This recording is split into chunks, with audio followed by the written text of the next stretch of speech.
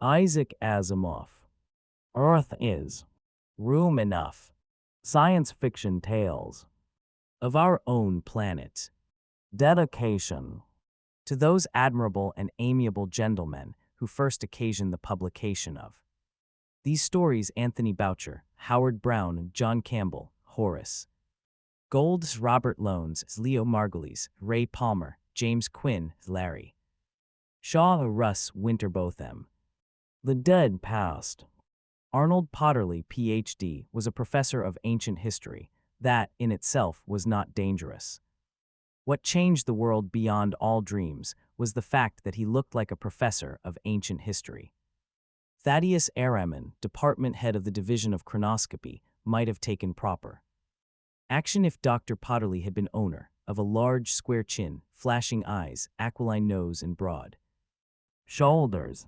As it was, Thaddeus Araman found himself staring over his desk at a mild-mannered individual whose faded blue eyes looked at him wistfully from either side of a low-bridged button nose, whose small, neatly dressed figure seemed stamped milk and water from thinning brown hair to the neatly brushed shoes that completed a conservative middle-class costume. Araman said pleasantly, "And now what can I do for you, Dr. Potterley?" Dr. Potterley said in a soft voice that went well with the rest of him, "Mr. Araman, I came to you because you're top man in chronoscopy." Araman smiled. "Not exactly. Above me is the World Commissioner of Research, and above him is the Secretary General of the United Nations, and above both of them, of course, are the sovereign peoples of Earth." Dr. Potterley shook his head. "They're not interested in chronoscopy. I've come to you, sir, because for 2 years I have been trying to obtain permission to do some time viewing chronoscopy. That is in connection with my researches on ancient Carthage. I can't obtain such permission. My research grants are all proper. There is no irregularity in any of my intellectual endeavors, and yet—" "I'm sure there is no question of irregularity," said Araman soothingly. He flipped the thin reproduction sheets in the folder to which Potterley's name had been attached. They had been produced by Multivac, whose vast analogical mind kept all the department records. When this was over, the sheets could be destroyed, then reproduced on demand in a matter of minutes. And while Araman turned the pages, Dr. Potterley's voice continued in a soft monotone.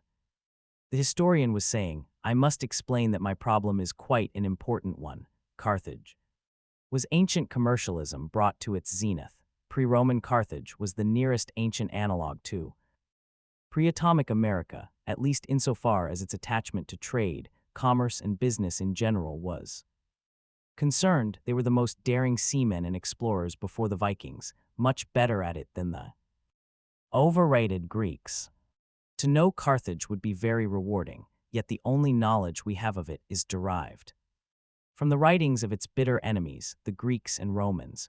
Carthage itself never wrote in its own defense, or if it did, the books did not survive. As a result, the Carthaginians have been one of the favorite sets of villains of history, and perhaps unjustly so. Time viewing may set the record straight." He said much more. Araman said, still turning the reproduction sheets before him, "You must realize, Dr. Potterley, that chronoscopy, or time viewing, if you prefer, is a difficult process." Dr. Potterley, who had been interrupted, frowned and said, "I am asking for only certain selected views at times and places I would indicate." Araman sighed. "Even a few views, even one. It is an unbelievably delicate art. There is the question of focus, getting the proper scene in view and holding it. There is the synchronization of sound, which calls for completely independent circuits. Surely my problem is important enough to justify considerable effort." "Yes, sir, undoubtedly," said Araman at once. "To deny the importance of someone's research problem would be unforgivably bad manners, but you must understand how long drawn out even the simplest view is, and there is a long waiting line for the chronoscope and an even longer waiting line for the use of multivac, which guides us in our use of the controls." Potterley stirred unhappily. "But can nothing be done for 2 years?" "A matter of priority, sir. I'm sorry. Cigarette." The historian started back at the suggestion. eyes suddenly widening as he stared at the pack thrust out toward him. Araman looked surprised, withdrew the pack, made a motion as though to take a cigarette for himself, and thought better of it. Potterly drew a sigh of unfeigned relief as the pack was put out of sight. He said, "Is there any way of reviewing matters, putting me as far forward as possible? I do know how to explain." Araman smiled. Some had offered money under similar circumstances, which of course had gotten them nowhere either. He said, "The decisions on priority are computer p. Processed. I could in no way alter those decisions arbitrarily." Potterly rose stiffly to his feet. He stood 5.5 feet tall. Then, "Good day, sir." "Good day, Dr. Potterly, and my sincerest regrets." He offered his hand, and Potterly touched it briefly. The historian left, and a touch of the buzzer brought Araman's secretary into the room. He handed her the folder. "These," he said, "may be disposed of." Alone again, he smiled bitterly. Another item in his quarter-century's service to the human race. Service through negation. At least this fellow had been easy to dispose of. Sometimes academic pressure had to be applied, and even withdrawal of grants. 5 minutes later, he had forgotten Dr. Potterly, nor, thinking back on it later, could he remember feeling any premonition of danger. During the first year of his frustration, Arnold Potterly had experienced only that frustration. During the second year, though, his frustration gave birth to an idea that first frightened and then fascinated him. Two things stopped him from trying to translate the idea into action, and neither barrier was the undoubted fact that his notion was a grossly unethical one. The first was merely the continuing hope that the government would finally give its permission and make it unnecessary for him to do anything more. That hope had perished finally in the interview with Araman just completed. The second barrier had been not a hope at all, but a dreary realization of his own incapacity. He was not a physicist, and he knew no physicists from whom he might obtain help. The Department of Physics at the university consisted of men well stocked with grants and well immersed in specialty. At best, they would not listen to him. At worst, they would report him for intellectual anarchy, and even his basic Carthaginian grant might easily be withdrawn. That he could not risk, and yet chronoscopy was the only way to carry on his work. Without it, he would be no worse off if his grant were lost. The first hint that the second barrier might be overcome had come a week earlier than his interview with Araman, and it had gone unrecognized at the time. It had been at one of the faculty teas. Potterly attended these sessions unfailingly because he conceived attendance to be a duty, and he took his duties seriously. Once there, however, he conceived it to be no responsibility of his to make light conversation or new friends. He sipped abstemiously at a drink or two, exchanged a polite word with the dean or such department heads as happened to be present, bestowed a narrow smile on others, and finally left early. Ordinarily, he would have paid no attention, at that most recent tea, to a young man standing quietly, even diffidently, in one corner. He would never have dreamed of speaking to him, yet a tangle of circumstance persuaded him this once to behave in a way contrary to his nature. That morning at breakfast, Mrs. Potterly had announced somberly that once again she had dreamed of Laurel, but this time a Laurel grown up, yet retaining the 3-year-old face that stamped her. As their child, Potterly had let her talk. There had been a time when he fought her too frequent preoccupation with the past and death. Laurel would not come back to them, either through dreams or through talk, yet if it appeased, Caroline Potterly let her dream and talk. But when Potterly went to school that morning, he found himself for once affected by Caroline's inanities. Laurel grown up. She had died nearly 20 years ago, their only child then and ever. In all that time when he thought of her, it was as a 3-year-old. Now he thought, but if she were alive now, she wouldn't be 3, she'd be nearly 23. Helplessly, he found himself trying to think of Laurel as growing progressively older, as finally becoming 23. He did not quite succeed. Yet he tried. Laurel using makeup, Laurel going out with boys, Laurel getting married. So it was that when he saw the young man hovering at the outskirts of the coldly circulating group of faculty men, it occurred to him quixotically that, for all he knew, a youngster just such as this might have married Laurel, that youngster himself, perhaps. Laurel might have met him here at the university, or some evening when he might be invited to dinner at the Potterleys. They might grow interested in one another. Laurel would surely have been pretty. And this youngster looked well. He was dark in coloring, with a lean, intent face and an easy carriage. The tenuous daydream snapped, yet Potterly found himself staring foolishly at the young man. Not as a strange face, but as a possible son-in-law in the might have been. He found himself threading his way toward the man. It was almost a form of auto-hypnotism. He put out his hand. "I am Arnold Potterly of the history department. You're new here, I think." The youngster looked faintly astonished and fumbled with his drink, shifting it to his left hand in order to shake with his right. "Jonas Foster is my name, sir. I'm a new instructor in physics. I'm just starting this semester." Potterly nodded. "I wish you a happy stay here and great success." That was the end of it then. Potterly had come uneasily to his senses, found himself embarrassed, and moved off. He stared back over his shoulder once, but the illusion of relationship had gone. Reality was quite real once more, and he was angry with himself for having fallen prey to his wife's foolish talk about Laurel. But a week later, even while Araman was talking, the thought of that young man had come back to him. An instructor in physics, a new instructor. Had he been deaf at the time? Was there a short circuit between ear and brain? Or was it an automatic self-censorship because of the impending interview with the head of chronoscopy?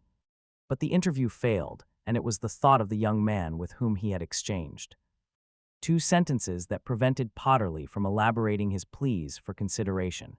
He was almost anxious to get away. And in the autogyro express back to the university, he could almost wish he were superstitious. He could then console himself with the thought that the casual, meaningless meeting had really been directed by a knowing and purposeful fate. Jonas Foster was not new to academic life. The long and rickety struggle for the doctorate would make anyone a veteran. Additional work as a postdoctorate teaching fellow acted as a booster shot. But now he was instructor Jonas Foster. Professorial dignity lay ahead, and he now found himself in a new sort of relationship toward other professors. For one thing, they would be voting on future promotions. For another, he was in no position to tell so early in the game which particular member of the faculty might or might not have the ear of the dean, or even of the university president. He did not fancy himself as a campus politician and was sure he would make a poor one, yet there was no point in kicking his own rear into blisters just to prove that to himself. So Foster listened to this mild-mannered historian who, in some vague way, seemed nevertheless to radiate tension and did not shut him up abruptly and toss him out. Certainly that was his first impulse. He remembered Potterly well enough. Potterly had approached him at that tea, which had been a grisly affair. The fellow had spoken 2 sentences to him stiffly, somehow glassy-eyed, had then come to himself with a visible start and hurried off. It had amused Foster at the time, but now Potterly might have been deliberately trying to make his acquaintance, or rather, to impress his own personality on Foster as that of a queer sort of duck, eccentric but harmless. He might now be probing Foster's views, searching for unsettling opinions. Surely they ought to have done so before granting him his appointment. Still, Potterly might be serious, might honestly not realize what he was doing. Or he might realize quite well what he was doing. He might be nothing more or less than a dangerous rascal. Foster mumbled well now to gain time and fished out a package of cigarettes, intending to offer one to Potterly and to light it, and one for himself very slowly. But Potterly said at once, "Please, Dr. Foster, no cigarettes." Foster looked startled. "I'm sorry, sir." "No, the regrets are mine. I cannot stand the odor, an idiosyncrasy. I'm sorry." He was positively pale. Foster put away the cigarettes. Foster, feeling the absence of the cigarette, took the easy way out. "I'm flattered that you ask my advice and all that, Dr. Potterly, but I'm not a neutronics man. I can't very well do anything professional in that direction. Even stating an opinion would be out of line, and frankly, I'd prefer that you didn't go into any particulars." The historian's prim face set hard. "What do you mean, you're not a neutronics man? You're not anything yet? You haven't received any grant, have you?" "This is only my first semester." "I know that. I imagine you haven't even applied for any grant yet." Foster half smiled. In 3 months at the university, he had not succeeded in putting his initial requests for research grants into good enough shape to pass on to a professional science writer, let alone to the Research Commission. His department head fortunately took it quite well. "Take your time now, Foster," he said, "and get your thoughts well organized. Make sure you know your path and where it will lead, for once you receive a grant, your specialization will be formally recognized, and for better or for worse, it will be yours for the rest of your career." The advice was trite enough, but triteness has often the merit of truth, and Foster recognized that. Foster said, "By education and inclination, Dr. Potterly, I'm a hyperoptics man with a gravities minor. It's how I described myself in applying for this position. It may not be my official specialization yet, but it's going to be. It can't be anything else. As for neutronics, I never even studied the subject." "Why not?" demanded Potterly at once. Foster stared. It was the kind of rude curiosity about another man's professional status that was always irritating. He said, with the edge of his own politeness just a trifle blunted, "A course in neutronics wasn't given at my university." "Good Lord, where did you go?" "MIT," said Foster quietly. "And they don't teach neutronics." "No, they don't." Foster felt himself flush and was moved to a defense. "It's a highly specialized subject with no great value. Chronoscopy, perhaps, has some value, but it is the only practical application, and that's a dead end." The historian stared at him earnestly. "Tell me this. Do you know where I can find a neutronics man?" "No, I don't," said Foster bluntly. "Well then, do you know a school which teaches neutronics?" "No, I don't." Potterly smiled tightly and without humor. Foster resented that smile, found he detected insult in it, and grew sufficiently annoyed to say, "I would like to point out, sir, that you're stepping out of line." "What?" "I'm saying that, as a historian, your interest in any sort of physics, your professional interest, is—" He paused, unable to bring himself quite to say the word. "Unethical." "That's the word, Dr. Potterly." "My researches have driven me to it," said Potterly in an intense whisper. "The Research Commission is the place to go, if they permit. I have gone to them and have received no satisfaction." "Then obviously you must abandon this." Foster knew he was sounding stuffily virtuous, but he wasn't going to let this man lure him into an expression of intellectual anarchy. It was too early in his career to take stupid risks. Apparently, though, the remark had its effect on Potterly. Without any warning, the man exploded into a rapid-fire verbal storm of irresponsibility. Scholars, he said, could be free only if they could freely follow their own free-swinging curiosity. Research, he said, forced into a predestined pattern by the powers that held the purse strings became slavish and had to stagnate. No man, he said, had the right to dictate the intellectual interests of another. Foster listened to all of it with disbelief. None of it was strange to him. He had heard college boys talk so in order to shock their professors, and he had once or twice amused himself in that fashion, too. Anyone who studied the history of science knew that many men had once thought so. Yet it seemed strange to Foster, almost against nature, that a modern man of science could advance such nonsense. No one would advocate running a factory by allowing each individual worker to do whatever pleased him at the moment, or of running a ship according to the casual and conflicting notions of each individual crewman. It would be taken for granted that some sort of centralized supervisory agency must exist in each case. Why should direction and order benefit a factory and a ship but not scientific research?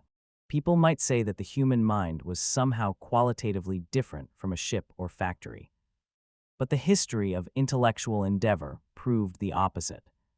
When science was young and the intricacies of all or most of the known was within the grasp of an individual mind, there was no need for direction, perhaps, blind wandering over the uncharted tracks of ignorance could lead to wonderful finds by accident. But as knowledge grew, more and more data had to be absorbed before worthwhile journeys into ignorance could be organized. Men had to specialize. The researcher needed the resources of a library he himself could not gather, then of instruments he himself could not afford. More and more, the individual researcher gave way to the research team and the research institution. The funds necessary for research grew greater as tools grew more numerous. What college was so small today as not to require at least one nuclear microreactor and at least one three-stage computer? Centuries before, private individuals could no longer subsidize research. By 1940, only the government, large industries, and large universities or research institutions could properly subsidize basic research. By 1960, even the largest universities depended entirely upon government grants, while research institutions could not exist without tax concessions and public subscriptions.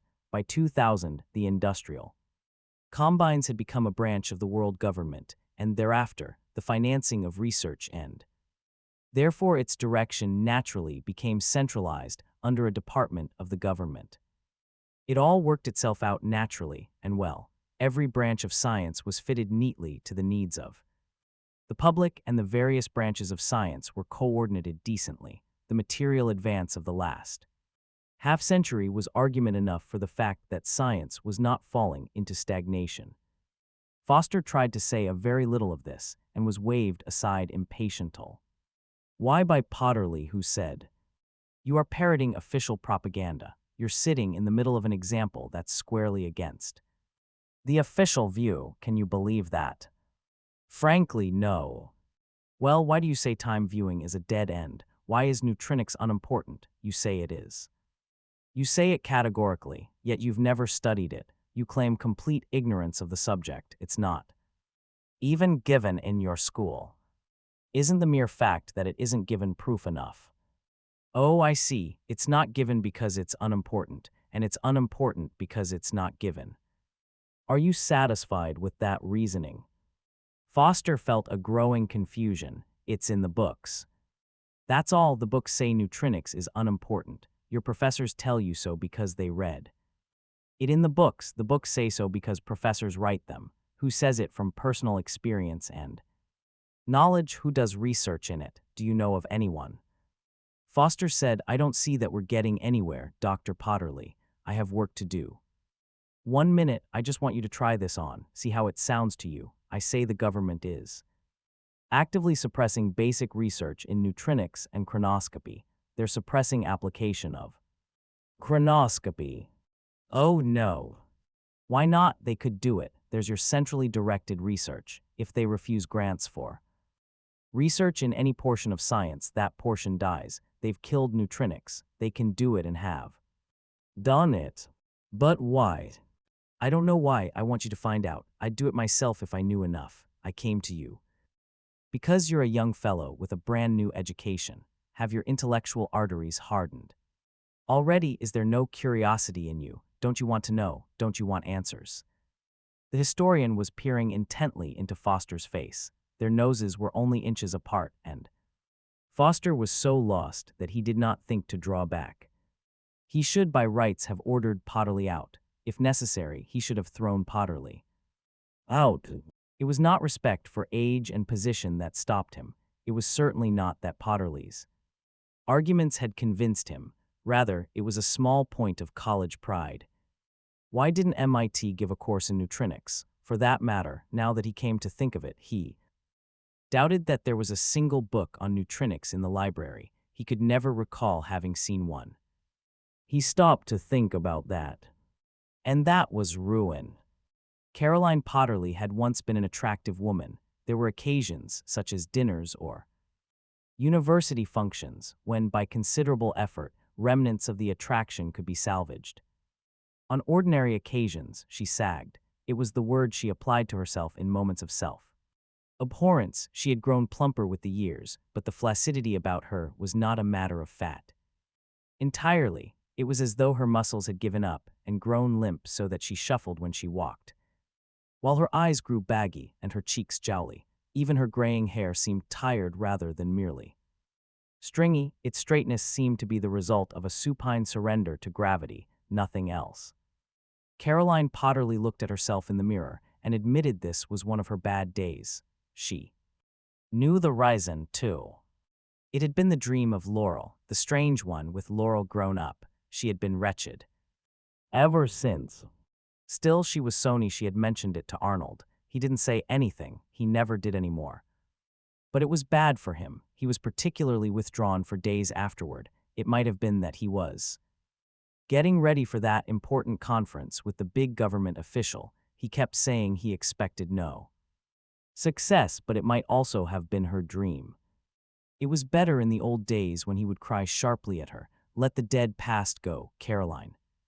Talk won't bring her back, and dreams won't either." It had been bad for both of them, horribly bad. She had been away from home and had lived in guilt ever since. If she had stayed at home, if she had not gone on an unnecessary shopping expedition, there would have been two of them available. One would have succeeded in saving Laurel. Poor Arnold had not managed. Heaven knew he tried. He had nearly died himself. He had come out of the burning house, staggering in agony, blistered, choking, half-blinded, with the dead Laurel in his arms. The nightmare of that lived on, never lifting entirely.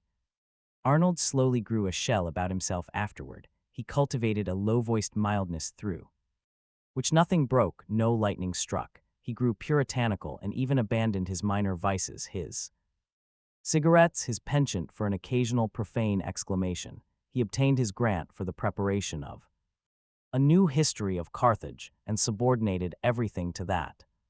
She tried to help him. She hunted up his references, typed his notes, and microfilmed them. Then that ended suddenly. She ran from the desk suddenly one evening, reaching the bathroom in bare time and retching abominably. Her husband followed her in confusion and concern. "Caroline, what's wrong?" It took a drop of brandy to bring her around. She said, "Is it true, what they did?" "Who did?" "The Carthaginians." He stared at her and she got it out by indirection. She couldn't say it right out. The Carthaginians, it seemed, worshipped Moloch in the form of a hollow, brazen idol with a furnace in its belly. At times of national crisis, the priests and the people gathered, and infants, after the proper ceremonies and invocations, were dexterously hurled, alive, into the flames. They were given sweetmeats just before the crucial moment, in order that the efficacy of the sacrifice not be ruined by displeasing cries of panic. The drums rolled just after the moment, to drown out the few seconds of infant shrieking. The parents were present, presumably gratified, for the sacrifice was pleasing to the gods. Arnold Potterly frowned darkly. Vicious lies, he told her, on the part of Carthage's enemies. He should have warned her. After all, such propagandistic lies were not uncommon, according to the Greeks. The ancient Hebrews worshipped an ass's head in their Holy of Holies. According to the Romans, the primitive Christians were haters of all men who sacrificed pagan children in the catacombs. "Then they didn't do it?" asked Caroline. "I'm sure they didn't. The primitive Phoenicians may have. Human sacrifice is commonplace in primitive cultures, but Carthage in her great days was not a primitive culture. Human sacrifice often gives way to symbolic actions, such as circumcision. The Greeks and Romans might have mistaken some Carthaginian symbolism for the original full rite, either out of ignorance or out of malice." "Are you sure?" "I can't be sure yet, Caroline, but when I've got enough evidence, I'll apply for permission to use chronoscopy, which will settle the matter once and for all." "Chronoscopy?" "Time viewing. We can focus on ancient Carthage at some time of crisis, the landing of Scipio Africanus in 202 BC, for instance, and see with our own eyes exactly what happens, and you'll see I'll be right."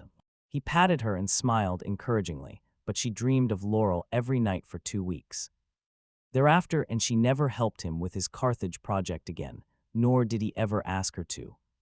But now she was bracing herself for his coming. He had called her after arriving back in town, told her he had seen the government man and that it had gone as expected. That meant failure, and yet the little telltale sign of depression had been absent from his voice, and his features had appeared quite composed in the teleview. He had another errand to take care of, he said, before coming home.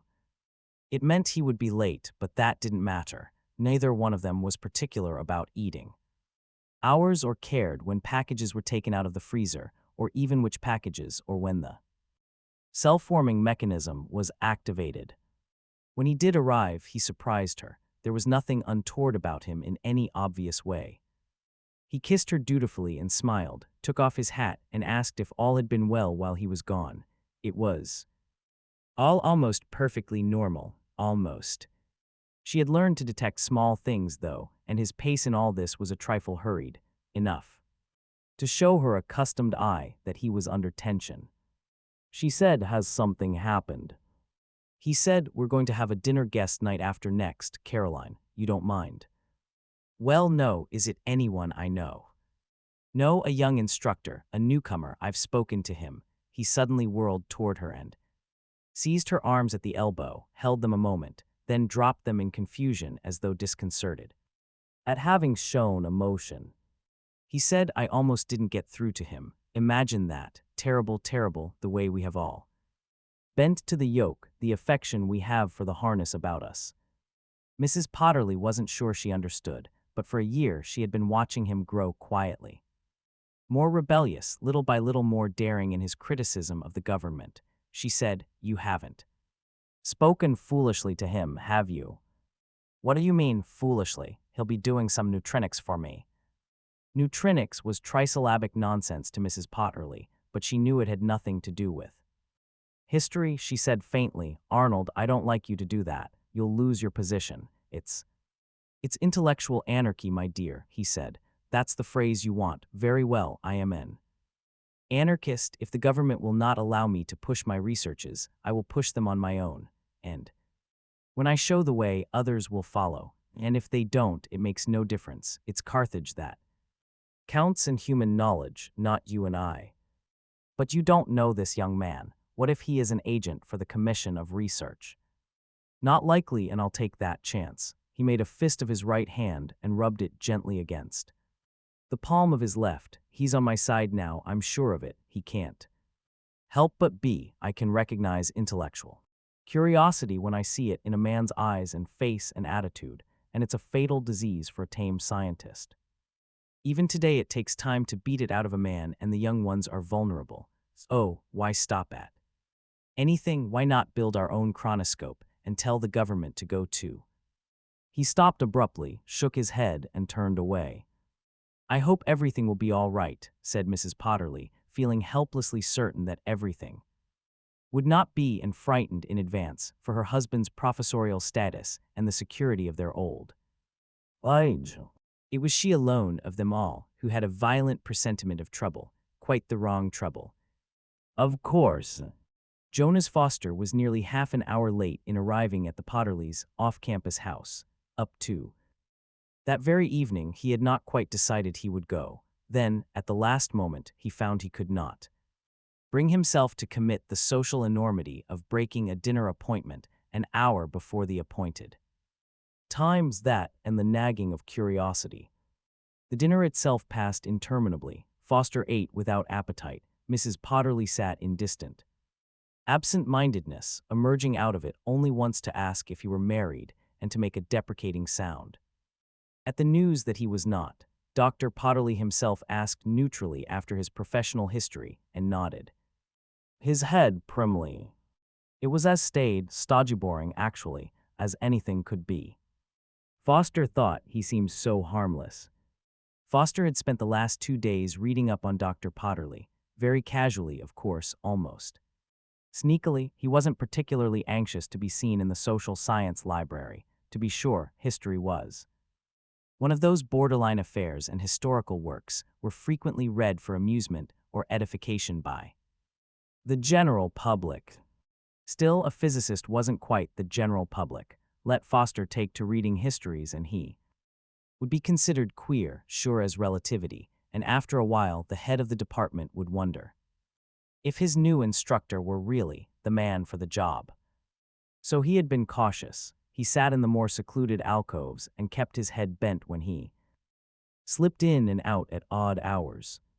Dr. Potterly, it turned out, had written 3 books and some dozen articles on the ancient Mediterranean worlds, and the later articles, all in historical reviews, had all dealt with pre-Roman Carthage from a sympathetic viewpoint. That at least checked with Potterly's story and had soothed Foster's suspicions somewhat. And yet Foster felt that it would have been much wiser, much safer, to have scotched the matter at the beginning. A scientist shouldn't be too curious, he thought in bitter dissatisfaction with himself. It's a dangerous trait. After dinner, he was ushered into Potterly's study, and he was brought up sharply at the threshold. The walls were simply lined with books. Not merely films. There were films, of course, but these were far outnumbered by the booksprint. On paper, he wouldn't have thought so many books would exist in usable condition. That bothered Foster. Why should anyone want to keep so many books at home? Surely all were available in the university library, or, at the very worst, at the Library of Congress, if one wished to take the minor trouble of checking out a microfilm. There was an element of secrecy involved in a home library. It breathed of intellectual anarchy. That last thought oddly calmed Foster. He would rather Potterly be an authentic anarchist than a play acting agent provocateur. And now the hours began to pass quickly and astonishingly.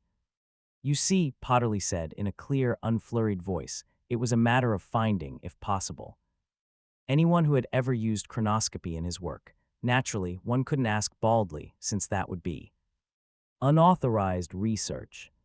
Yes, said Foster dryly. He was a little surprised such a small consideration would stop the man. I used indirect methods. Foster was amazed at the volume of correspondence dealing with small disputed points of ancient Mediterranean culture, which somehow managed to elicit the casual remark over and over again. Of course, having never made use of chronoscopy, or pending approval of my request for chronoscopic data which appear unlikely at the moment. Now these aren't blind questionings, said Potterly. There's a monthly booklet put out by the Institute for Chronoscopy in which items concerning the past, as determined by time viewing, are printed. Just 1 or 2 items. What impressed me first was the triviality of most of the items, their insipidity. Why should such researches get priority over my work? So I wrote to people who would be most likely to do research in the directions described in the booklet. Uniformly, as I have shown you, they did not make use of the chronoscope. Now let's go over it point by point. At last Foster, his head swimming with Potterly's meticulously gathered details, asked, "But why?" "I don't know why," said Potterly, "but I have a theory. The original invention of the chronoscope was by Stravinsky, you see. I know that much, and it was well publicized. But then the government took over the instrument and decided to suppress further research in the matter or any use of the machine, but then people might be curious as to why it wasn't being used. Curiosity is such a vice, Dr. Foster. Yes, agreed the physicist to himself. Imagine the effectiveness then, Potterly went on, of pretending that the chronoscope was being used. It would then be not a mystery, but a commonplace. It would no longer be a fitting object for legitimate curiosity, or an attractive one for illicit curiosity. You were curious, pointed out Foster. Potterly looked a trifle restless. It was different in my case, he said angrily. I have something that must be done, and I wouldn't submit to the ridiculous way in which they kept putting me off. A bit paranoid too, thought Foster gloomily.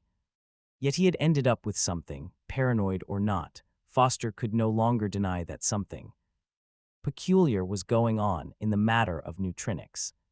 But what was Potterly after? That still bothered Foster. If Potterly didn't intend this as a test of Foster's ethics, what did he want? Foster put it to himself logically. if an intellectual anarchist with a touch of paranoia wanted to use a chronoscope and was convinced that the powers that be were deliberately standing in his way, what would I do?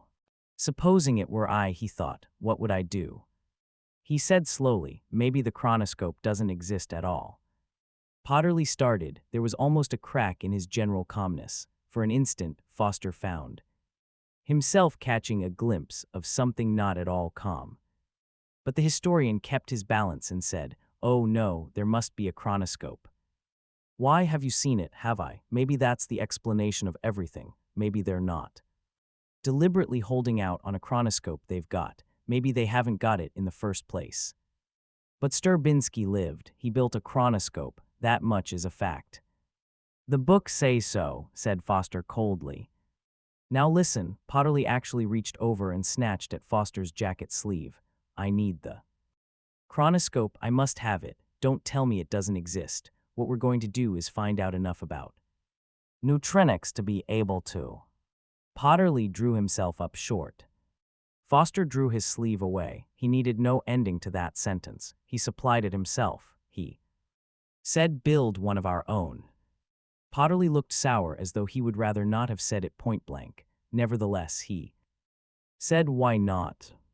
"Because that's out of the question," said Foster. "If what I've read is correct, then it took Straczynski 20 years to build his machine and several millions in composite grants. Do you think you?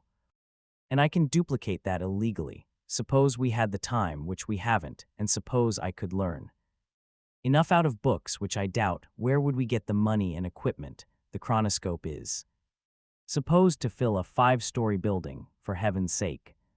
Then you won't help me. Well, I'll tell you what. I have one way in which I may be able to find out something. What is that? Asked Potterly at once. Never mind, that's not important, but I may be able to find out enough to tell you whether the government is deliberately suppressing research by chronoscope. I may confirm the evidence you already have, or I may be able to prove that your evidence is misleading. I don't know what good it will do you in either case, but it's as far as I can go. It's my limit. Potterly watched the young man go finally. He was angry with himself. Why had he allowed himself to grow so careless as to permit the fellow to guess that he was thinking in terms of a chronoscope of his own? That was premature. But then why did the young fool have to suppose that a chronoscope might not exist at all? It had to exist. It had to. What was the use of saying it did? And why couldn't a second one be built? Science had advanced in the 50 years since Straczynski. All that was needed was knowledge.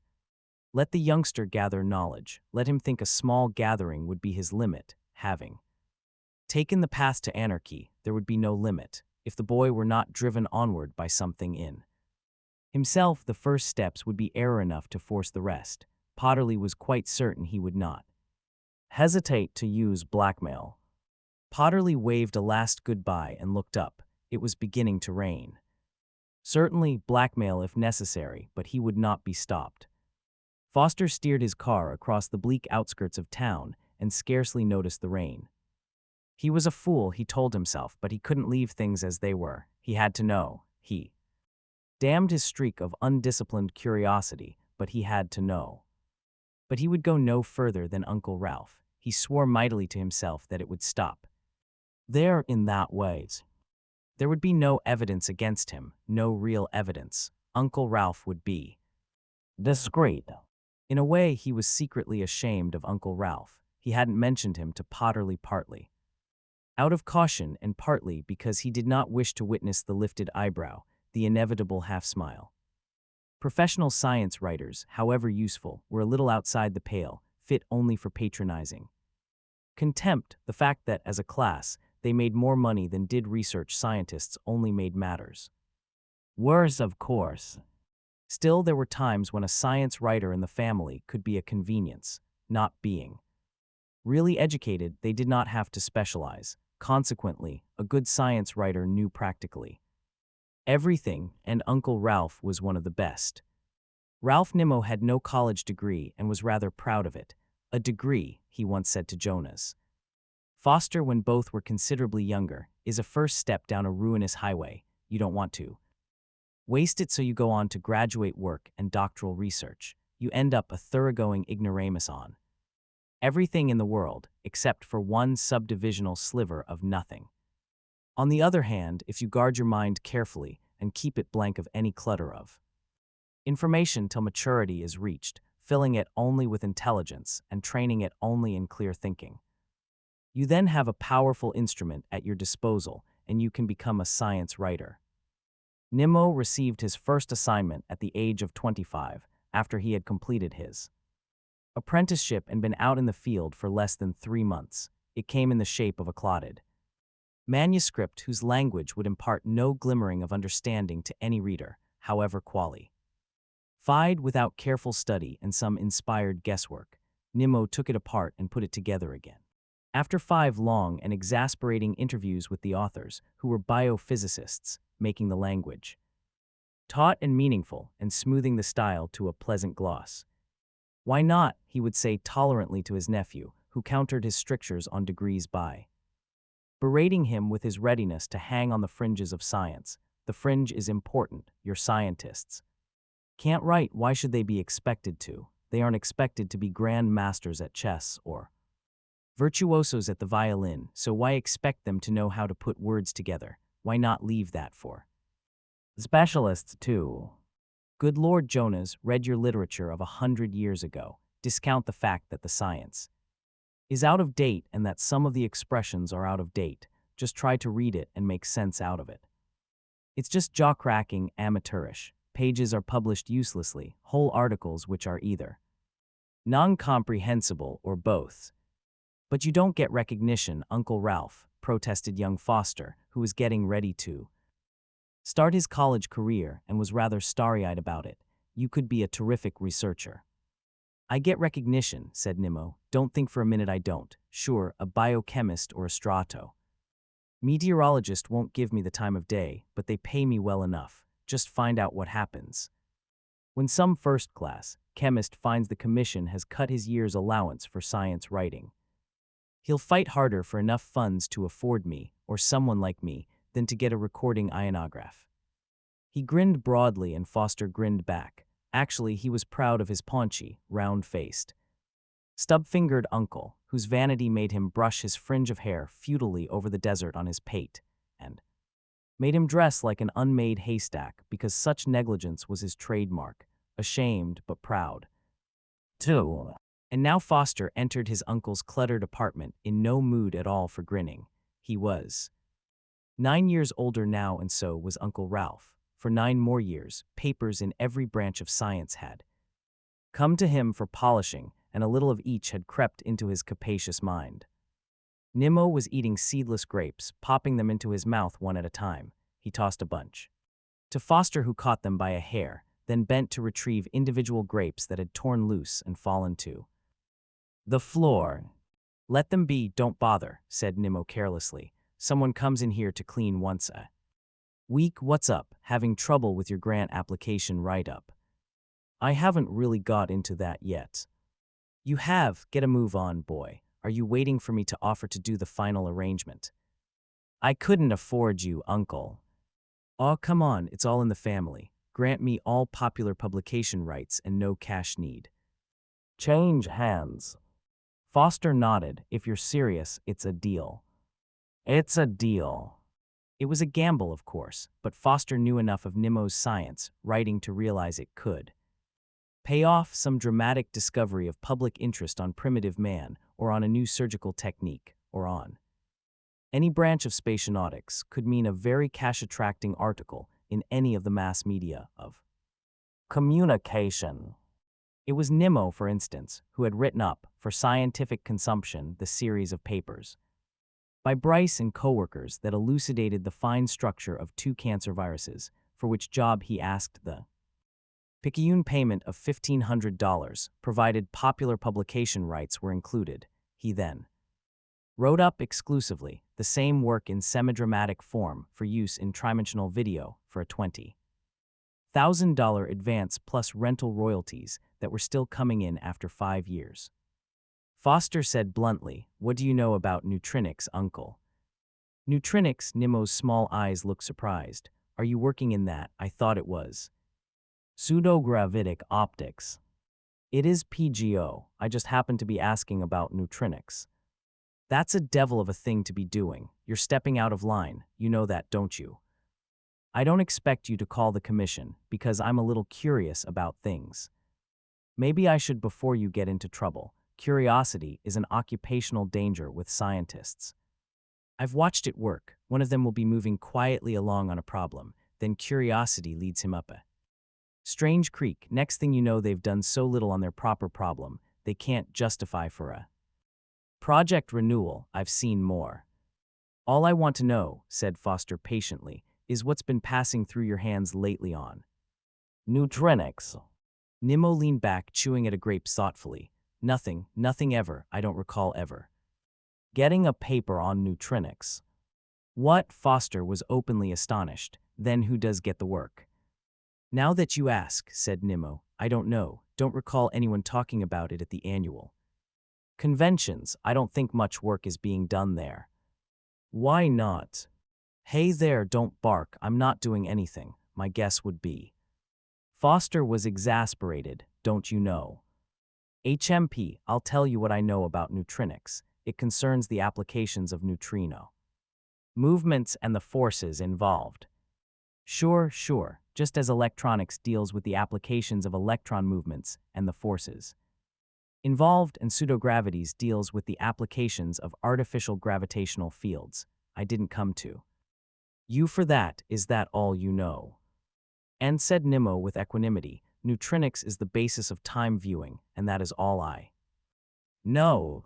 Foster slouched back in his chair and massaged one lean cheek with great intensity. He felt angrily dissatisfied. Without formulating it explicitly in his own mind, he had felt sure, somehow, that Nim would come up with some late reports, bring up interesting facets of modern neutrinics, send him back to Potterly, able to say that the elderly historian was mistaken, that his data was misleading, his deductions mistaken. Then he could have returned to his proper work. But now, he told himself angrily, so they're not doing much work in the field. Does that make it deliberate suppression? What if neutrinics is a sterile discipline? Maybe it is, I don't know. Potterly doesn't. Why waste the intellectual resources of humanity on nothing? Or the work might be secret for some legitimate reason. It might be. The trouble was he had to know. He couldn't leave things as they were now. He could. He said, is there a text on neutrinics, Uncle Ralph? I mean a clear and simple one, an elementary one. Nimmo thought, his plump cheeks puffing out with a series of sighs. You ask the damnedest questions. The only one I ever heard of was Stravinsky and somebody. I've never seen it, but I viewed something about it once. Stravinsky and Lamar, that's it. Is that the Stravinsky who invented the chronoscope? I think so. Proves the book ought to be good. Is there a recent edition? Stravinsky died 30 years ago. Nimmo shrugged and said nothing. Can you find out? They sat in silence for a moment, while Nimmo shifted his bulk to the creaking tune of the chair. He sat on, then the science writer said, Are you going to tell me what this is all about? I can't. Will you help me anyway, Uncle Ralph? Will you get me a copy of the text? Well, you've taught me all I know on pseudogravities. I should be grateful. Tell you what, I'll help you on one condition. Which is? The older man was suddenly very grave. That you be careful, Jonas. You're obviously way out of line whatever you're doing. Don't blow up your career just because you're curious about something you haven't been assigned to and which is none of your business. Understand? Foster nodded, but he hardly heard. He was thinking furiously. A full week later, Ralph Nimmo eased his rotund figure into Jonas Foster's on-campus two-room combination and said, in a hoarse whisper, I've got something. What? Foster was immediately eager. A copy of Stravinsky and Lamar. He produced it, or rather a corner of it, from his ample topcoat. Foster almost automatically eyed door and windows to make sure they were closed and shaded, respectively, then held out his hand. The film case was flaking with age, and when he cracked it, the film was faded and growing brittle. He said sharply, Is this all? Gratitude, my boy, gratitude. Nimmo sat down with a grunt and reached into a pocket for an apple. Oh, I'm grateful, but it's so old. And lucky to get it at that. One tried to get a film run from the Congressional Library. No go. The book was restricted. Then how did you get this? Stole it. He was biting crunchingly around the core. New York Public. What? Simple enough. I had access to the stacks, naturally, so I stepped over a chained railing when one was around, dug this up, and walked out with it. They're very trusting out there. Meanwhile, they won't miss it in years. Only you'd better not let anyone see it on you, nephew. Foster stared at the film as though it were literally hot. Nimmo discarded the core and reached for a second apple. Funny thing, now, there's nothing more recent in the whole field of neutrinics. Not a monograph, not a paper, not a progress note, nothing. Since the chronoscope. Said Foster absently. Foster worked evenings in the Potterly home. He could not trust his own on-campus rooms for the purpose. The evening work grew more real to him than his own grant applications. Sometimes he worried about it, but then that stopped too. His work consisted, at first, simply in viewing and reviewing the text film. Later it consisted in thinking, sometimes, while a section of the book ran itself off through the pocket projector, disregarded. Sometimes Potterly would come down to watch, to sit with prim, eager eyes as though he expected thought processes to solidify and become visible in all their convolutions. He interfered in only two ways. He did not allow Foster to smoke, and sometimes he talked. It wasn't conversation talk, never that. Rather, it was a low-voiced monologue with which seemed he scarcely expected to command attention. It was much more as though he were relieving a pressure within himself. Carthage, always Carthage. Carthage, the New York of the ancient Mediterranean. Carthage, commercial empire and queen of the seas. Carthage, all that Syracuse and Alexandria pretended to be. Carthage, maligned by her enemies and inarticulate in her own defense. She had been defeated once by Rome and then driven out of Sicily and Sardinia, but came back to more than recoup her losses by new dominions in Spain, and raised up Hannibal to give the Romans 16 years of terror. In the end, she lost again a second time, reconciled herself to fate, and built again with broken tools. A limping life in shrunken territory, succeeding so well that jealous Rome deliberately forced a third war. And then Carthage, with nothing but bare hands and tenacity, built weapons and forced Rome into a 2-year war that ended only with complete destruction of the city, the inhabitants throwing themselves into their flaming houses rather than surrender. Could people fight so for a city and a way of life as bad as the ancient writers painted it? Hannibal was a better general than any Roman, and his soldiers were absolutely faithful to him. Even his bitterest enemies praised him. There was a Carthaginian. It is fashionable to say that he was an atypical Carthaginian, better than the others, a diamond placed in garbage. But then why was he so faithful to Carthage, even to his death after years of exile? They talk of Moloch. Foster didn't always listen, but sometimes he couldn't help himself, and he shuddered and turned sick at the bloody tale of child sacrifice. But Potterly went on earnestly. Just the same, it isn't true. It's a 2,500-year-old canard started by the Greeks and Romans. They had their own slaves, their crucifixions and torture, their gladiatorial contests. They weren't holy. The Moloch story is what later ages would have called war. Propaganda, the big lie. I can prove it was a lie. I can prove it, and by heaven I will, I will. He would mumble that promise over and over again in his earnestness.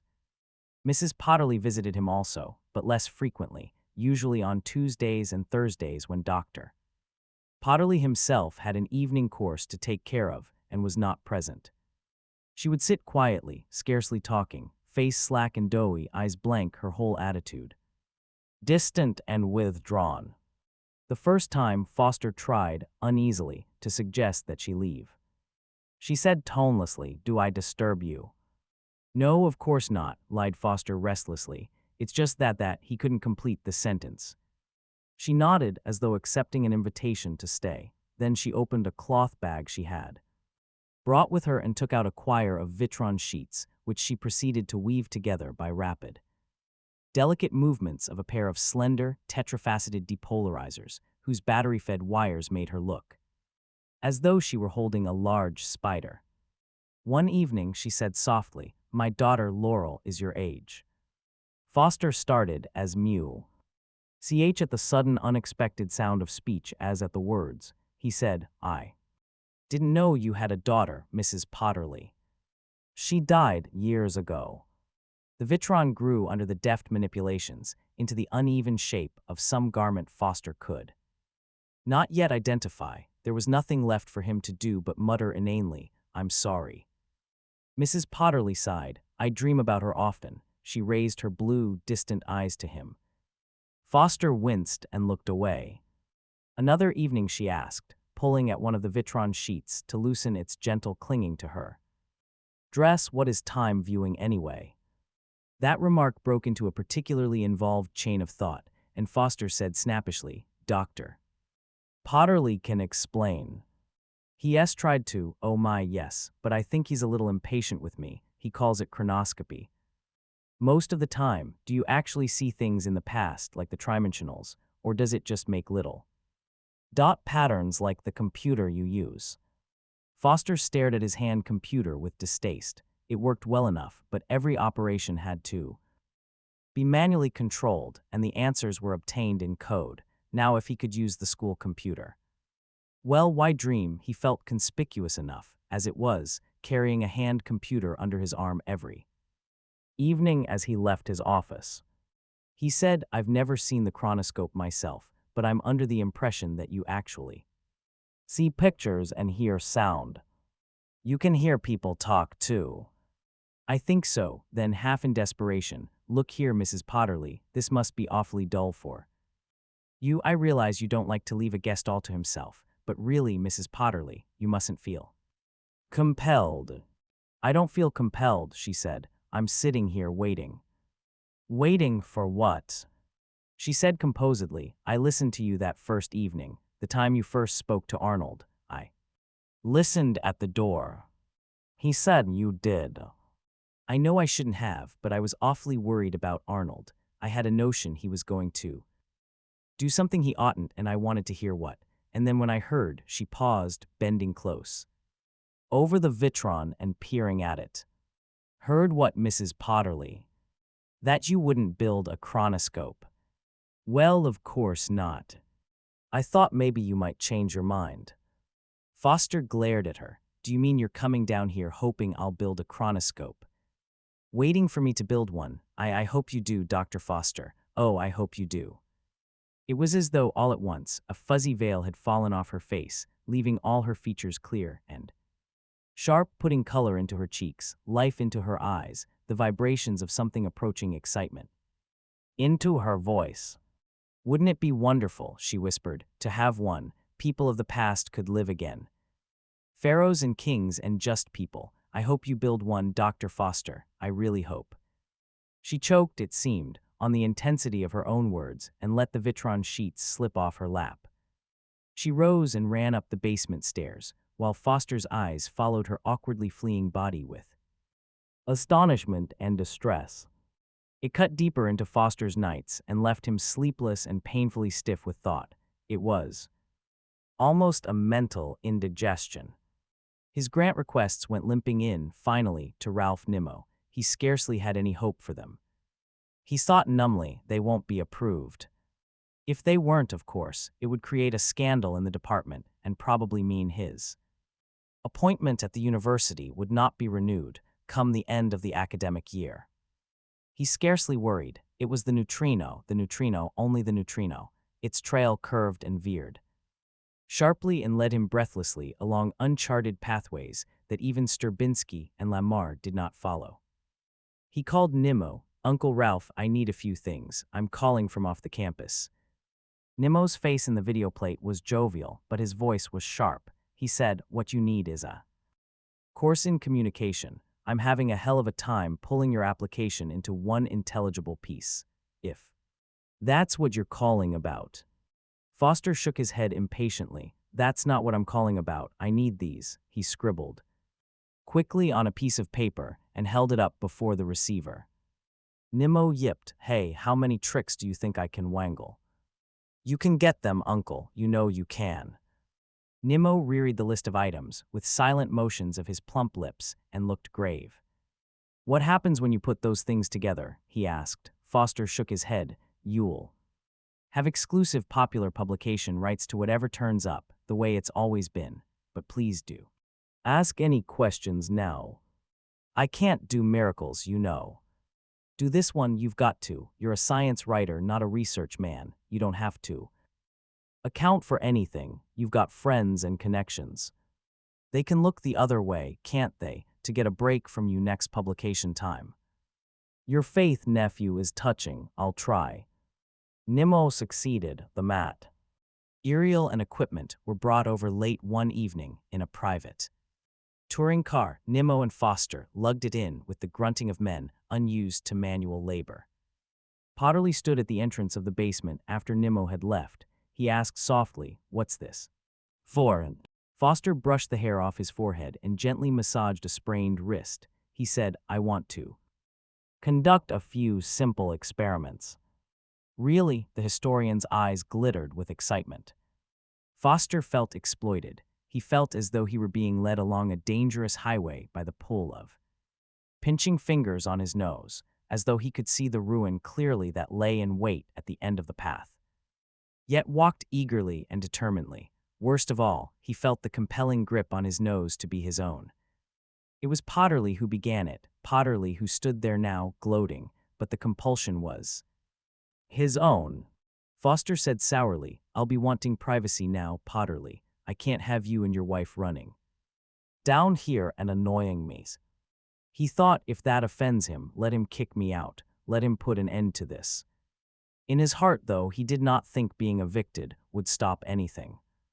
But it did not come to that. Potterly was showing no signs of offense. His mild gaze was unchanged. He said, "Of course, Dr. Foster, of course. All the privacy you wish." Foster watched him go. He was left still marching along the highway, perversely glad of it and hating himself for being glad. He took to sleeping over on a cot in Potterly's basement and spending his weekends there. Entirely. During that period, preliminary word came through that his grants, as doctored by Nimmo, had been approved. The department head brought the word and congratulated him. Foster stared back distantly and mumbled, "Good, I'm glad," with so little conviction that the other frowned and turned away without another word. Foster gave the matter no further thought. It was a minor point worth no notice. He was planning something that really counted, a climactic test for that evening. One evening, a second and third, and then, haggard and half beside himself with excitement, he called in Potterly. Potterly came down the stairs and looked about at the homemade gadgetry. He said in his soft voice, "The electric bills are quite high. I don't mind the expense, but the city may ask questions. Can anything be done?" It was a warm evening, but Potterly wore a tight collar and a semi-jacket. Foster, who was in his undershirt, lifted bleary eyes and said shakily, "It won't be for much longer, Dr. Potterly. I've called you down to tell you something. A chronoscope can be built. A small one, of course, but it can be built." Potterly seized the railing. His body sagged. He managed a whisper, "Can it be built here?" "Here in the basement," said Foster wearily. "Good Lord, you said." "I know what I said," cried Foster impatiently. "I said it couldn't be done. I didn't know anything." Then even Stravinsky didn't know anything. Potterly shook his head. "Are you sure? You're not mistaken, Dr. Foster. I couldn't endure it if." Foster said, "I'm not mistaken. Damn it, sir, if just theory had been enough, we could have had a time viewer over 100 years ago, when the neutrino was first postulated. The trouble was the original. Investigators considered it only a mysterious particle without mass or charge that could not be detected. It was just something to even up the bookkeeping and save the law of conservation of mass energy." He wasn't sure Potterly knew what he was talking about. He didn't care. He needed a breather. He had to get some of this out of his clodding thoughts, and he needed background for what he would have to tell Potterly next. He went on, it was Sturbinsky who first discovered that the neutrino broke through the spacetime cross-sectional barrier, that it traveled through time as well as through space. It was Sturbinsky who first devised a method for stopping neutrinos. He invented a neutrino recorder and learned how to interpret the pattern of the neutrino stream. Naturally, the stream had been affected and deflected by all the matter it had passed through in its passage through time, and the deflections could be analyzed and converted into the images of the matter that had done the deflecting. Time viewing was possible. Even air vibrations could be detected in this way and converted into sound.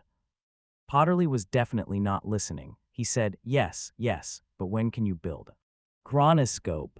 Foster said urgently, let me finish. Everything depends on the method used to detect and analyze the neutrino stream. Sturbinsky's method was difficult and roundabout. It required mountains of energy.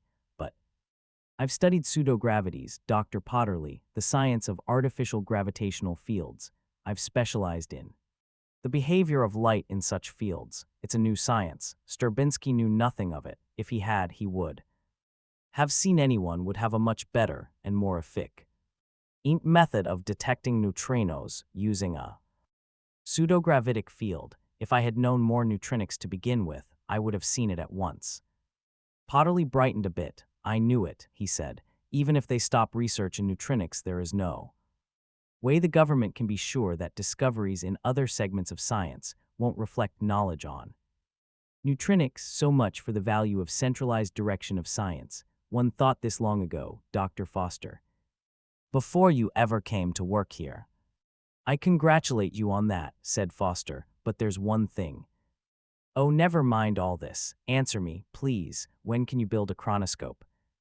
I'm trying to tell you something, Dr. Potterly. A chronoscope won't do you any good. This is it, Foster thought. Slowly, Potterly descended the stairs. He stood facing Foster. What do you mean, why won't it? Help me.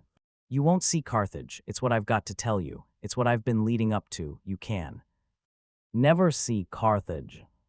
Potterly shook his head slightly. Oh no, you're wrong. If you have the chronoscope, just focus it properly. No, Dr. Potterly, it's not a question of focus. There are random factors affecting the neutrino stream as they affect all subatomic particles, what we call the uncertainty principle. When the stream is recorded and interpreted, the random factor comes out as fuzziness or noise, as the communications boys speak of it. The further back in time you penetrate, the more pronounced the fuzziness, the greater the noise. After a while, the noise drowns out the picture. Do you understand? More power, said Potterly in a dead kind of voice. That won't help when the noise blurs out detail. Magnifying detail magnifies the noise too. You can't see anything in a sunburned film by enlarging it, can you? Get this through your head now. The physical nature of the universe sets limits. The random thermal motions of air molecules set limits to how weak a sound can be detected by any instrument. The length of a light wave or of an electron wave sets limits to the size of objects that can be seen by any instrument. It works that way in chronoscopy too. You can only time view so far. How far? Foster took a deep breath. A century and a quarter, that's the most. But the monthly bulletin the commission puts out deals with ancient history almost entirely. The historian laughed shakily. You must be wrong. The government has data as far back as 3000 BC. When did you switch to believing them? Demanded Foster scornfully. You began this business by proving they were lying, that no historian had made use of the chronoscope. Don't you see why now? No historian, except one interested in contemporary history, could. No chronoscope can possibly see back in time further than 1920 under any conditions. You're wrong, you don't know everything, said Potterly. The truth won't bend itself to your convenience either. Face it, the government's part in this is to perpetuate a hoax. Why? I don't know why. Potterly's snubby nose was twitching. His eyes were bulging. He pleaded, it's only theory, doctor. Foster, build a chronoscope. Build one and try. Foster caught Potterly's shoulders in a sudden, fierce grip. Do you think I have? Do you think I would tell you this before I had checked it every way I knew. I have built one. It's all around you. Look. He ran to the switches at the power leads. He flicked them on, one by one. He turned a resistor. Adjusted other knobs, put out the cellar lights. Wait, let it warm up. There was a small glow near the center of one wall. Potterly was gibbering incoherently, but Foster only cried again, look. The light sharpened and brightened, broke up into a light and dark pattern, men and women. Fuzzy, features blurred, arms and legs mere streaks, an old-fashioned ground car, unclear but recognizable as one of the kind that had once used gasoline-powered internal combustion engines, sped by. Foster said mid-20th century, somewhere. I can't hook up an audio yet, so this is soundless. Eventually we can add sound. Anyway, mid-20th is almost as far back as you can go, believe me. That's the best focusing that can be done. Potterly said build a larger machine, a stronger one, improve your circuits. You can't lick the uncertainty principle, man, any more than you can live on the sun. There are physical limits to what can be done. You're lying, I won't believe you, Eyes. A new voice sounded, raised shrilly to make itself heard. Arnold, Dr. Foster. The young physicist turned at once. Dr. Potterly froze for a long moment, then said, without turning, what is it, Caroline? Leave us. No, Mrs. Potterly descended the stairs. I heard, I couldn't help hearing. Do you have a time? Viewer here, Dr. Foster, here in the basement. Yes, I do, Mrs. Potterly. A kind of time viewer, not a good one. I can't get sound yet, and the picture is darned blurry, but it works. Mrs. Potterly, clasped her hands and held them tightly against her breast. How wonderful, how wonderful. It's not at all wonderful, snapped Potterly. The young fool can't reach further back than. Now look, began Foster in exasperation. Please, cried Mrs. Potterly, listen to me. Arnold, don't you see that as long as we can use it? For 20 years back, we can see Laurel once again. What do we care about Carthage and ancient times? It's Laurel we can see. She'll be alive for us again. Leave the machine here, Dr. Foster. Show us how to work it. Foster stared at her, then at her husband. Dr. Potterly's face had gone white, though his voice stayed low and even. Its calmness was somehow gone. He said, You're a fool. Caroline said weakly, Arnold.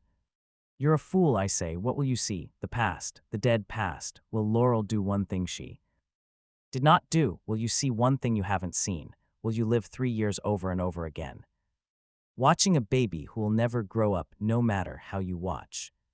His voice came near to cracking, but held. He stopped closer to her, seized her shoulder and shook her roughly. Do you know what will happen to you if you do that? They'll come to take you away because you'll go mad. Yes, mad. Do you want mental treatment? Do you want to be shut up to undergo the psychic probe? Mrs. Potterly tore away. There was no trace of softness or vagueness about her. She had twisted into a virago. I want to see my child, Arnold. She's in that machine and I want her. She's not in the machine. An image is. Can't you understand? An image, something that's not real. I want my child, do you hear me? She flew at him, screaming, fists beating. I want my child. The historian retreated at the fury of the assault, crying out. Foster moved to step between when Mrs. Potterly dropped, sobbing wildly, to the floor. Potterly turned, eyes desperately seeking. With a sudden heave, he snatched at a landarod, tearing it from its support and whirling away before Foster, numbed by all that was taking place, could move to stop him. Stand back, gasped Potterly, or I'll kill you, I swear it. He swung with force, and Foster jumped back. Potterly turned with fury on every part of the structure in the cellar, and Foster, after the first crash of glass, watched dazedly. Potterly spent his rage, and then he was standing quietly amid shards and splinters, with a broken landorod in his hand. He said to Foster in a whisper, Now get out of here, never come back if any of this cost you anything. Send me a bill and I'll pay for it. I'll pay double. Foster shrugged, picked up his shirt, and moved up the basement stairs. He could hear Mrs. Potterly sobbing loudly, and as he turned at the head of the stairs for a last look, he saw Dr. Potterly bending over her, his face convulsed with sorrow. 2 days later, with the school day drawing to a close, and Foster looking wearily about to see if there were any data on his newly approved projects that he wished to take home, Dr. Potterly appeared. Once more, he was standing at the open door of Foster's office. The historian was neatly dressed as ever. He lifted his hand in a gesture that was too vague to be a greeting, too abortive to be a plea. Foster stared stonily. Potterly said, "I waited till 5, till you were. May I come in?" Foster nodded. Potterly said, "I suppose I ought to apologize for my behavior. I was dreadfully disappointed, not quite master of myself. Still, it was inexcusable." "I accept your apology," said Foster. "Is that all? My wife called you, I think." "Yes, she has. She has been quite hysterical. She told me she had, but I couldn't be quite sure." "Could you tell me, would you be so kind as to tell me what she wanted?" "She wanted a chronoscope. She said she had some money of her own. She was willing to pay." "Did you make any commitments?" "I said I wasn't in the manufacturing business." "Good," breathed Potterly, his chest expanding with a sigh of relief. "Please don't take any calls from her. She's not quite." "Look, Dr. Potterfee," said Foster, "I'm not getting into any domestic quarrels, but you'd better be prepared for something. Chronoscopes can be built by anybody, given a few simple parts that can be bought through some etheric sales center. It can be built in the home workshop, the video part anyway.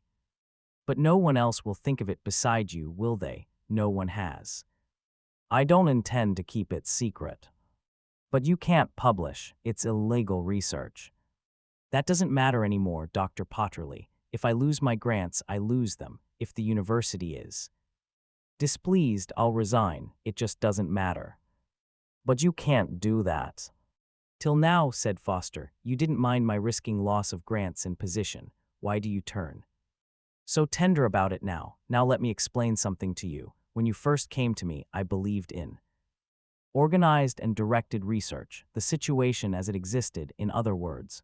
I dared you an intellectual anarchist, Dr. Potterly, and dangerous. But for one reason or another, I've been an anarchist myself for months now, and I have achieved great things.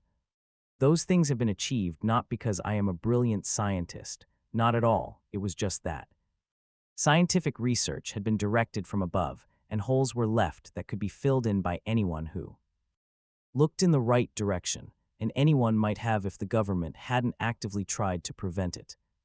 Now understand me, I still believe directed research can be useful. I'm not in favor of a retreat to total anarchy, but there must be a middle ground. Directed research can retain flexibility. A scientist must be allowed to follow his curiosity, at least in his spare time." Potterly sat down. He said ingratiatingly, "Let's discuss this, Foster. I appreciate your idealism. You're young, you want the moon, but you can't destroy yourself through fancy notions of what research must consist of. I got you into this. I am responsible, and I blame myself bitterly. I was acting emotionally. My interest in Carthage blinded me, and I was a damned fool." Foster broke in. "You mean you've changed completely in 2 days? Carthage is nothing. Government suppression of research is nothing. Even a damned fool like myself can learn, Foster. My wife taught me something. I understand the reason for government suppression of neutronics now. I didn't 2 days ago, and understanding I prove. You saw the way my wife reacted to the news of a chronoscope in the basement. I had envisioned a chronoscope used for research purposes. All she could see was the personal pleasure of returning neurotically to a personal past, a dead past. The pure researcher, Foster, is in the minority. People like my wife would outweigh us. For the government to encourage chronoscopy would have meant that everyone's past would be visible. The government officers would be subjected to blackmail and improper pressure, since who on Earth has a past that is absolutely clean? Organized government might become impossible." Foster licked his lips. Maybe the government has some justification in its own eyes. Still, there's an important principle involved here. Who knows what other scientific advances are being stymied? Because scientists are being stifled into walking a narrow path.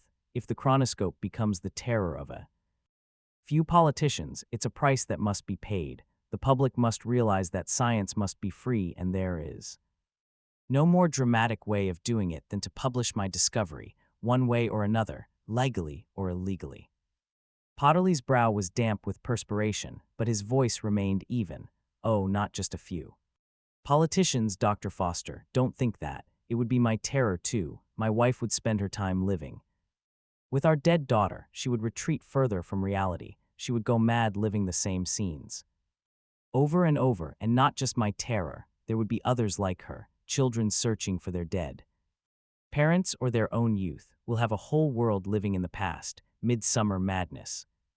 Foster said moral judgments can't stand in the way. There isn't one advance at any time in history that mankind hasn't had the ingenuity to pervert. Mankind must also have the ingenuity to prevent.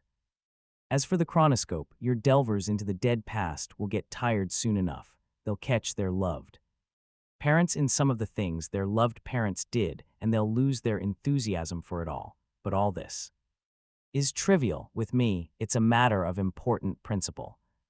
Potterly said, hang your principle. Can't you understand men and women as well as principle? Don't you understand that my wife will live through the fire that killed our baby? She won't be able to help herself. I know her. She'll follow through each step, trying to prevent it. She'll live it over and over again, hoping each time that it won't happen. How many times do you want to kill Laurel? A huskiness had crept into his voice. A thought crossed Foster's mind. What are you really afraid she'll find out, Dr. Potterly? What happened the night of the fire? The historian's hands went up quickly to cover his face, and they shook with his dry sobs. Foster turned away and stared uncomfortably out the window. Potterly said after a while, it's a long time since I've had to think of it. Caroline was away. I was babysitting. I went into the baby's bedroom mid-evening to see if she had kicked off the bedclothes. I had my cigarette with me. I smoked in those days. I must have stubbed it out before putting it in the ashtray. On the chest of drawers, I was always careful. The baby was all right. I returned to the living room and fell asleep before the video. I awoke, choking, surrounded by fire. I don't know how it started. But you think it may have been the cigarette, is that it? Said Foster. A cigarette which, for once, you forgot to stub out. I don't know, I teased. Tried to save her, but she was dead in my arms when I got out. You never told your wife about the cigarette, I suppose. Potterly shook his head, but I've lived with it. Only now with a chronoscope she'll find out. Maybe it wasn't the cigarette. Maybe you did stub it out. Isn't that possible? The scant tears had dried on Potterly's face. The redness had subsided. He said, I can't take the chance, but it's not just myself, Foster. The past has its terrors for most people. Don't lose those terrors on the human race. Foster paced the floor. Somehow, this explained the reason for Potterly's rabid, irrational desire to boost the Carthaginians, deify them, most of all disprove the story of their fiery sacrifices to Moloch. By freeing them of the guilt of infanticide by fire, he symbolically freed himself of the same guilt. So the same fire that had driven him on to causing the construction of a chronoscope was now driving him on to the destruction. Foster looked sadly at the older man. I see your position, Dr. Potterly, but this goes above personal feelings. I've got to smash this throttling hold on the throat of science. Potterly said savagely, you mean you want the fame and wealth that goes with such a discovery? I don't know about the wealth, but that too, I suppose. I'm no more than human. You won't suppress your knowledge. Not under any circumstances. Well then, and the historian got to his feet and stood for a moment, glaring. Foster had an odd moment of terror. The man was older than he, smaller, feebler, and he did look armed still. Foster said, if you're thinking of killing me or anything insane like that, I've got the information. In a safety deposit vault where the proper people will find it in case of my disappearance or death. Potterly said, don't be a fool, and stalked out. Foster closed the door, locked it, and sat down to think. He felt silly. He had no information in any safety deposit vault, of course. Such a melodramatic action would not have occurred to him ordinarily, but now it had. Feeling even sillier, he spent an hour writing out the equations of the application of pseudo-gravitic optics to neutronic recording and some diagrams for the engineering details of construction. He sealed it in an envelope and scrawled Ralph Nimmo's name over the outside. He spent a rather restless night, and the next morning, on the way to school, dropped the envelope off at the bank with appropriate instructions to an official who made him sign a paper permitting the box to be opened after his death. He called Nimmo to tell him of the existence of the envelope, refusing querulously to say anything about its contents. He had never felt so ridiculously self-conscious as at that moment. That night and the next, Foster spent in only fitful sleep, finding himself face to face with the highly practical problem of the publication of data unethically obtained. The Proceedings of the Society for Pseudogravities, which was the journal with which he was best acquainted, would certainly not touch any paper that did not include the magic footnote. The work described in this paper was made possible by grant number so-and-so from the Commission of Research of the United Nations. Nor doubly so would the Journal of Physics. There were always the minor journals who might overlook the nature of the article for the sake of the sensation, but that would require a little financial negotiation on which he hesitated to embark. It might, on the whole, be better to pay the cost of publishing a small pamphlet for general distribution among scholars. In that case, he would even be able to dispense with the services of a science writer, sacrificing polish for speed. He would have to find a reliable printer. Uncle Ralph might know one. He walked down the corridor to his office and wondered anxiously if perhaps he ought to waste no further time, give himself no further chance to lapse into indecision, and take the risk of calling Ralph from his office phone. He was so absorbed in his own heavy thoughts that he did not notice that his room was occupied until he turned from the clothes closet and approached his desk. Dr. Potterly was there, and a man whom Foster did not recognize. Foster stared at them. "What's this?" Potterly said, "I'm sorry, but I had to stop you." Foster continued staring. "What are you talking about?" The stranger said, "Let me introduce myself." He had large teeth, a little uneven, and they showed prominently when he smiled. "I am Thaddeus Araman, department head of the Division of Chronoscopy. I'm here to see you concerning information brought to me by Professor Arnold Potterly and confirmed by our own sources."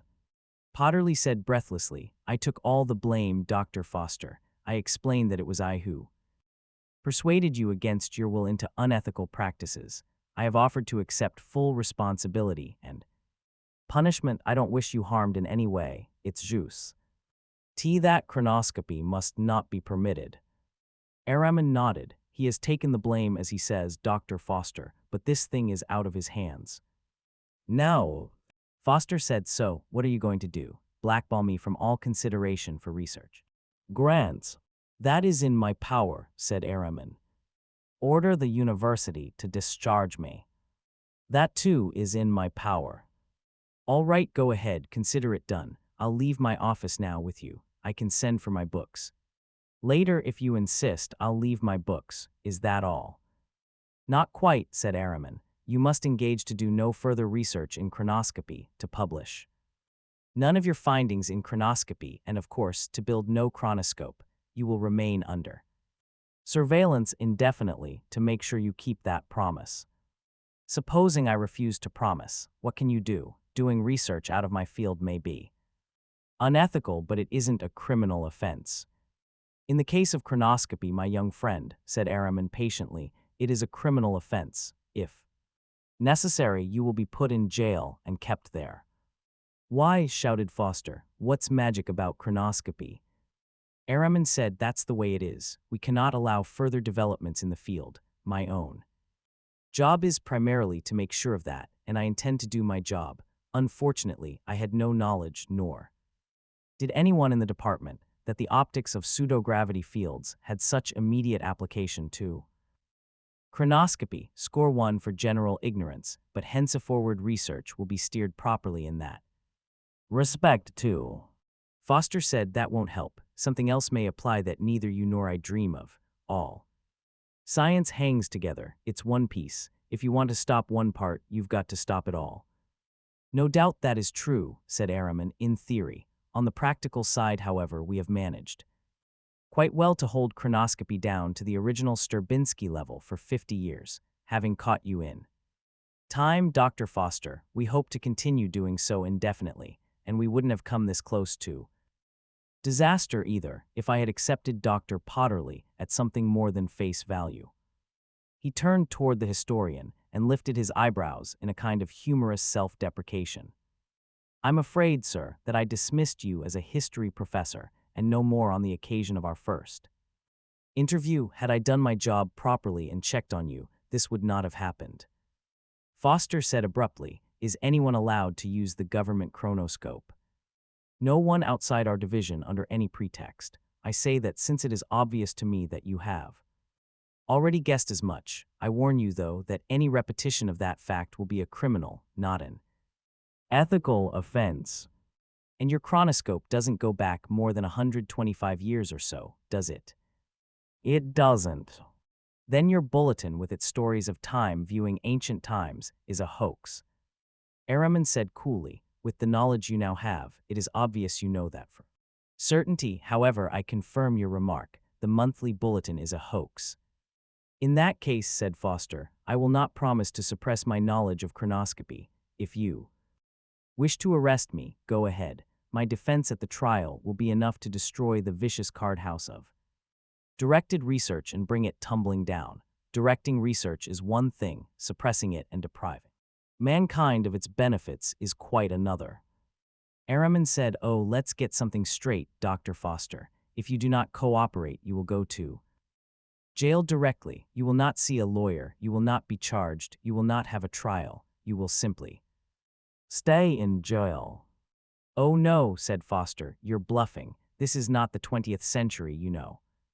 There was a stir outside the office, the clatter of feet, a high-pitched shout that Foster was sure he recognized. The door crashed open, the lock splintering, and 3 intertwined figures stumbled in.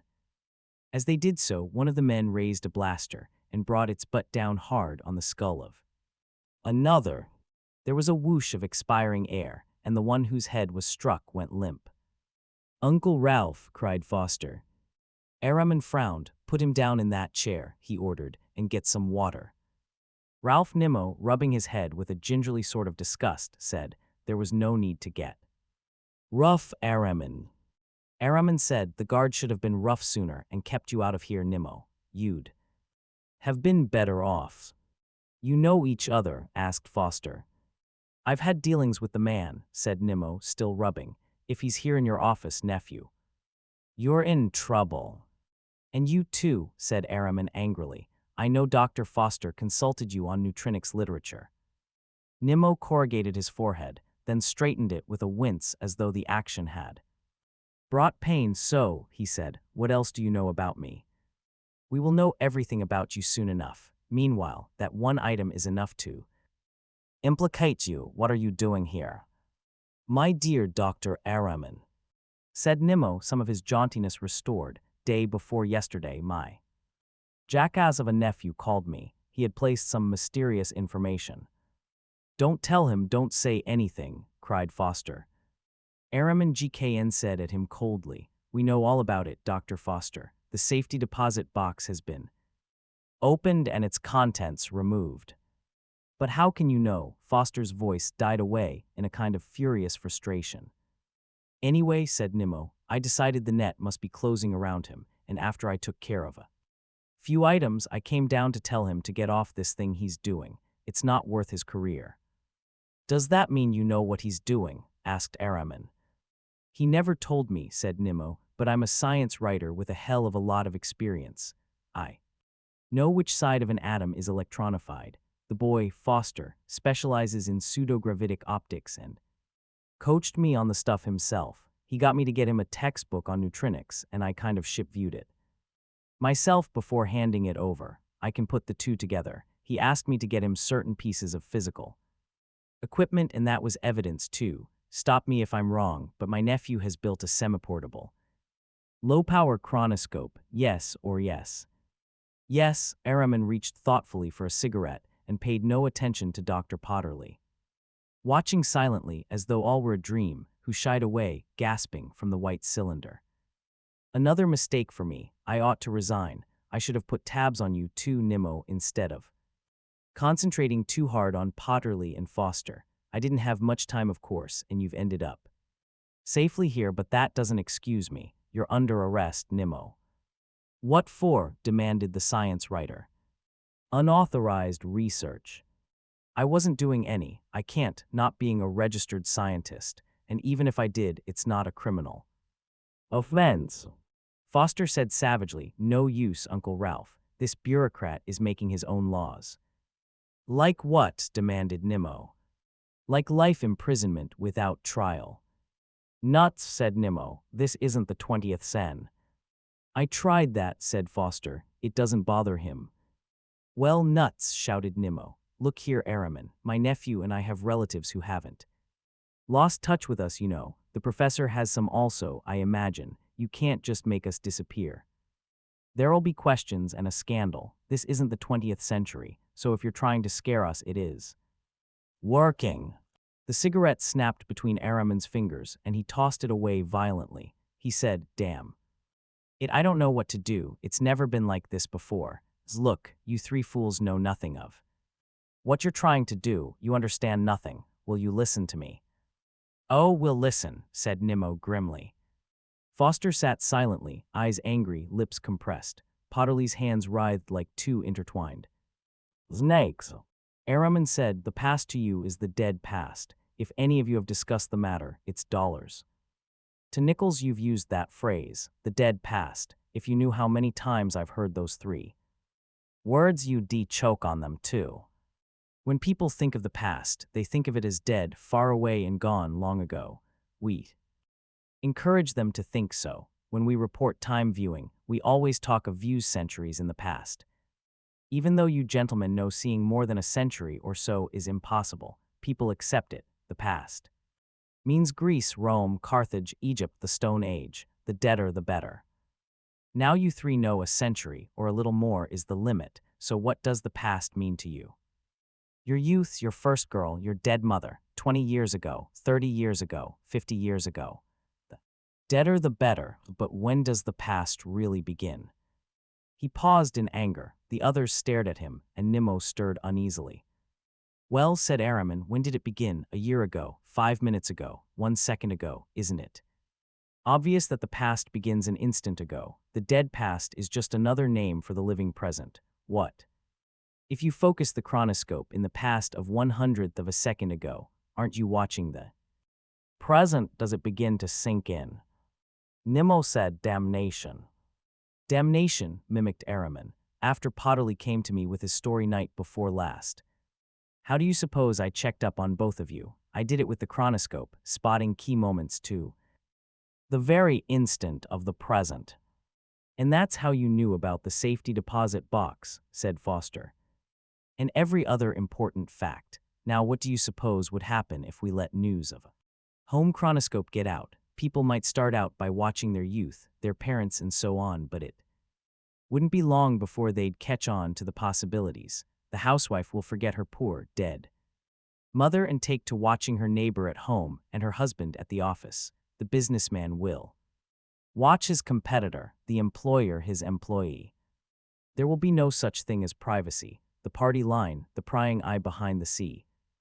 Curtain will be nothing compared to it. The video stars will be closely watched at all times by everyone, every man his own peeping Tom, and there'll be no getting away from the watcher. Even darkness will be no escape. Because chronoscopy can be adjusted to the infrared and human figures can be seen by their own body heat. The figures will be fuzzy, of course, and the surroundings will be dark, but that will make the titillation of it all the greater, perhaps. HMP, the men in charge of the machine, now experiment sometimes in spite of the regulations against it. Nimmo seemed sick. You can always forbid private manufacture. Araman turned on him fiercely. You can, but do you expect it to do good? Can you legislate successfully against drinking, smoking, adultery, or gossiping over the back fence, and this mixture of nosiness and prurience will have a worse grip on humanity than any of those. Good Lord, in 1,000 years of trying, we haven't even been able to wipe out the heroin traffic, and you talk about legislating against a device for watching anyone you please at any time you please that can be built in a home. Workshop. Foster said suddenly, I won't publish. Potterly burst out, half in sobs, none of us will talk, I regret. Nimmo broke in, you said you didn't tab me on the chronoscope, Araman. No time, said Araman wearily. Things don't move any faster on the chronoscope than in real life. You can't speed it up like the film in a book viewer. We spend a full 24 hours trying to catch the important moments during the last 6 months of Potterly and Foster. There was no time for anything else, and it was enough. It wasn't, said Nimmo. What are you talking about? There was a sudden infinite alarm on Araman's face. I told you my nephew, Jonas, had called me to say he had put important information in a safety deposit box. He acted as though he were in trouble. He's my nephew. I had to try to get him off the spot. It took a while, then I came here to tell him what I had done. I told you when I got here, just after your man conked me, that I had taken care of a few items. What, for heaven's sake? Just this, I sent the details of the portable chronoscope off to half a dozen of my regular publicity outlets. Not a word, not a sound, not a breath. They were all past any demonstration. Don't stare like that, cried Nimmo. Don't you see my point? I had popular publication rights. Jonas will admit that. I knew he couldn't publish scientifically in any legal way. I was sure he was planning to publish illegally and was preparing the safety deposit box for that reason.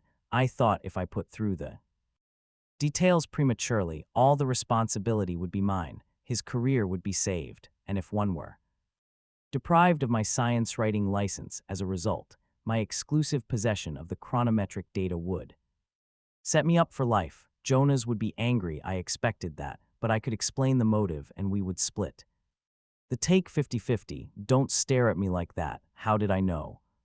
Nobody knew anything, said Araman bitterly, but you all just took it for granted that the government was stupidly bureaucratic, vicious, tyrannical, given to suppressing research for the hell of it.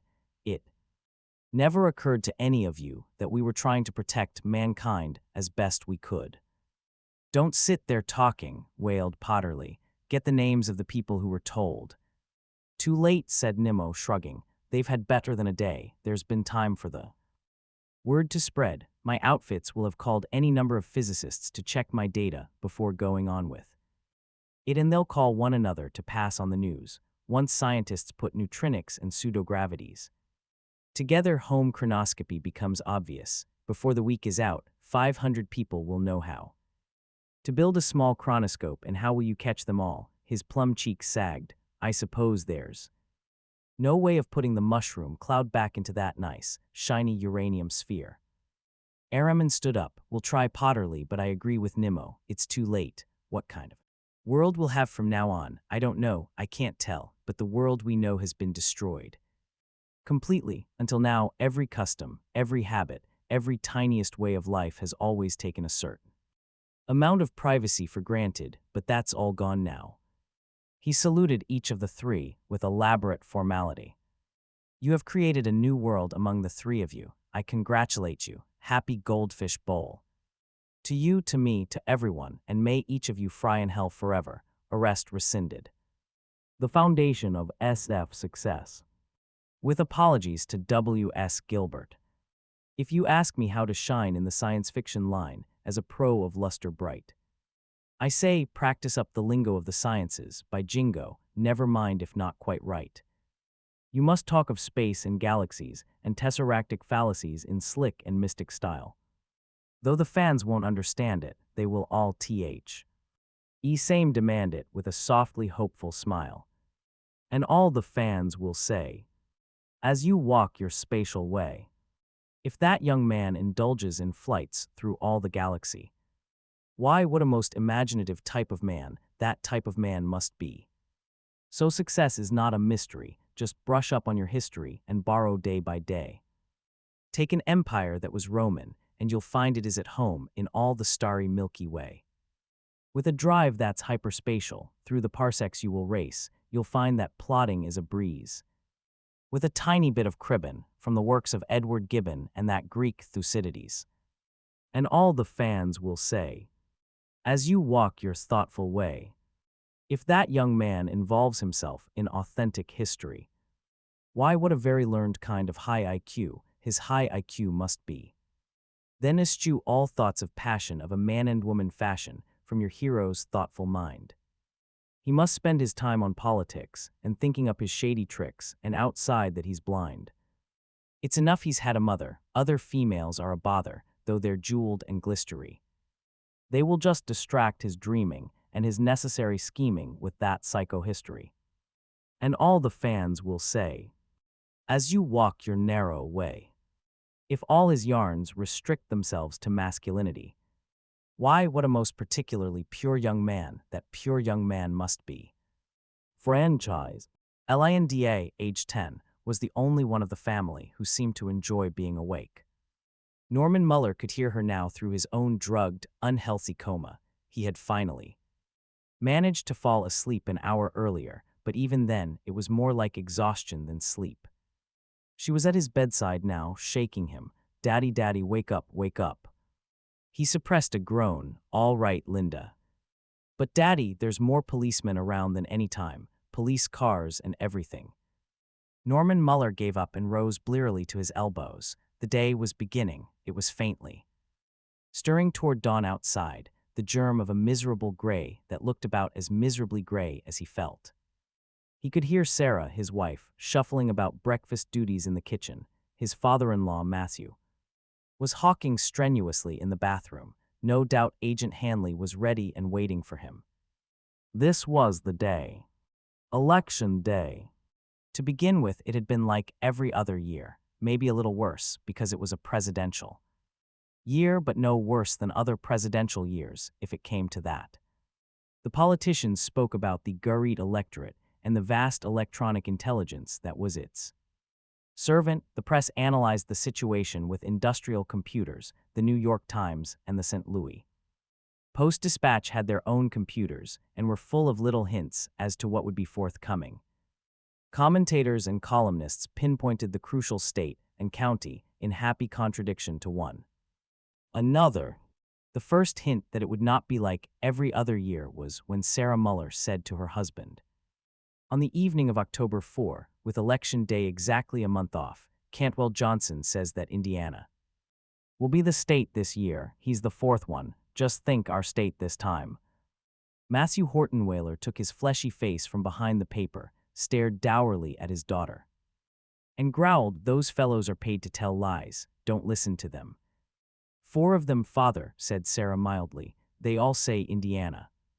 Indiana is a key state, Matthew, said Norman just as mildly, on account of the Hawkinsmith act and this mess in Indianapolis.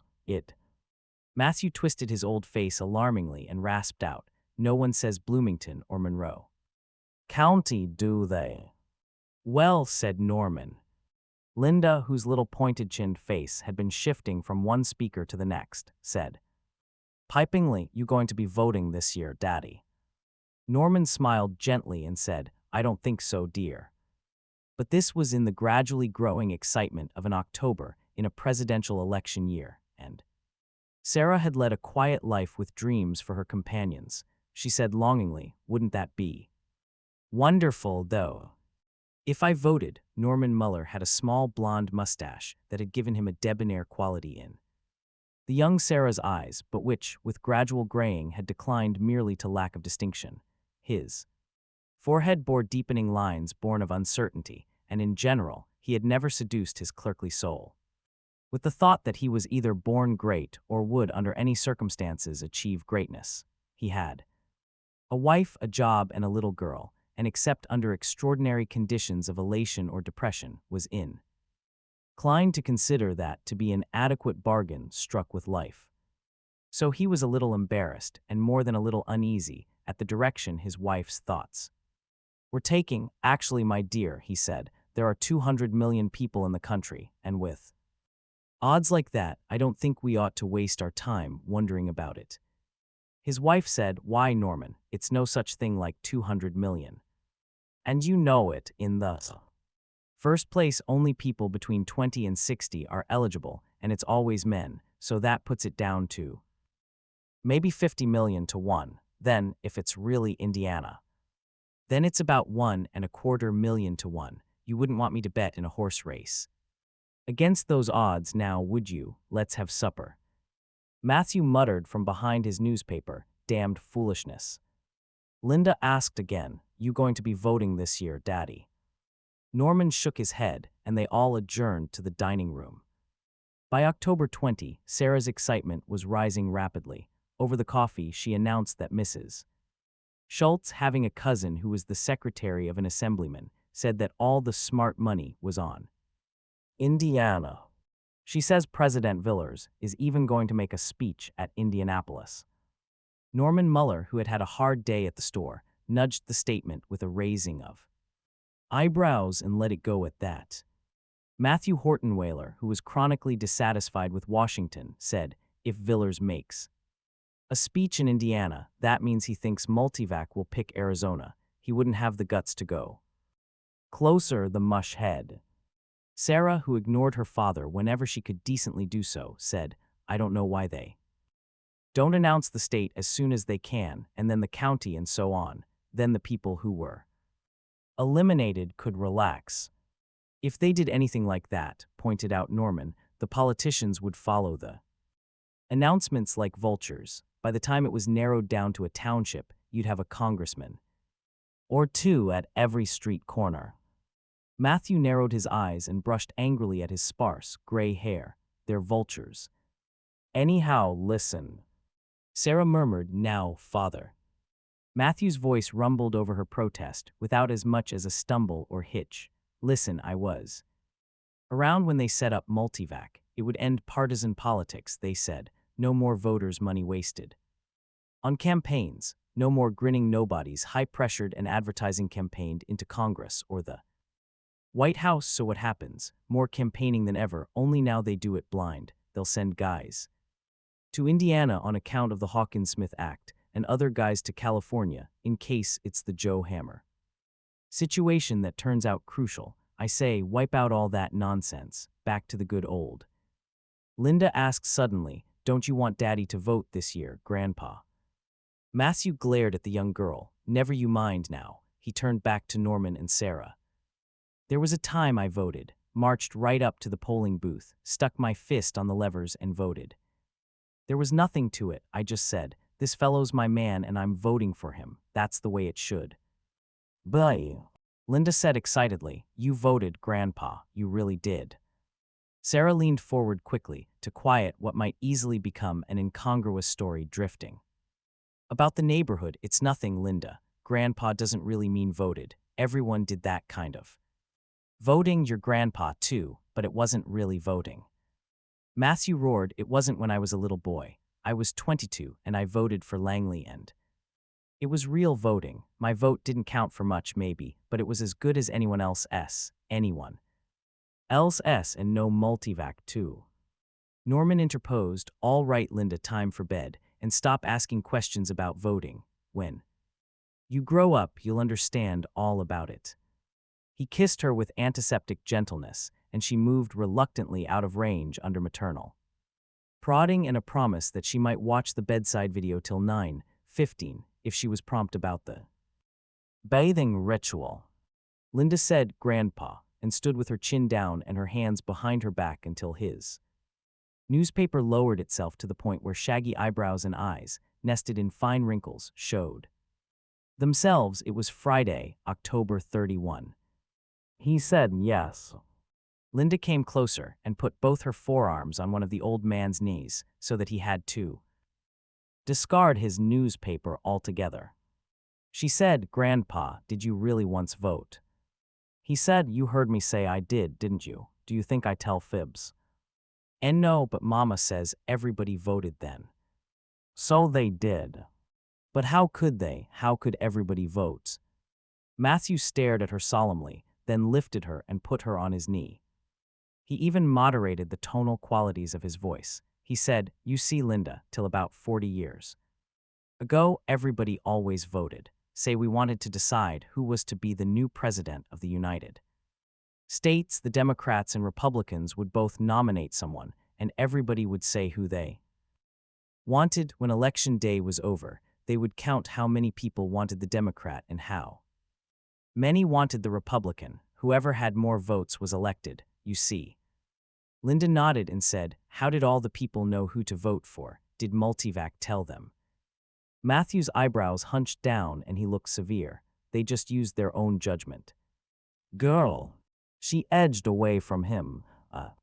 And he lowered his voice again. "I'm not angry at you, Linda, but you see, sometimes it took all night to count what everyone said, and people were impatient, so they invented special machines which could look at the first few votes and compare them with the votes from the same places in previous years. That way the machine could compute how the total vote would be and who would be elected, you say." She nodded. "Like Multivac."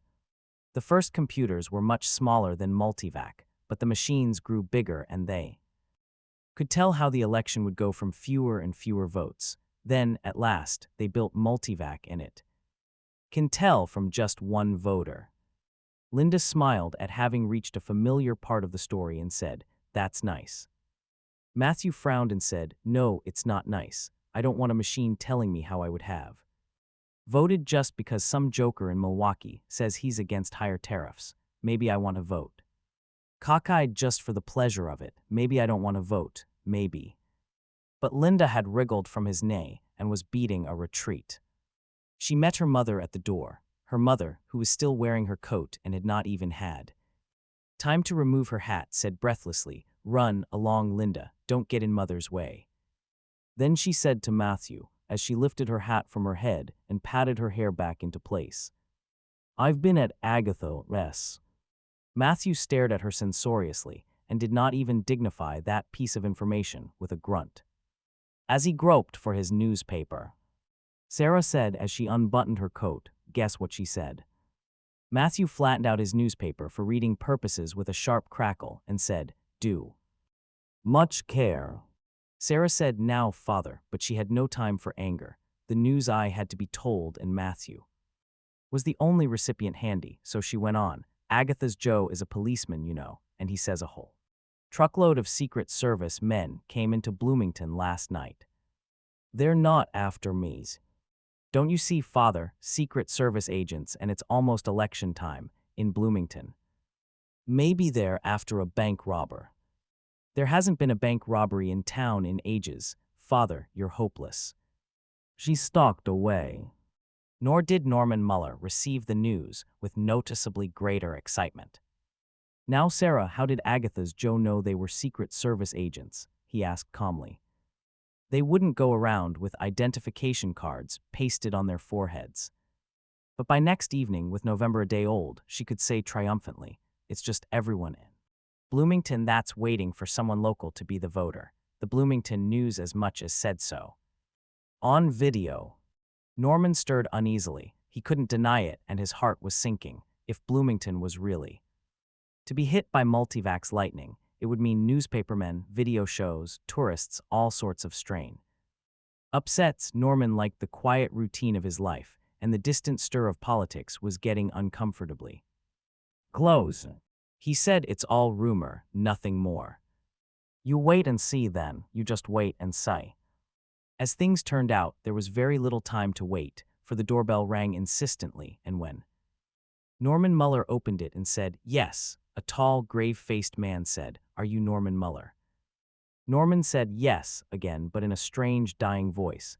It was not difficult to see from the stranger's bearing that he was one carrying authority, and the nature of his errand suddenly became as inevitably obvious as it had, until the moment before, been unthinkably impossible. The man presented credentials, stepped into the house, closed the door behind him, and said, "Ritualistically, Mr. Norman Muller, it is necessary for me to inform you on the behalf of the President of the United States that you have been chosen to represent the American electorate on Tuesday, November 4, 2008.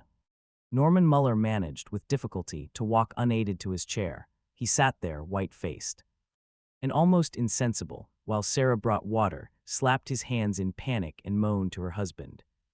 Between clenched teeth, "Don't be sick, Norman, don't be sick. They'll pick someone else." When Norman could manage to talk, he whispered, "I'm sorry, sir." The Secret Service agent had removed his coat, unbuttoned his jacket, and was sitting at ease on the couch. "It's all right," he said, and the mark of officialdom seemed to have vanished with the formal announcement and leave him simply a large and rather friendly man. "This is the 6th time I've made the announcement, and I've seen all kinds of reactions. Not one of them was the kind you see on the video. You know what I mean? A wholly dedicated look, and a character who says, 'It will be a great privilege to serve my country,' that sort of stuff." The agent laughed comfortingly. Sarah's accompanying laugh held a trace of shrill hysteria. The agent said, "Now you're going to have me with you for a while. My name is Phil Handley. I'd appreciate it if you call me Phil. Mr. Muller can't leave the house anymore till Election Day. You'll have to inform the department store that he's sick, Mrs. Muller. You can go about your business for a while, but you'll have to agree not to say a word about this. Right, Mrs. Muller?" Sarah nodded vigorously. "No, sir, not a word." "All right, but Mrs. Muller," Handley looked grave, "we're not kidding now. Go out only if you must, and you'll be followed when you do. I'm sorry, but that's the way we must operate." "Followed?" "It won't be obvious, don't worry, and it's only for 2 days till the formal announcement to the nation is made. Your daughter." "She's in bed," said Sarah hastily. "Good, she'll have to be told I'm a relative or friend staying with the family, if she does find out. The truth, she'll have to be kept in the house. Your father had better stay in the house in any case." "He won't like that," said Sarah. "Can't be helped, now, since you have no others living with you." "You know all about us apparently," whispered Norman. "Quite a bit," agreed Handley. "In any case, those are all my instructions to you for the moment. I'll try to cooperate as much as I can and be as little of a nuisance as possible. The government will pay for my maintenance, so I won't be an expense to you. I'll be relieved each night by someone who will sit up in this room, so there will be no problem about sleeping accommodations. Now, Mr. Muller." "Sir." "You can call me Phil," said the agent again. "The purpose of the 2-day preliminary before formal announcement is to get you used to your position. We prefer to have you face multivac in as normal a state of mind as possible. Just relax and try to feel this is all in a day's work. Okay?" "Okay," said Norman, and then shook his head violently. "But I don't want the responsibility." "Why me?" "All right," said Handley. "Let's get that straight to begin with. Multivac weighs all sorts of known factors, billions of them. One factor isn't known, though, and won't be known for a long time. That's the reaction pattern of the human mind. All Americans are subjected to the molding pressure of what other Americans do and say, to the things that are done to him and the things he does to others. Any American can be brought to multivac to have the bent of his mind surveyed, from that the bent of all other minds in the country can be estimated. Some Americans are better for the purpose than others at some given time. Depending upon the happenings of that year, multivac picked you as most representative this year, not the smartest or the strongest or the luckiest, but just the most representative. Now we don't question multivac. Do we? Couldn't it make a mistake? Asked Norman. Sarah, who listened impatiently, interrupted to say, "Don't listen to him, sir. He's just nervous. You know, actually, he's very well read, and he always follows politics very closely." Handley said, "Multivac makes the decisions, Mrs. Muller. It picked your husband." "But does it know everything?" insisted Norman wildly. "Couldn't it have made a mistake?" "Yes, it can. There's no point in not being frank. In 1993, a selected voter died of a stroke too. Hours before it was time for him to be notified. Multivac didn't predict that. It couldn't. A voter might be mentally unstable, morally unsuitable, or, for that matter, disloyal. Multivac can't know everything about everybody until he's fed all the data there is. That's why alternate selections are always held in readiness. I don't think we'll be using one this time. You're in good health, Mr. Mueller, and you've been carefully investigated. You qualify. Norman buried his face in his hands and sat motionless. By tomorrow morning, sir, said Sarah, he'll be perfectly all right. He just has to get used to it. That's all. Of course, said Hanley. In the privacy of their bedchamber, Sarah Mueller expressed herself in other and stronger fashion. The burden of her lecture was, so get hold of yourself, Norman. You're trying to throw away the chance of a lifetime. Norman whispered desperately, it frightens me, Sarah, the whole thing. For goodness sake, why? What's there to it but answering a question or two? The responsibility is too great. I couldn't face it. What responsibility? There isn't any. Multivac picked you. It's Multivac's responsibility. Everyone knows that. Norman sat up in bed in a sudden excess of rebellion and anguish. Everyone is supposed to know that, but they don't. They. Lower your voice, hissed Sarah icily. They'll hear you downtown.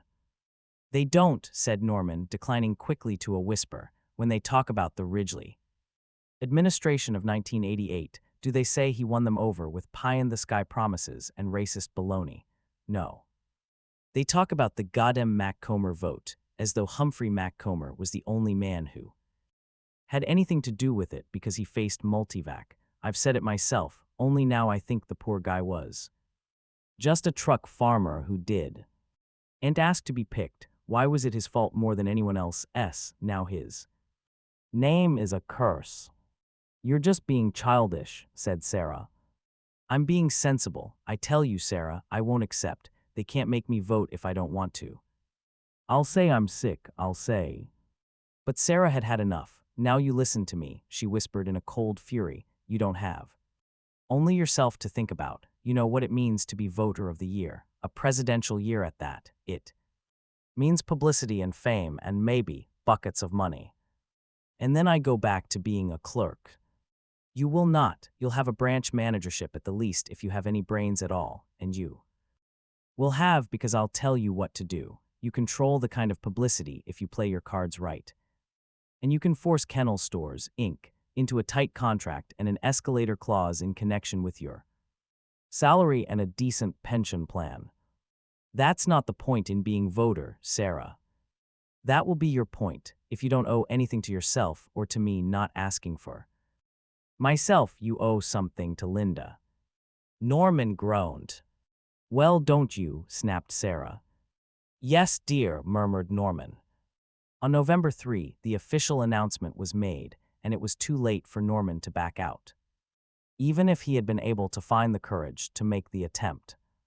Their house was sealed off. Secret Service agents made their appearance in the open, blocking off all approach. At first the telephone rang incessantly, but Philip Hanley, with an engagingly apologetic smile, took all calls. Eventually, the exchange shunted all calls directly to the police station.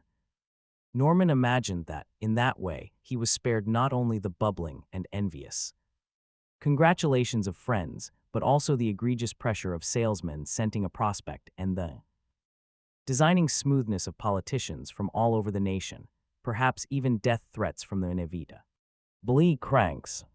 Newspapers were forbidden to enter the house now in order to keep out weighted pressures, and television was gently but firmly disconnected over Linda's loud protests. Matthew growled and stayed in his room. Linda, after the first flurry of excitement, sulked and whined because she could not leave the house. Sarah divided her time between preparation of meals for the present and plans for the future, and Norman's depression lived and fed upon itself. And the morning of Tuesday, November 4, 2008, came at last, and it was election day. It was early breakfast, but only Norman Mueller ate, and that mechanically. Even a shower and shave had not succeeded in either restoring him to reality or removing his own conviction that he was as grimy without as he felt grimy within. Hanley's friendly voice did its best to shed some normality over the gray and unfriendly dawn. The weather prediction had been for a cloudy day with prospects of rain before noon. Hanley said, "We'll keep this house insulated till Mr. Mueller is back, but after that we'll be off." Your next, the Secret Service agent, was in full uniform now, including sidearms in heavily brassed holsters. You've been no trouble at all, Mr. Hanley, simpered Sarah. Norman drank through 2 cups of black coffee, wiped his lips with a napkin, stood up and said, "Haggardly, I'm ready." Hanley stood up too. "Very well, sir, and thank you, Mrs. Muller, for your very kind hospitality." The armored car purred down empty streets. They were empty even for that hour of the morning. Hanley indicated that and said, "They always shift traffic away from the line of drive ever since the attempted bombing that nearly ruined the Leverett election of '92. When the car stopped, Norman was helped out by the always polite Hanley into an underground drive whose walls were lined with soldiers at attention. He was led into a brightly lit room, in which 3 white-uniformed men greeted him smilingly. Norman said sharply, "But this is the hospital." "There's no significance to that," said Hanley at once. "It's just that the hospital has the necessary facilities." "Well, what do I do?" Hanley nodded. One of the 3 men in white advanced and said, "I'll take over now, Agent." Hanley saluted in an offhand manner and left the room. The man in white said, "Won't you sit down, Mr. Muller? I'm John Paulson, senior computer. These are Samson Levine and Peter Dorogabaj, my assistants." Norman shook hands numbly all about. Paulson was a man of middle height with a soft face that seemed used to smiling and a very obvious toupee. He wore plastic-rimmed glasses of an old-fashioned cut. And he lit a cigarette as he talked. Norman refused his offer of one. Paulson said, "In the first place, Mr. Muller, I want you to know we are in no hurry. We want you to stay with us all day if necessary, just so that you get used to your surroundings and get over any thought. You might have that there is anything unusual in this, anything clinical, if you know what I mean." "It's all right," said Norman. "I'd just as soon this were over. I understand your feelings. Still, we want you to know exactly what's going on. In the first place, Multivac isn't here." It is, somehow through all his depression, he had still looked forward to seeing Multivac. They said it was half a mile long and 3 stories high, that 50 technicians walked the corridors within its structure continuously. It was one of the wonders of the world. Paulson smiled. "No, it's not portable, you know. It's located underground, in fact, and very few people know exactly where. You can understand that, since it is our greatest natural resource, believe me. Elections aren't the only things it's used for." Norman thought he was being deliberately chatty and found himself intrigued all the same. "I thought I'd see it. I'd like to." "I'm sure of that, but it takes a presidential order, and even then it has to be countersigned by security. However, we are plugged into Multivac right here by beam transmission. What Multivac says can be interpreted here, and what we say is beamed directly to Multivac, so in a sense we're in its presence." Norman looked about. The machines within the room were all meaningless to him. "Now let me explain, Mr. Muller," Paulson went on. "Multivac already has most of the information it needs to decide all the elections, national, state, and local. It needs only to check certain imponderable attitudes of mind, and it will use you for that. We can't predict what questions it will ask, but they may not make much sense to you, or even to us. It may ask you how you feel about garbage disposal in your town, whether you favor central incinerators. It might ask you whether you have a doctor of your own or whether you make use of National Medicine, Inc. Do you understand?" "Yes, sir." Whatever it asks, you answer in your own words in any way you please, if you feel you must. Explain quite a bit, do so. Talk an hour if necessary. "Yes, sir." Now one more thing. We will have to make use of some simple devices which will automatically record your blood pressure, heartbeat, skin conductivity, and brainwave pattern while you speak. The machinery will seem formidable, but it's all absolutely painless. You won't even know it's going on. The other 2 technicians were already busying themselves with smooth gleaming apparatus on oiled wheels. Norman said, "Is that to check on whether I'm lying or not?" "Not at all, Mr. Muller. There's no question of lying. It's only a matter of emotional intensity.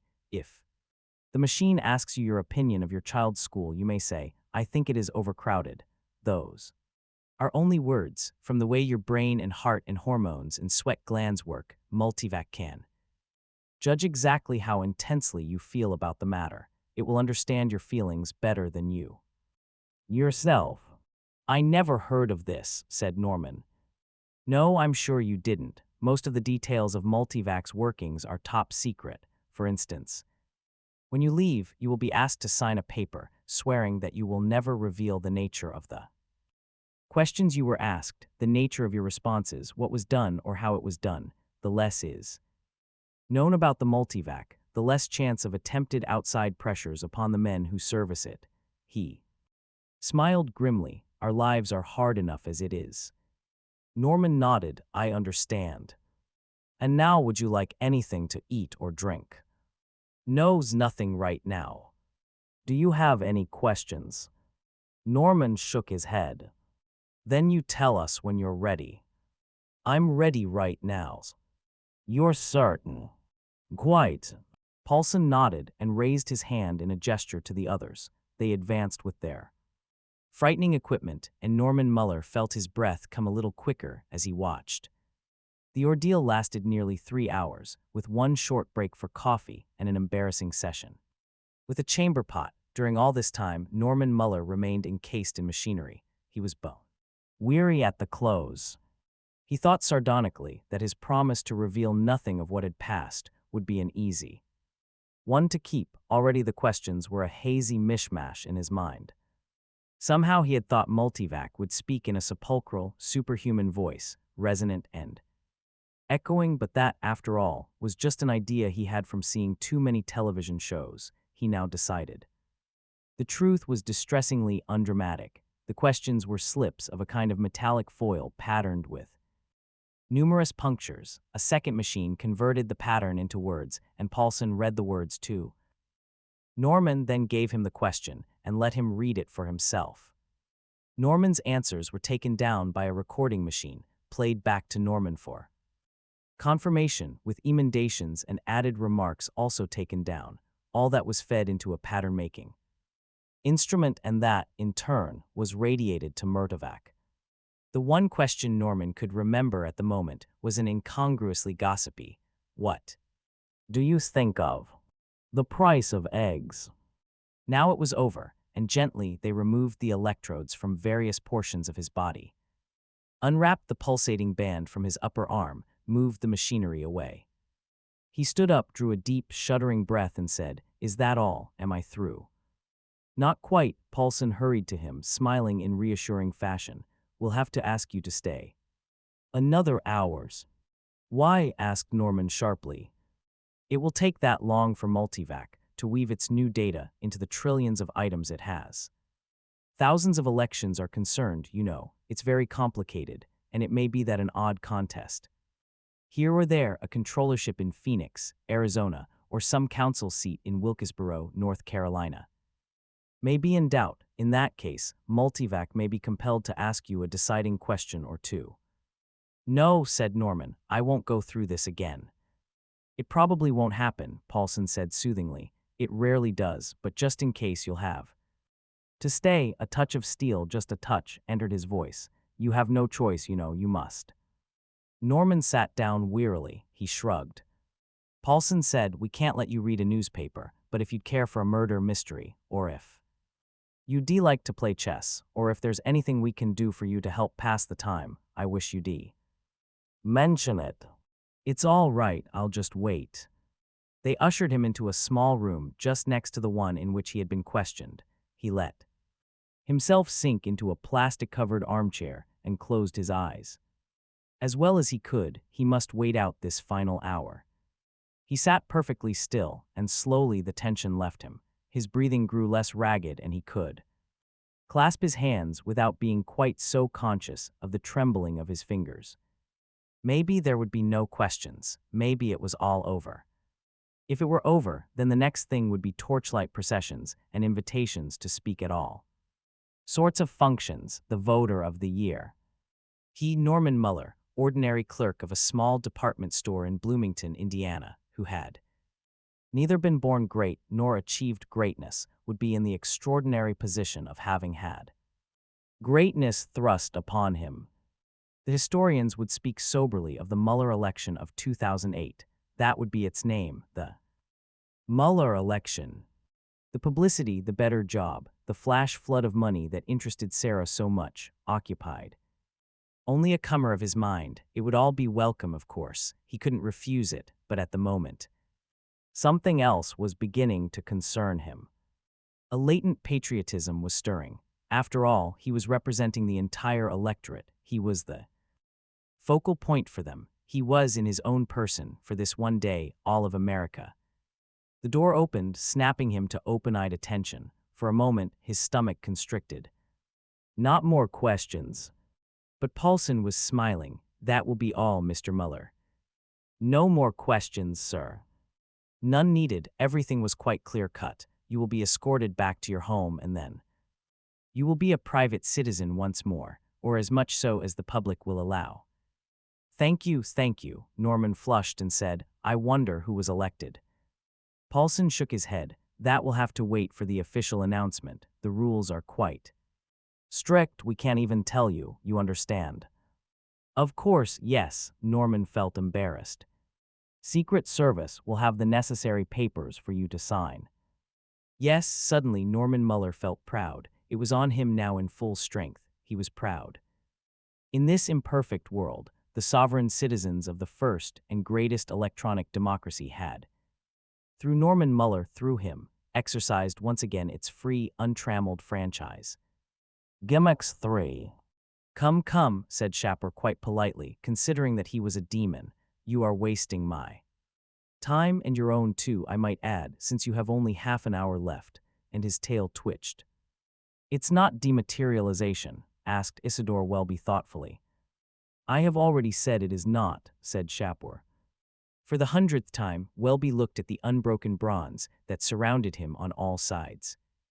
The demon had taken unholy pleasure, what other kind indeed, in pointing out that the floor, ceiling, and 4 walls were featureless, 2-foot-thick slabs of bronze, welded seamlessly together. It was the ultimate locked room, and Welby had but another half hour to get out, while the demon watched with an expression of gathering anticipation. It has been 10 years previously, to the day, naturally, that Isidore Welby had signed up.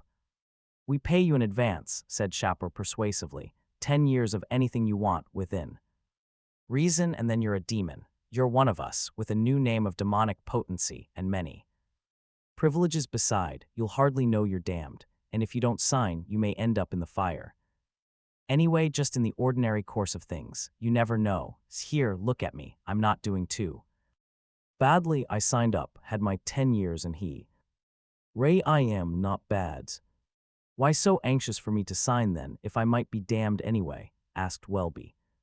It's not so easy to recruit hell's cadre, said the demon, with a frank shrug that made the faint odor of sulfur dioxide in the air a trifle stronger. Everyone wishes to gamble on ending in heaven. It's a poor gamble, but there it is. I think you, Ray, too sensible for that, but meanwhile we have more damned souls than we know what to do with, and a growing shortage at the administrative end.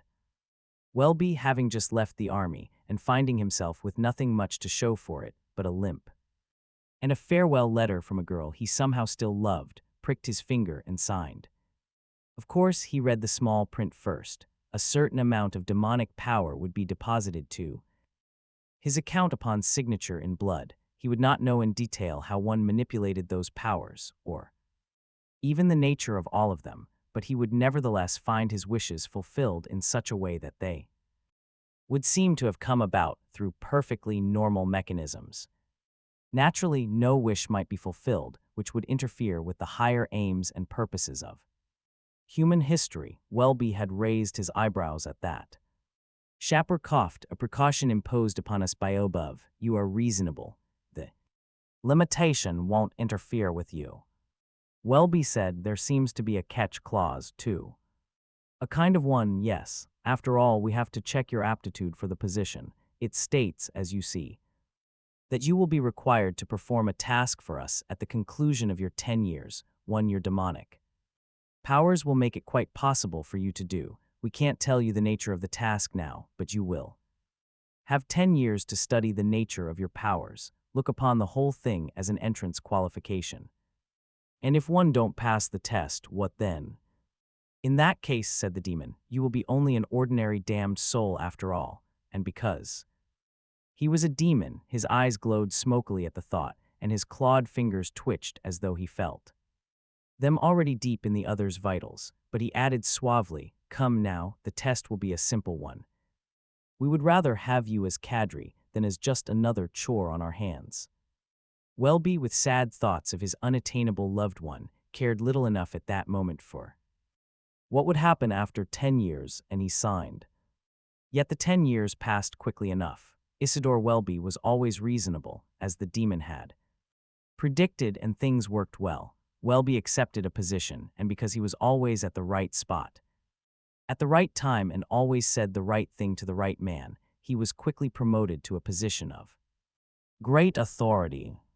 Investments he made invariably paid off, and what was more gratifying still, his girl came back to him most sincerely repentant and most satisfactorily adoring.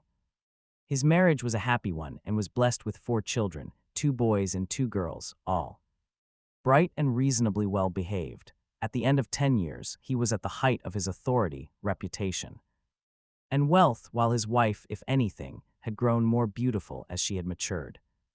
And 10 years to the day, naturally, after the making of the compact, he woke to find himself not in his bedroom, but in a horrible bronze chamber of the most appalling solidity, with no company other than an eager demon. You have only to get out, and you will be one of us, said Shapur. It can be done fairly and logically by using your demonic powers, provided you know exactly what it is you're doing. You should. By now, my wife and children will be very disturbed at my disappearance, said Welby with the beginning of regrets. They will find your dead body, said the demon consolingly. You will seem to have died of a heart attack, and you will have a beautiful funeral. The minister will consign you to heaven, and we will not disillusion him or those who listen to him. Now come, Welby, you have till noon.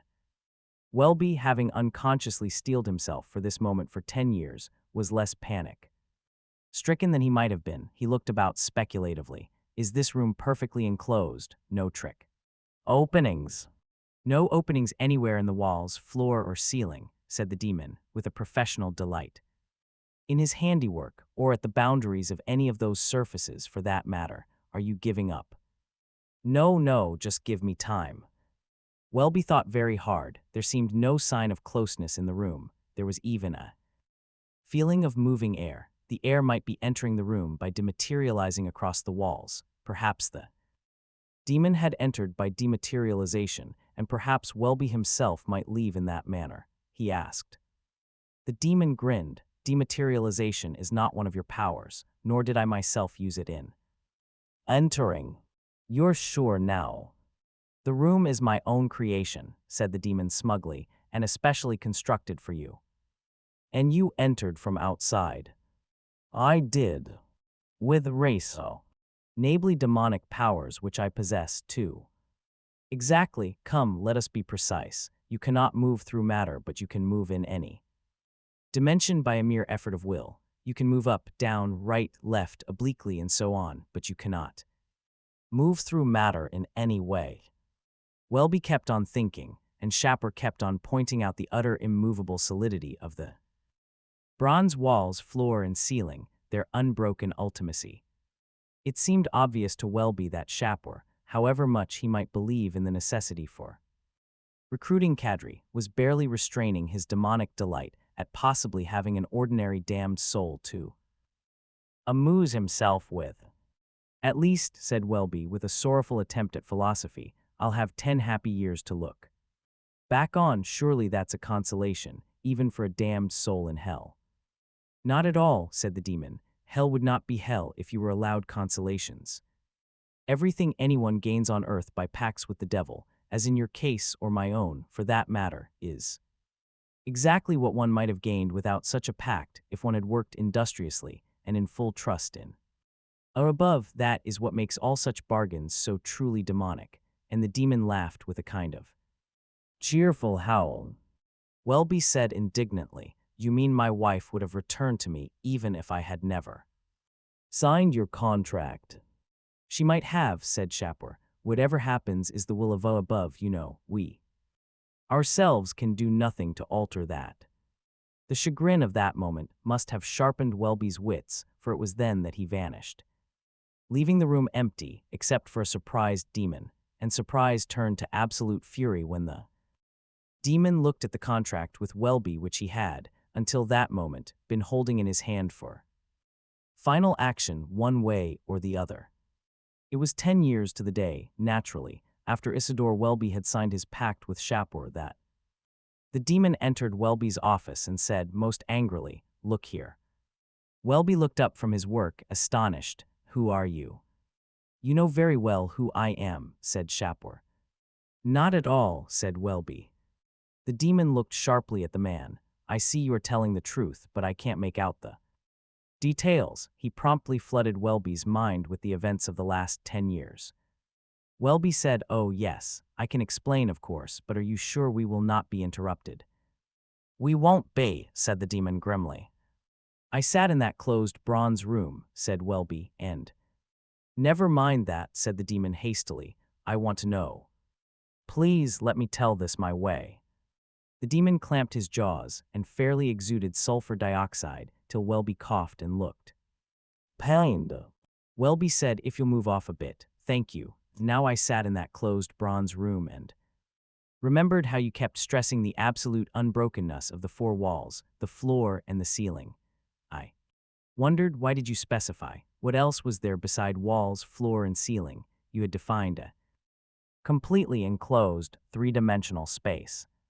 And that was it, three-dimensional. The room was not closed in the fourth dimension. It did not exist indefinitely in the past. You said you had created it for me, so if one traveled into the past, one would find oneself at a point in time, eventually, when the room did not exist, and then one would be out of the room. What's more, you had said I could move in any dimension, and time may certainly be viewed as a dimension. In any case, as soon as I decided to move toward the past, I found myself living backward at a tremendous rate, and suddenly, there was no bronze around me anywhere. Shapur cried in anguish. "I can guess all that. You couldn't have escaped any other way. It's this contract of yours that I'm concerned about. If you're not an ordinary damned soul, very well, it's part of the game, but you must be at least one of us, one of the cadre. It's what you were paid for, and if I do deliver you down below, I will be in enormous trouble." Welby shrugged his shoulders. "I'm sorry for you, of course, but I can't help you. You must have created the bronze room immediately after I placed my signature on the paper, for when I burst out of the room, I found myself just at the point in time at which I was making the bargain with you. There you were. Again, there I was. You were pushing the contract toward me, together with a stylus with which I might prick my finger. To be sure, as I had moved back in time, my memory of what was becoming the future faded out, but not apparently quite entirely. As you pushed the contract at me, I felt uneasy. I didn't quite remember the future, but I felt uneasy, so I didn't sign. I turned you down flat." Shapur ground his teeth. "I might have known. If probability patterns affected demons, I would have shifted with you into this new world. As it is, all I can say is that you have lost the 10 happy years we paid you with. That is one consolation, and will get you in the end. That is another." "Well now," said Welby, "are there consolations in hell, through the 10 years I have now lived? I knew nothing of what I might have obtained, but now that you've put the memory of the 10 years that might have been into my mind, I recall that, in the bronze room, you told me that demonic agreements could give nothing that could not be obtained by industry and trust in above. I have been industrious, and I have trusted." Welby's eyes fell upon the photograph of his beautiful wife and 4 beautiful children, then traveled about the tasteful luxuriance of his office, and I may even escape hell altogether. That, too, is beyond your power to decide. And the demon, with a horrible shriek, vanished forever. Kid stuff. The first pang of nausea had passed, and Jan Prentice said, "Damn it, you're an insect." It was a statement of fact, not an insult, and the thing that sat on Prentice's desk said, "Of course." It was about a foot long, very thin, and in shape a far-fetched and miniature caricature of a human. Its stocky arms and legs originated in pairs from the upper portion of its body. The legs were longer and thicker than the arms. They extended the length of the body, then bent forward at the knee. The creature sat upon those knees, and when it did so, the stub of its fuzzy abdomen just cleared. Prentice desk. There was plenty of time for Prentice to absorb these details. The object had no objection to being stared at. It seemed to welcome it, in fact, as though it were used to exciting admiration. What are you? Prentice did not feel completely rational. 5 minutes ago, he had been seated at his typewriter, working leisurely on the story he had promised Horace W. Brown for last month's issue of far-fetched fantasy fiction. He had been in a perfectly usual frame of mind. He had felt quite fine, quite sane. And then a block of air immediately to the right of the typewriter had shimmered, clouded over, and condensed into the little horror that dangled its black and shiny feet over the edge of the desk. Prentice wondered in a detached sort of way that he bothered talking to it. This was the first time his profession had so crudely affected his dreams. It must be a dream, he told himself. I'm an Avalonian, said the being. I'm from Avalon, in other words. Its tiny face ended in a mandibular mouth. 2 swaying 3-inch antennae rose from a spot above either eye, while the eyes themselves gleamed richly in their many-faceted fashion. There was no sign of nostrils. Naturally not, thought Prentice wildly. It has to breathe through vents in its abdomen. It must be talking with its abdomen then, or using telepathy. Avalon, he said stupidly. He thought, Avalon, the land of the Fae in King Arthur's time. Certainly, said the creature, answering the thought smoothly. I'm an elf. Oh no, Prentice put his hands to his face, took them away, and found the elf still there, its feet thumping against the top drawer. Prentice was not a drinking man or a nervous one. In fact, he was considered a very prosaic sort of person by his neighbors. He had a comfortable paunch, a reasonable but not excessive amount of hair on his head, an amiable wife, and an active 10-year-old son. His neighbors were, of course, kept ignorant of the fact that he paid off the mortgage on his house by writing fantasies of one sort or another. Till now, however, this secret vice had never affected his psyche. To be sure, his wife had shaken her head over his addiction many times. It was her standard opinion that he was wasting, even perverting, his talents. Who on earth reads these things, she would say. All that stuff about demons and gnomes and wishing rings and elves. All that kid stuff, if you want my frank opinion. You're quite wrong, Prentice would reply stiffly. Modern fantasies are very sophisticated and mature treatments of folk motifs. Behind the facade of glib unreality, there frequently lie trenchant comments on the world of today. Fantasy in modem style is, above all, adult fare. Blanche shrugged. She had heard him speak at conventions, so these comments weren't new to her. Besides, he would add, fantasies pay the mortgage, don't they? Maybe so, she would reply, but it would be nice if you'd switch to mysteries. At least you'd get quarter reprint sales out of those, and we could even tell the neighbors what you do for a living. Prentice groaned in spirit. Blanche could come in now at any time and find him talking to himself. It was too real for a dream. It might be a hallucination. After that, he would have to write mysteries for a living or take to work.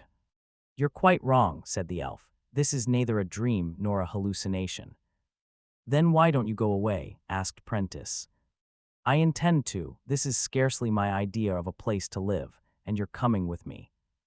I am not. What the hell do you think you are, telling me what I'm going to do? If you think that's a respectful way to speak to a representati of an older culture, I can't say much for your upbringing.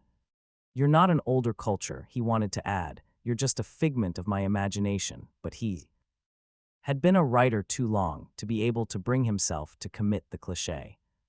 We insects, said the elf freezingly, existed 500 million years before the first mammal was invented. We watched the dinosaurs come in and we watched them go out. As for you man things, strictly newcomers.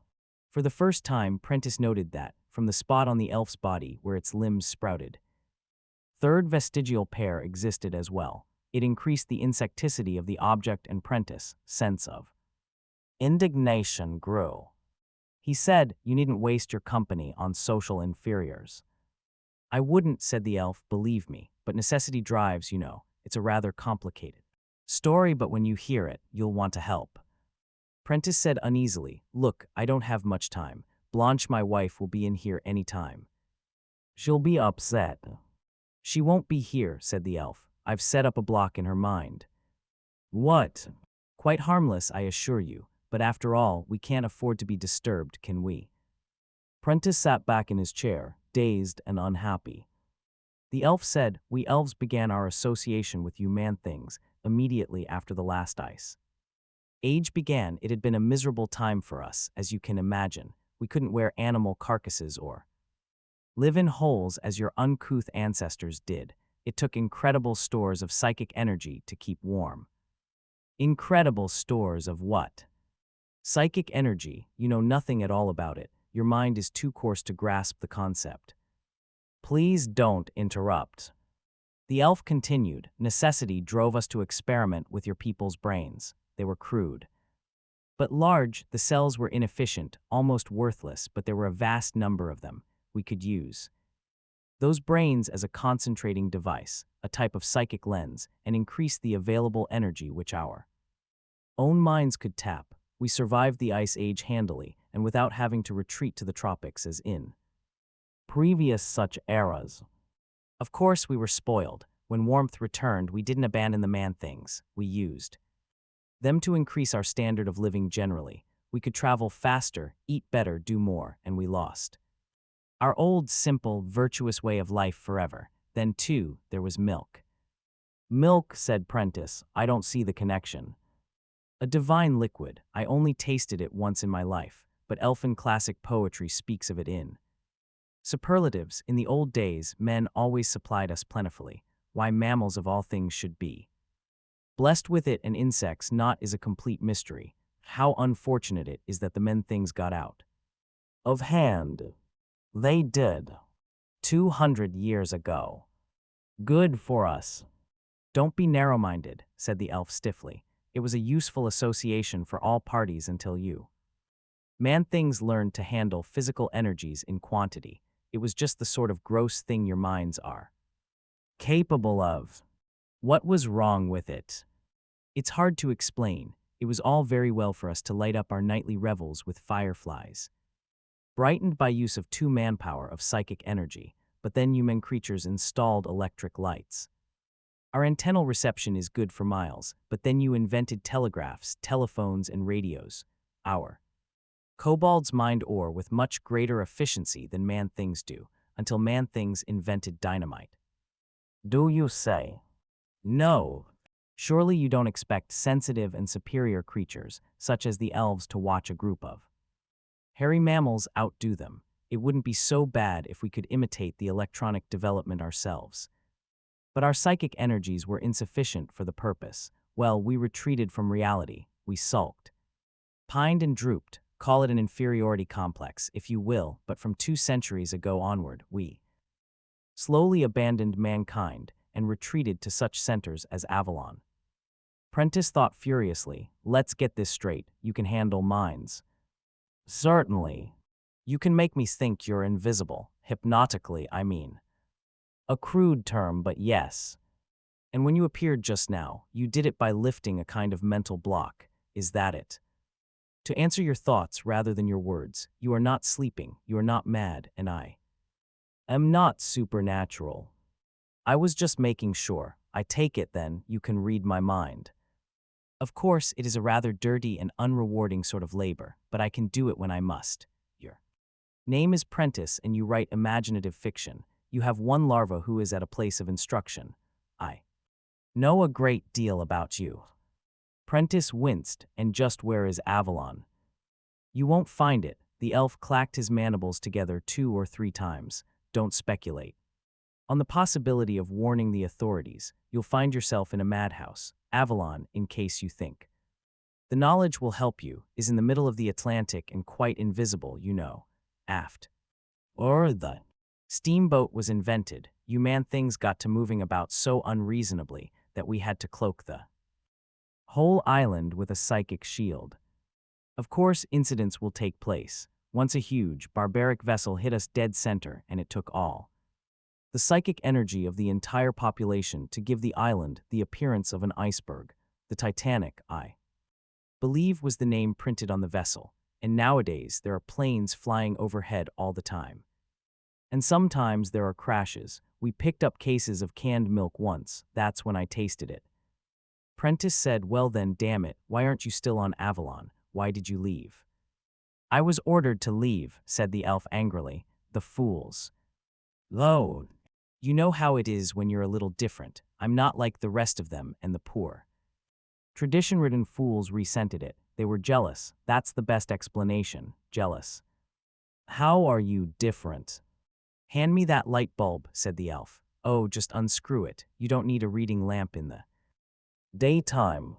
With a quiver of repulsion, Prentice did as he was told and passed the object into the little hands of the elf. Carefully, the elf, with fingers so thin and wiry that they looked like tendrils, touched the bottom and side of the brass base. Feebly, the filament in the bulb reddened. "Good God," said Prentice. "That," said the elf proudly, "is my great talent. I told you that we elves couldn't adapt psychic energy to electronics. Well, I can. I'm not just an ordinary elf. I'm a mutant, a super elf. I'm the next stage in elfin evolution. This light is due just to the activity of my own mind, you know. Now watch when I use yours as a focus." As he said that, the bulb's filament grew white-hot and painful to look at, while a vague and not unpleasant tickling sensation entered Prentice's skull. The lamp went out, and the elf put the bulb on the desk behind the typewriter. "I haven't tried," said the elf proudly, "but I suspect I can fission uranium too. But look here, lighting a bulb takes energy. You can't just hold it. I've told you about psychic energy. Great Oberon, man-thing, try to understand." Prentice felt increasingly uneasy. He said cautiously, "What do you intend doing with this gift of yours?" "Go back to Avalon, of course. I should let those fools go to their doom, but an elf does have a certain patriotism, even if he is a Colopteran." "Eh, what?" "We elves are not all of a species, you know. I'm of beetle descent, see." He rose to his feet and, standing on the desk, turned his back to Prentice. What had seemed merely a shining black cuticle suddenly split and lifted. From underneath, two filmy, veined wings fluttered out. "Oh, you can fly," said Prentice. "You're very foolish," said the elf contemptuously, "not to realize I'm too large for flight. But they are attractive, aren't they? How do you like the iridescence? The Lepidoptera have disgusting wings in comparison. They're gaudy and indelicate. What's more, they're always sticking out." The Lepidoptera, Prentice felt hopelessly confused. The butterfly clans, they're the proud ones. They were always letting humans see them so they could be admired, very petty minds in a way, and that's why your legends always give fairies butterfly wings instead of beetle wings, which are much more diaphanously beautiful. We'll give the Lepidoptera what for when we get back, you and I. Now hold on. First think, said the elf, swaying back and forth in what looked like elfin ecstasy. Our nightly revels on the fairy green will be a blaze of sparkling light from curlicues of neon tubing. We can cut loose the swarms of wasps we've got hitched to our flying wagons and install internal combustion motors. Instead, we can stop this business of curling up on leaves when it's time to sleep and build factories to manufacture decent mattresses. I tell you, we'll live, and the rest of them will eat dirt for having ordered me out. But I can't go with you, bleated Prentice. I have responsibilities. I have a wife and kid. You wouldn't take a man away from his larva, would you? I'm not cruel, said the elf. He turned his eyes full on Prentice. I have an elfin soul. Still, what choice have I? I must have a man brain for focusing purposes, or I will accomplish nothing, and not all man brains are suitable. Why not? Great Oberon creature, a man brain isn't a passive thing of wood and stone. It must cooperate in order to be useful, and it can only cooperate by being fully aware of our own elfin ability to manipulate it. I can use your brain, for instance, but your wife's would be useless to me. It would take her years to Understand who and what I am. Prentice said, this is a damned insult. Are you telling me I believe in fairies? I'll have you know. I'm a complete rationalist. Are you? When I first revealed myself to you, you had a few feeble thoughts about dreams and hallucinations, but you talked to me, you accepted me. Your wife would have screamed and gone into hysterics. Prentice was silent. He could think of no answer. That's the trouble, said the elf despondently. Practically all you humans have forgotten about us since we left you. Your minds have closed, grown useless. To be sure, your larvae believe in your legends about the little folk, but their brains are undeveloped and useful only for simple processes. When they mature, they lose belief. Frankly, I don't know what I would do if it weren't for you fantasy writers. What do you mean, we fantasy writers? You are the few remaining adults who believe in the insect folk. You, Prentice, most of all. You've been a fantasy writer for 20 years. You're mad. I don't believe the things I write. You have to, you can't help it. I mean, while you're actually writing, you take the subject matter seriously. After a while, your mind is just naturally cultivated into usefulness. But why argue? I have used you. You saw the light bulb brighten, so you see you must come with me. But I won't. Prentice set his limbs stubbornly. Can you make me against my will? I could, but I might damage you, and I wouldn't want that. Suppose we say this. If you do agree to come, I could focus a current of high-voltage electricity through your wife. It would be a revolting thing to have to do, but I understand your own people execute enemies of the state in that fashion, so that you would probably find the punishment less horrible than I do. I wouldn't want to seem brutal even to a man thing. Prentice grew conscious of the perspiration, matting the short hairs on his temple. Wait, he said, don't do anything like that. Let's talk it over. The elf shot out his filmy wings, fluttered them, and returned them to their case. Talk, talk, talk. It's tiring. Surely you have milk in the house. You're not a very thoughtful host, or you would have offered me refreshment before this. Prentice tried to bury the thought that came to him, to push it as far below the outer skin of his mind as he could. He said casually, I have something better than milk. Here, I'll get it for you. Stay where you are. Call to your wife. She'll bring it. But I don't want her to see you. It would frighten her. The elf said, you need feel no concern. I'll handle her so that she won't be the least disturbed. Prentice lifted an arm. The elf said, any attack you make on me will be far slower than the bolt of electricity that will strike your wife. Prentice's arm dropped. He stepped to the door of his study. Blanche, he called down the stairs. Blanche was just visible in the living room, sitting woodenly in the armchair near the bookcase. She seemed to be asleep, open-eyed. Prentice turned to the elf. Something's wrong with her. She's just in a state of sedation. She'll hear you. Tell her what to do. Blanche, he called again, bring the container of eggnog and a small glass, will you? With no sign of animation other than that of bare movement, Blanche rose and disappeared from view. What is eggnog? Asked the elf. Prentice attempted enthusiasm. It is a compound of milk, sugar, and eggs beaten to a delightful consistency. Milk alone is poor stuff compared to it. Blanche entered with the eggnog. Her pretty face was expressionless, her eyes turned toward the elf but lightened with no realization of the significance of the sight. Here, Jan, she said, and sat down in the old, leather-covered chair by the window, hands falling loosely to her lap. Prentice watched her uneasily for a moment. Are you going to keep her here? She'll be easier to control. As well, aren't you going to offer me the eggnog? Oh, sure, here. He poured the thick white liquid into the cocktail glass. He had prepared 5 milk bottles of it, too, nights before for the boys of the New York Fantasy Association, and it had been mixed with a lavish hand, since fantasy writers notoriously like it so. The elf's antennae trembled violently. A heavenly aroma, he muttered. He wrapped the ends of his thin arms about the stem of the small glass and lifted it to his mouth. The liquid's level sank. When half was gone, he put it down and sighed. Oh, the loss to my people. What creation, what a thing to exist. Our histories tell us that in ancient days an occasional lucky sprite managed to take the place of a man larva at birth so that he might draw off the liquid fresh made. I wonder if even those ever experienced anything like this. Prentice said with a touch of professional interest, that's the idea behind this business of changelings, is it? Of course, the female man-creature has a great gift. Why not take advantage of it? The elf turned his eyes upon the rise and fall of Blanche's bosom and sighed again. Prentice said, not too eager now, don't give it away, go ahead, drink all you want.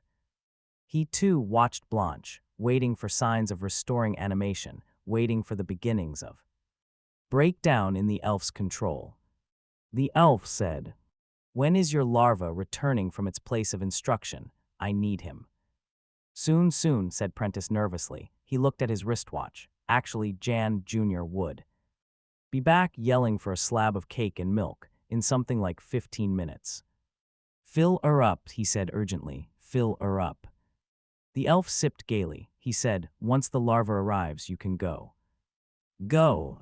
Only to the library. You'll have to get volumes on electronics. I'll need the details on how to build television, telephones, all that. I'll need to have rules on wiring, instructions for constructing vacuum tubes, details, Prentice details. We have tremendous tasks ahead of us. Oil drilling, gasoline refining, motors, scientific agriculture. We'll build a new Avalon, you and I a technical one, a scientific fairyland. We will create a new world. Great, said Prentice. Here, don't neglect your drink. You see, you are catching fire with the idea, said the elf, and you will be rewarded, you will have a dozen female man-things to yourself. Prentice looked at Blanche automatically. No signs of hearing, but who could tell? He said, I'd have no use for female man-th for women, I mean. Come now, said the elf censoriously, be truthful. You men-things are well known to our folk as lecherous, bestial creatures. Mothers frighten their young for generations by threatening them with men. Things young, he lifted the glass of eggnog in the air and said, to my own young, and drained. Fill her up, said Prentice at once. Fill her up. The elf did so. He said, I'll have lots of children. I'll pick out the best of the coloptresses and breed my line. I'll continue the mutation. Right now I'm the only one, but when we have a dozen or 50, I'll interbreed them and develop the race of the super elf, a race of electro-electronic marvels and infinite futures. If I could only drink more nectar, the original nectar. There was the sudden noise of a door being flung open and a young voice calling, Mom, hey. Mom. The elf, his glossy eyes a little dimmed, said, then we'll begin to take over the men-things. Few believe already, the rest we will teach. It will be the old days, but better, a more efficient elfhood. A tighter union.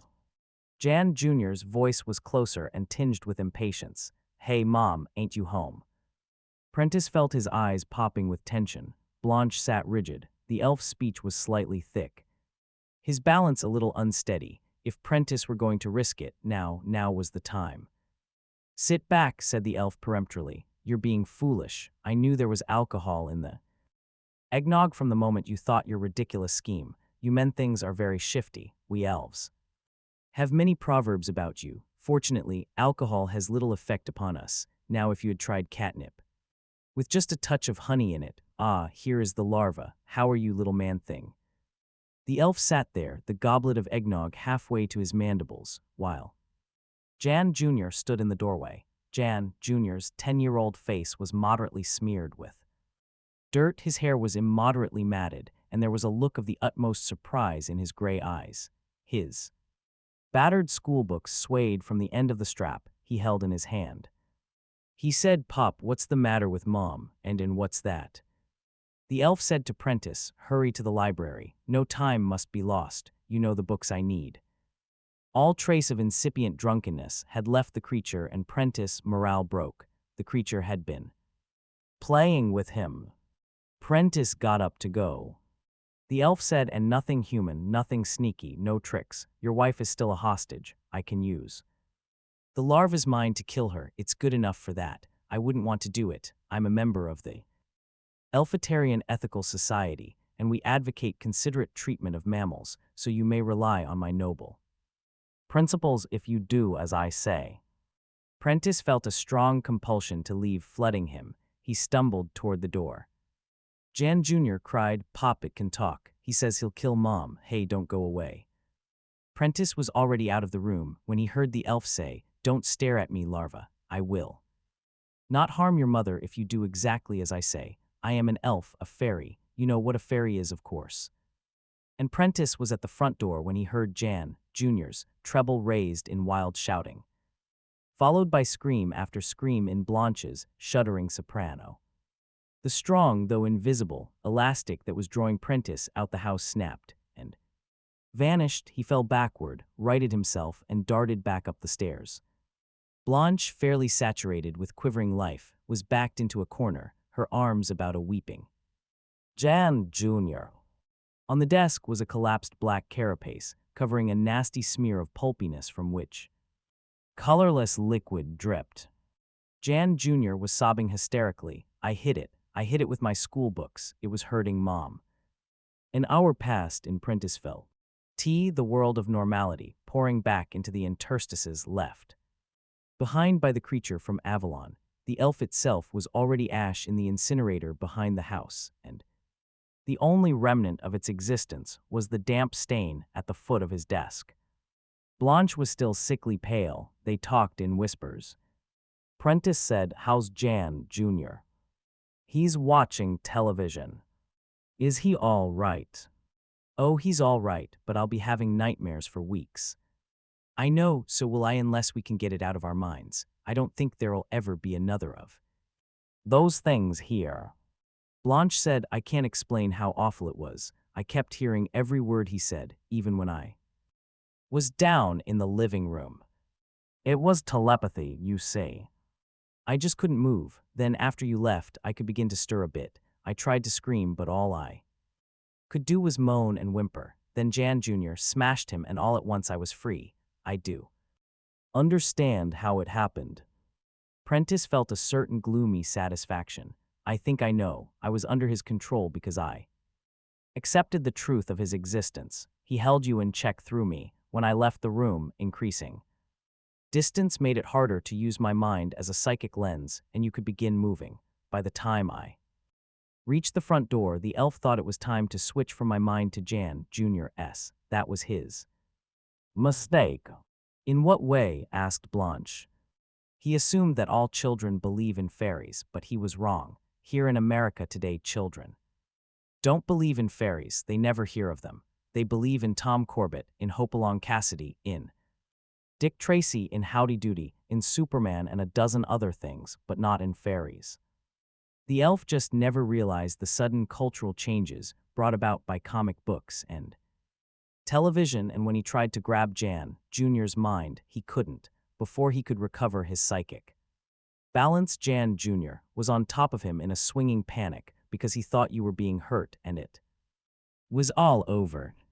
"It's like I've always said, Blanche, the ancient folk motifs of legend survive only in the modern fantasy magazine, and modem fantasy is purely adult fare. Do you finally see my point?" Blanche said humbly, "Yes, dear." Prentice put his hands in his pockets and grinned slowly. "You know, Blanche, next time I see Walt Ray, I think I'll just drop a hint that I write the stuff. Time the neighbors knew, I think." Jan Jr., holding an enormous slice of buttered bread, wandered into his father's study. Search of the dimming memory. Pop kept slapping him on the back, and Mom kept putting bread and cake in his hands, and he was forgetting why. There had been this big old thing on the desk that could talk. It had all happened so quickly that it got mixed up in his mind.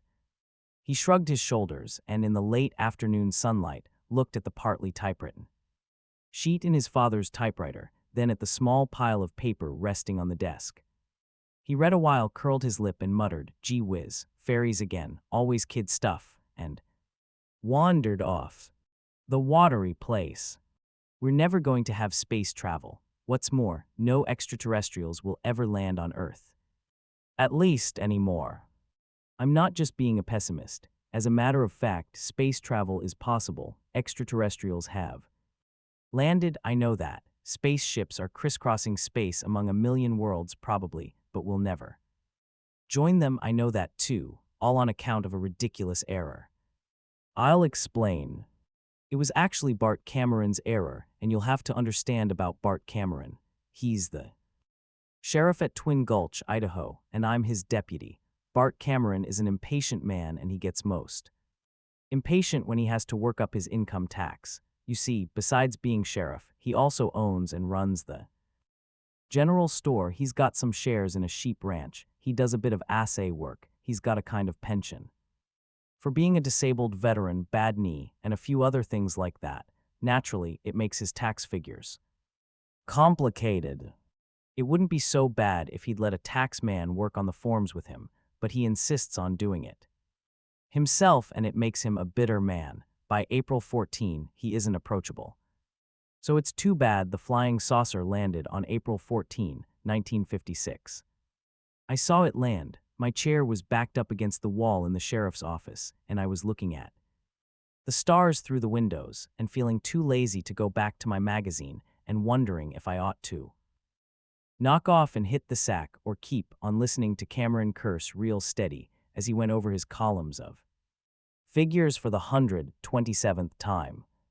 It looked like a shooting star at first, but then the track of light broadened into two things that looked like rocket exhausts, and the thing came down sweet, steady, and without a sound. An old, dead leaf would have rustled more coming down and landed thumpier. Two men got out. I couldn't say anything or do anything. I couldn't choke or point. I couldn't even bug my eyes. I just sat there. Cameron, he never looked up.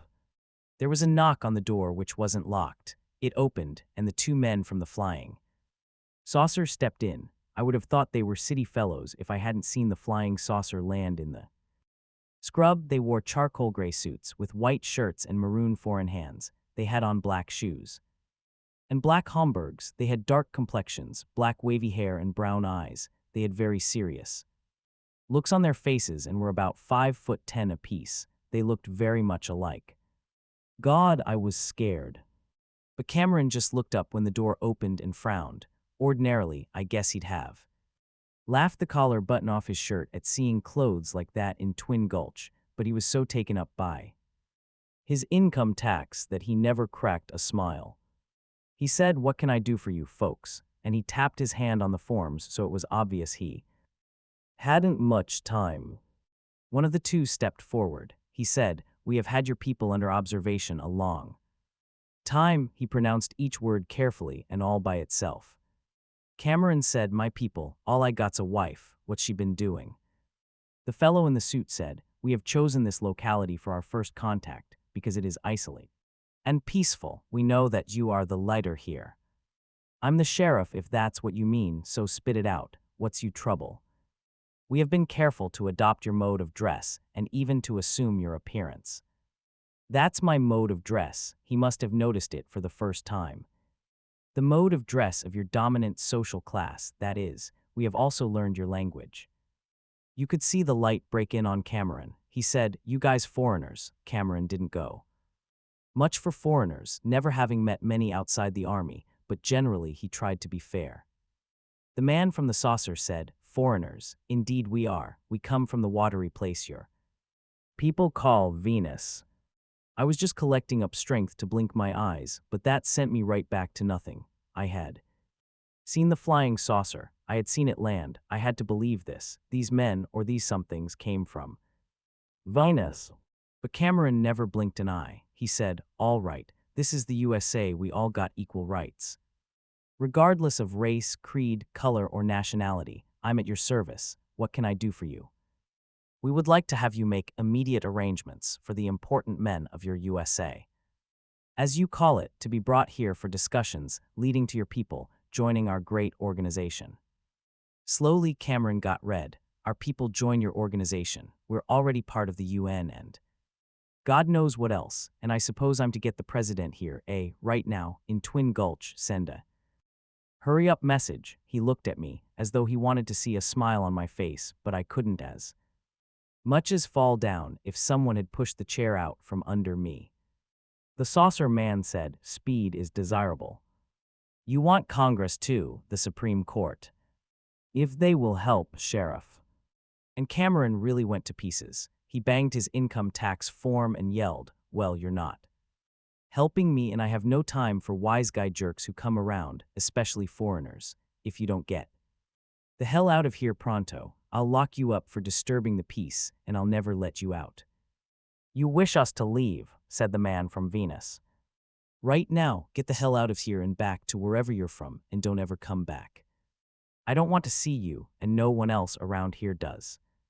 The two men looked at each other, making little twitches with their faces. Then the one who had done all the talking said, "I can see in your mind that you really wish, with great intensity, to be left alone. It is not our way to force ourselves or our organization on people who do not wish us or it. We will respect your privacy and leave. We will not return. We will girdle your world in warning, and none will enter, and your people will never have to leave." Cameron said, "Mister, I'm tired of this crap, so I'll count to 3. They turned and left, and I just knew that everything they said was so. I was listening to them, you see, which Cameron wasn't, because he was busy thinking of his income tax, and it was as though I could hear their minds. Know what I mean? I knew that there would be a kind of fence around Earth, corralling us in, keeping us from leaving, keeping others from coming one in. I knew it. And when they left, I got my voice back too late. I screamed, 'Cameron, for God's sake, there. From space, why'd you send them away?' 'From space,' he stared at me. I yelled, 'Look, I don't know how I did it,' he being 25 pounds heavier than I, but I yanked him to the window by his shirt collar, busting every shirt button off him. He was too surprised to resist, and when he recovered his wits enough to make like he was going to knock me down, he caught sight of what was going on outside the window, and the breath went out of him. They were getting into the flying saucer, those two men, and the saucer sat there, large, round, shiny and kind of powerful, you know. Then it took off. It went up easy as a feather, and a red-orange glow showed up on one side and got brighter as the ship got smaller, till it was a shooting star again, slowly fading out. And I said, "Sheriff, why'd you send them away? They had to see the president. Now they'll never come back." Cameron said, "I thought they were foreigners. They said they had to learn our language, and they talked funny." "Oh, fine, foreigners. They said they were foreigners and they looked Italian. I thought they were Italian." "How could they be Italian? They said they were from the planet Venus. I heard them, they said." "So, the planet Venus," his eyes got real round. "They said it, they called it the watery place or something. You know Venus has a lot of water on it. But you see, it was just an error, a stupid error, the kind anyone could make, only now Earth is never going to have space travel, and will never as much as land on the moon or have another Venusian visit us, that dope Cameron and his income tax." Because he whispered Venus when they talked about the watery place, I thought they meant Venus, living space. Clarence Rimbro had no objections to living in the only house on an uninhabited planet any more than had any other of Earth's even trillion of inhabitants. If someone had questioned him concerning possible objections, he would undoubtedly have stared blankly at the questioner. His house was much larger than any house could possibly be on Earth proper, and much more modern. It had its independent air supply and water supply, ample food in its freezing compartments. It was isolated from the lifeless planet on which it was located by a force field, but the rooms were built about a 5-acre farm, under glass of course, which, in the planet's beneficent sunlight, grew flowers for pleasure and vegetables for health. It even supported a few chickens. It gave Mrs. Rimbro something to do with herself afternoons, and a place for the two little Rimbros to play when they were tired of indoors. Furthermore, if one wanted to be on Earth proper, if one insisted on it, if one had to have people around and air one could breathe in the open or water to swim in, one had only to go out of the front door of the house. So where was the difficulty? Remember, too, that on the lifeless planet on which the Rimbro house was located, there was complete silence except for the occasional monotonous effects of wind and rain. There was absolute privacy and the feeling of absolute ownership of 200 million square miles of planetary surface. Clarence Rimbro appreciated all that in his distant way. He was an accountant, skilled in handling very advanced computer models, precise in his manners and clothing, not much given to smiling beneath. His thin, well-kept mustache and properly aware of his own worth, when he drove from work toward home. He passed the occasional dwelling place on Earth proper, and he never ceased to stare at them with a certain smugness. Well, either for business reasons or mental perversion, some people simply had to live on Earth proper. It was too bad for them. After all, Earth proper's soil had to supply the minerals and basic food. Supply for all the trillion of inhabitants. In 50 years, it would be 2 trillion, and space was at a premium. Houses on Earth proper just couldn't be any bigger than that, and people who had to live in them had to adjust to the fact. Even the process of entering his house had its mild pleasantness. He would enter the community twist place to which he was assigned. It looked, as did all such, like a rather stumpy obelisk, and there he would invariably find others waiting to use it. Still, more would arrive before he reached the head of the line. It was a sociable time. How's your planet? How's yours? The usual small talk. Sometimes someone would be having trouble, machinery breakdowns, or serious weather that would alter the terrain unfavorably. Not often. But it passed the time. Then Rimbro would be at the head of the line. He would put his key into the slot, the proper combination would be punched, and he would be twisted into a new probability pattern, his own particular probability pattern, the one assigned to him when he married and became a producing citizen, a probability pattern in which life had never developed on Earth, and twisting to this particular lifeless Earth, he would walk into his own foyer. Just like that.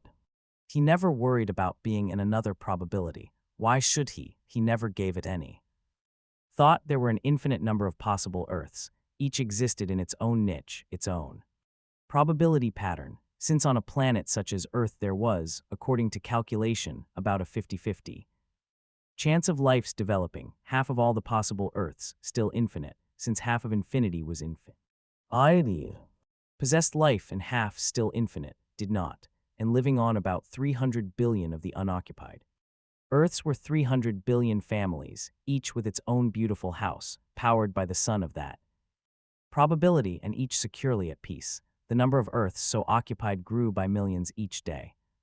And then one day Rimbro came home, and Sandra, his wife, said to him, as he entered, "There's been the most peculiar noise."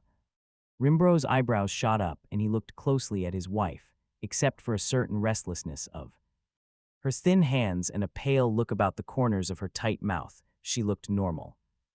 Rimbro said, still holding his topcoat, halfway toward the servette that waited patiently for it. "Noise? What noise? I don't hear anything." "It's stopped now," Sandra said. "Really, it was like a deep thumping or rumble. You'd hear it a bit, then it would stop, then you'd hear it a bit, and so on. I've never heard anything like it." Rimbro surrendered his coat. "But that's quite impossible." "I heard it." "I'll look over the machinery," he mumbled. "Something may be wrong." Nothing was that his accountant's eyes could discover, and with a shrug, he went to supper. He listened to the servettes hum busily about their different chores, watched one sweep up the plates and cutlery for disposal and recovery, then said, pursing his lips, "Maybe one of the servettes is out of order. I'll check them." "It wasn't anything like that, Clarence." Rimbro went to bed without further concern over the matter, and wakened with his wife's hand clutching his shoulder. His hand went automatically to the contact patch that set the walls glowing. "What's the matter? What time is it?" She shook her head. Listen. Good Lord, thought Rimbro, there is a noise, a definite rumbling. It came and went. "Earthquake," he whispered. It did happen, of course, though, with all the planet to choose from. They could generally count on having avoided the faulted areas. "All day long?" asked Sandra fretfully. "I think it's something else." And then she voiced the secret terror of every nervous householder. "I think there's someone on the planet with us. This Earth is inhabited."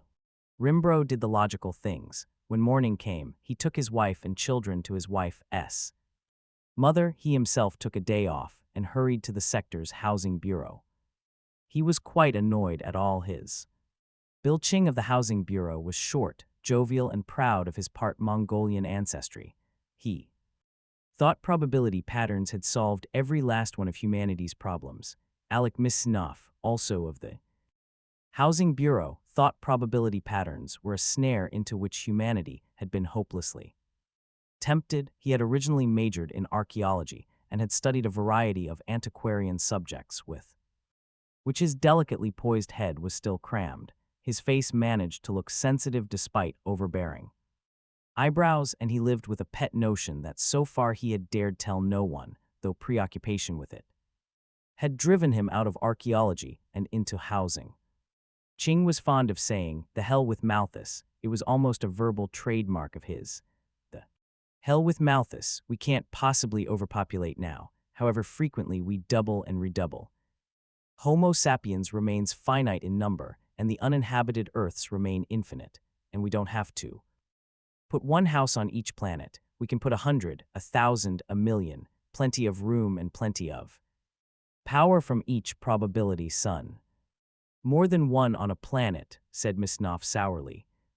Ching knew exactly what he meant. When probability patterns had first been put to use, so ownership of a planet had been powerful inducement for early settlers. It appealed to the snob and despot in everyone. What man so poor, ran the slogan, as not to have an empire larger than Genghis Khan's. To introduce multiple settling now would outrage everyone.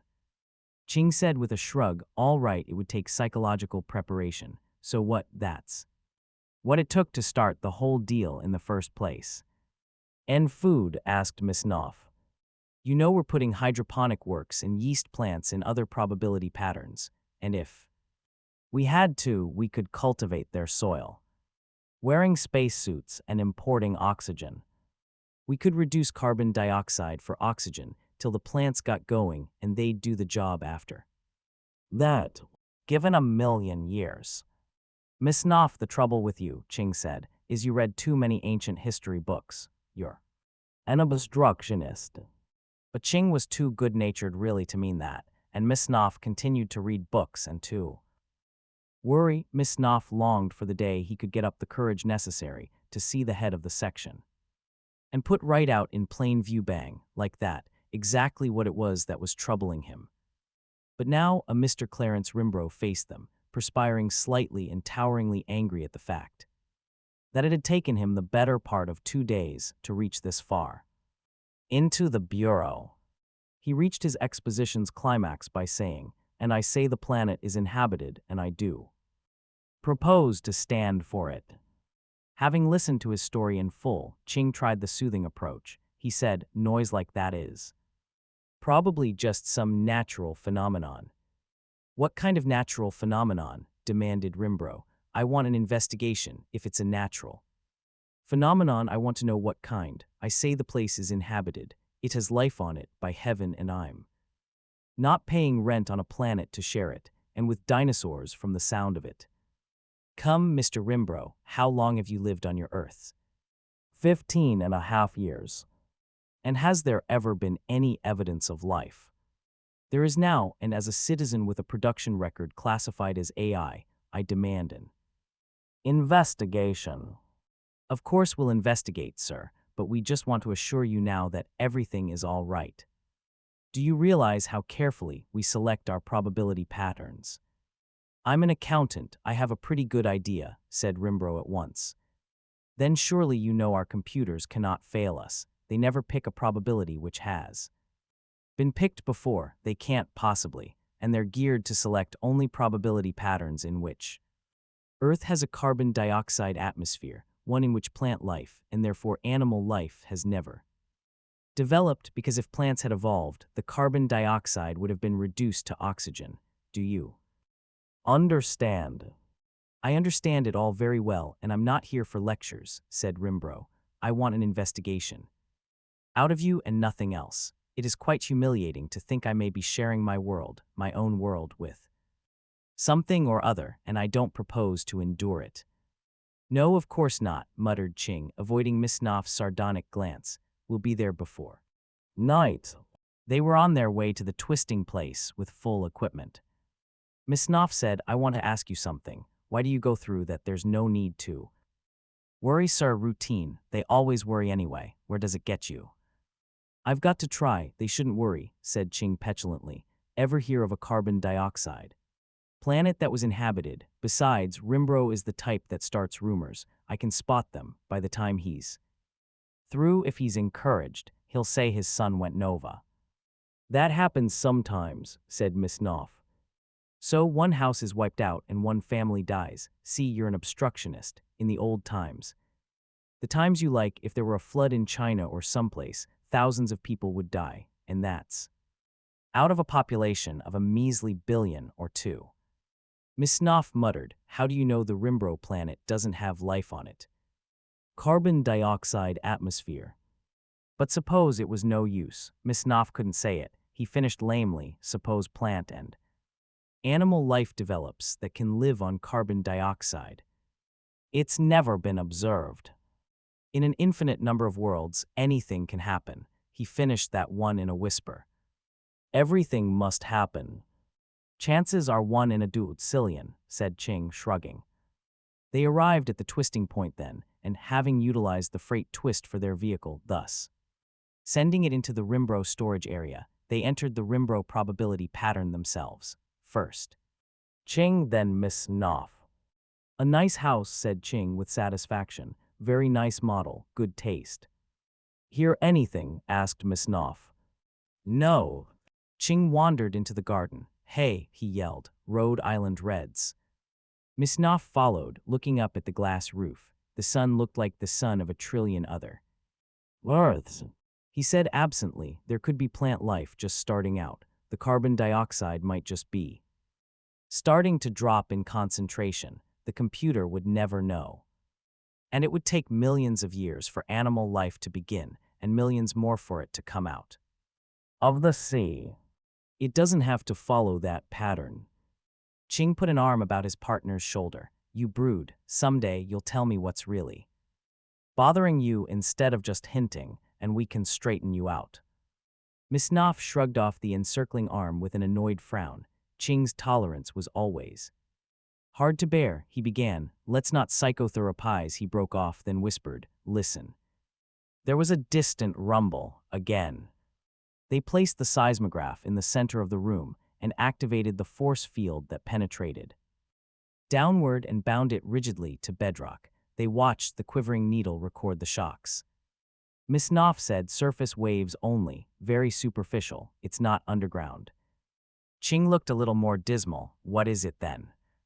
I think, said Miss Knopf, we'd better find out. His face was gray with apprehension. We'll have to set up a seismograph at another point and get a fix on the focus of the disturbance. Obviously, said Ching, I'll go out with the other seismograph. You stay here. No, said Miss Knopf with energy, I'll go out.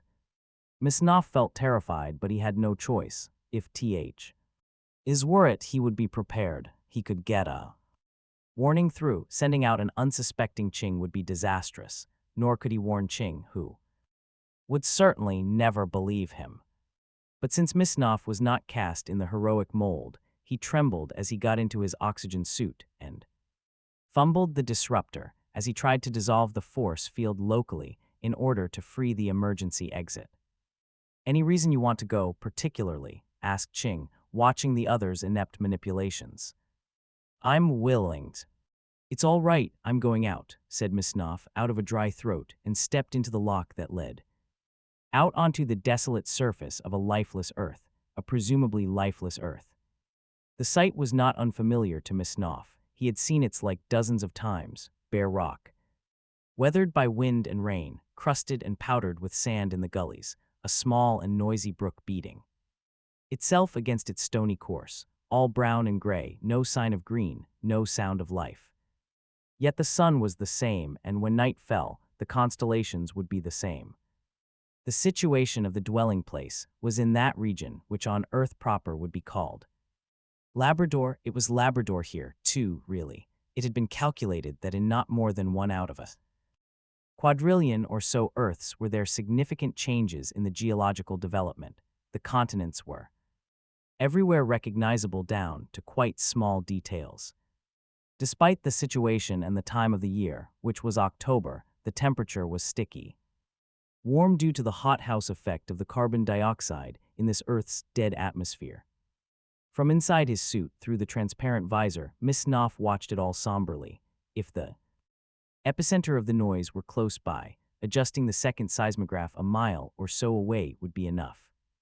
For the fix, if it weren't, they would have to bring in an air scooter. Well, assume the lesser complication to begin with. Methodically, he made his way up a rocky hillside. Once at the top, he could choose his spot. Once at the top, puffing and feeling the heat most unpleasantly, he found he didn't have to. His heart was pounding so that he could scarcely hear his own voice as he yelled into his radio. Mouthpiece, hey Ching, there's construction going on. What? Came back the appalled shout in his ears. There was no mistake, ground was being leveled, machinery was at work, rock was being blasted out. Miss Knopf shouted, they're blasting, that's the noise. Ching called back, but it's impossible. The computer would never pick the same probability. Pattern twice, it couldn't. You don't understand, began Miss Knopf. But Ching was following his own thought processes. Get over there, Miss Knopf, I'm coming out. Two.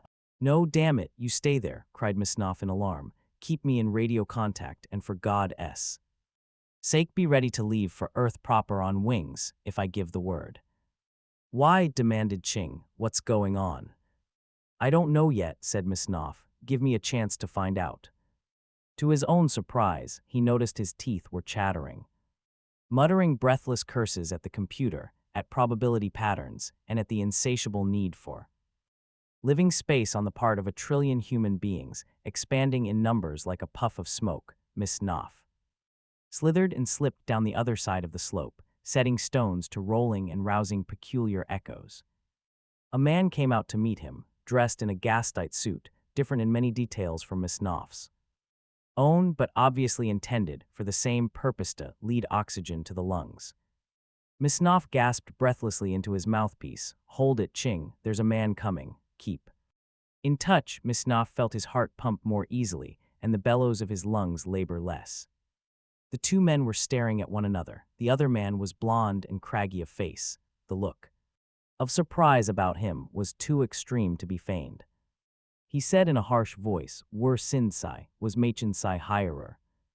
Miss Knopf was thunderstruck. He'd studied ancient German for 2 years in the days when he expected to be an archaeologist, and he followed the comment despite the fact that the pronunciation was not what he had been taught. The stranger was asking his identity and his business there.